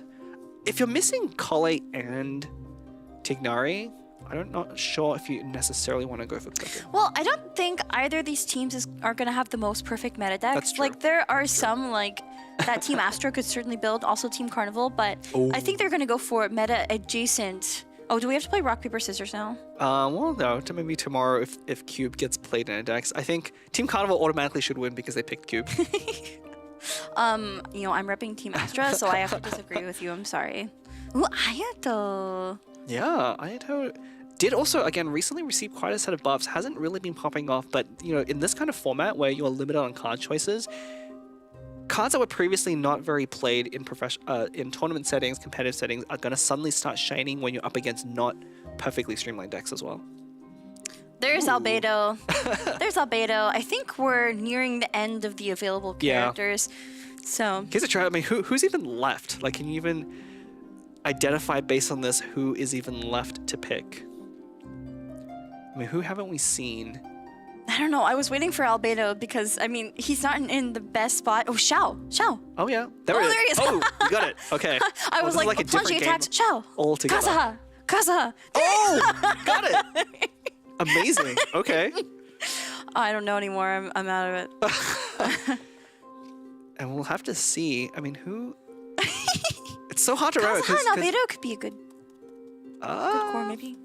Really? Geo and Animo? No. No. Oh, there's Mirror Maiden. Okay, so we have Mirror Maiden. Oh, of course, Cryo System Mage. Cryo System Mage. I was thinking about that too with Hu Tao. Good pair with Hu Tao.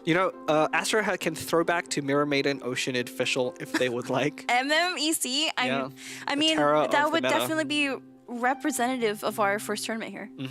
Yeah, very much so. Well, see, who even is... It's so hard to remember when you get down to these characters, because you almost never see them. Oh, how could I forget Kaya? Honestly, I wonder why Kaya isn't picked as much. I feel like he's really good. Like, he's situationally good, but, like... I mean, that's probably the reason. It's very situational, but maybe this is the situation. But we'll have to see. I want to see Kaya Kokomi style. yes. Oh, That's Yao Yao. Yao. There's Yao Yao. Yeah, you know, I think Baizu very much has replaced Yao Yao in a lot of cases. Amber. And Amber. Oh, Amber. Oh, Amber. I mean, Amber did get a buff a little bit to her talent card. I really want to see, especially with some of these lesser used characters, their talent cards got a significant change as well. Oh, Pyrolector. Enjo. Enjo. Enjo. Yeah. I will always call the Pyrolector Enjo. It's so hard to think about who is even left. I know, it's like everyone I think of There's is gotta be at someone least that's 3 already up characters there. left, There so has it's to be, like- right? This is like the hardest trivia.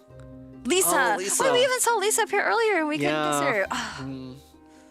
Not in a great spot right now, but could be pretty good with some of these more stall options and healing options that are available now. You know, I really think some of these lesser used characters people haven't played with in a little while. Yanfei was the last one. This is going to be a good opportunity for them to try out, especially playing characters the other team isn't familiar with. You can really get ahead when they're not playing optimal decks. I really like Yanfei, but I feel like she's in a really weird spot right now. Yeah. She's very focused around charge attacks, similar to Klee, but I think Klee is just normally the better pick if you're It is. going for Pyro, charge attack, Catalyst. Yeah. But yeah, I hope we can see some of these more unconventional characters used tomorrow during the deck building as I mean, well. I'm sure we will. So with 30 characters, they have to use 21 of them. It's very possible, you know, the last couple of picks there towards the end, those are the characters they weren't thinking about using. But if one of them pairs particularly well with another 2 characters that they have, it might see an opportunity. I mean, Yanfei in particular did also get a pretty significant buff in the last patch. You know, she can build up more stacks there, do more charged attacks in a single round, which is pretty significant. I don't think people have really given her a chance, especially in the competitive scene, but her kit is very solid. I would agree, and you know, as you're saying, the changes to the talents this patch has been really good.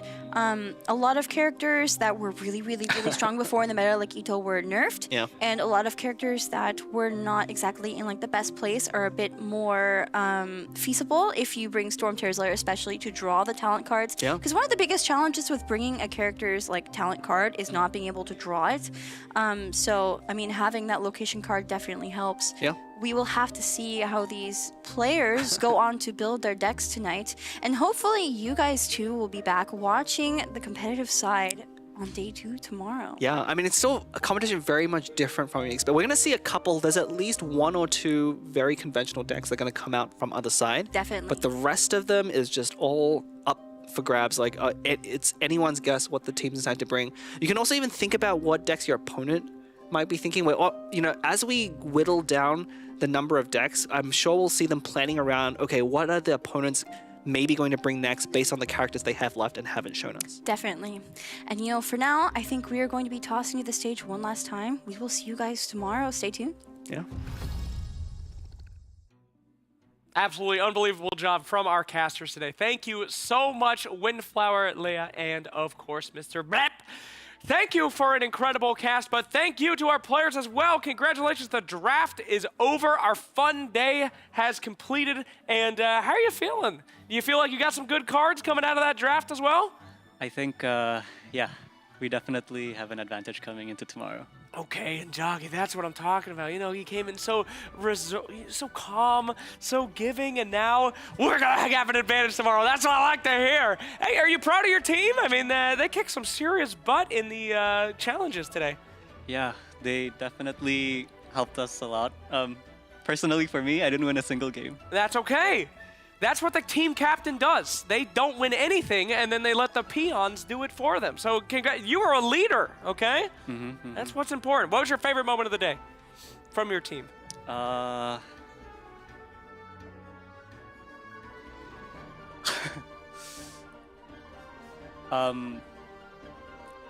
could definitely tell you mine. It was the drawing.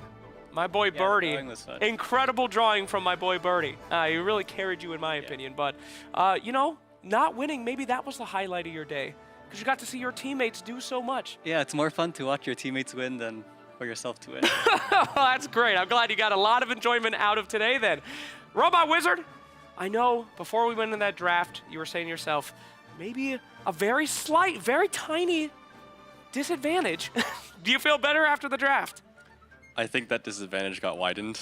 Okay, great. Well, this is good. No problem there. But tomorrow truly is a test of skill. It is not just the cards you are given. It is about the determination that you and your team have. And you as a leader, even though you're at a disadvantage, you have to go out there tonight, you have to scream at your teammates, and you have to get them excited. What are your chances for tomorrow? Less than 10%. Less than 10%. What an incredible journey it will be when you win it tomorrow indeed. We are all very excited to see you. Is there any hints you can give us for tomorrow's deck building? Who will we see?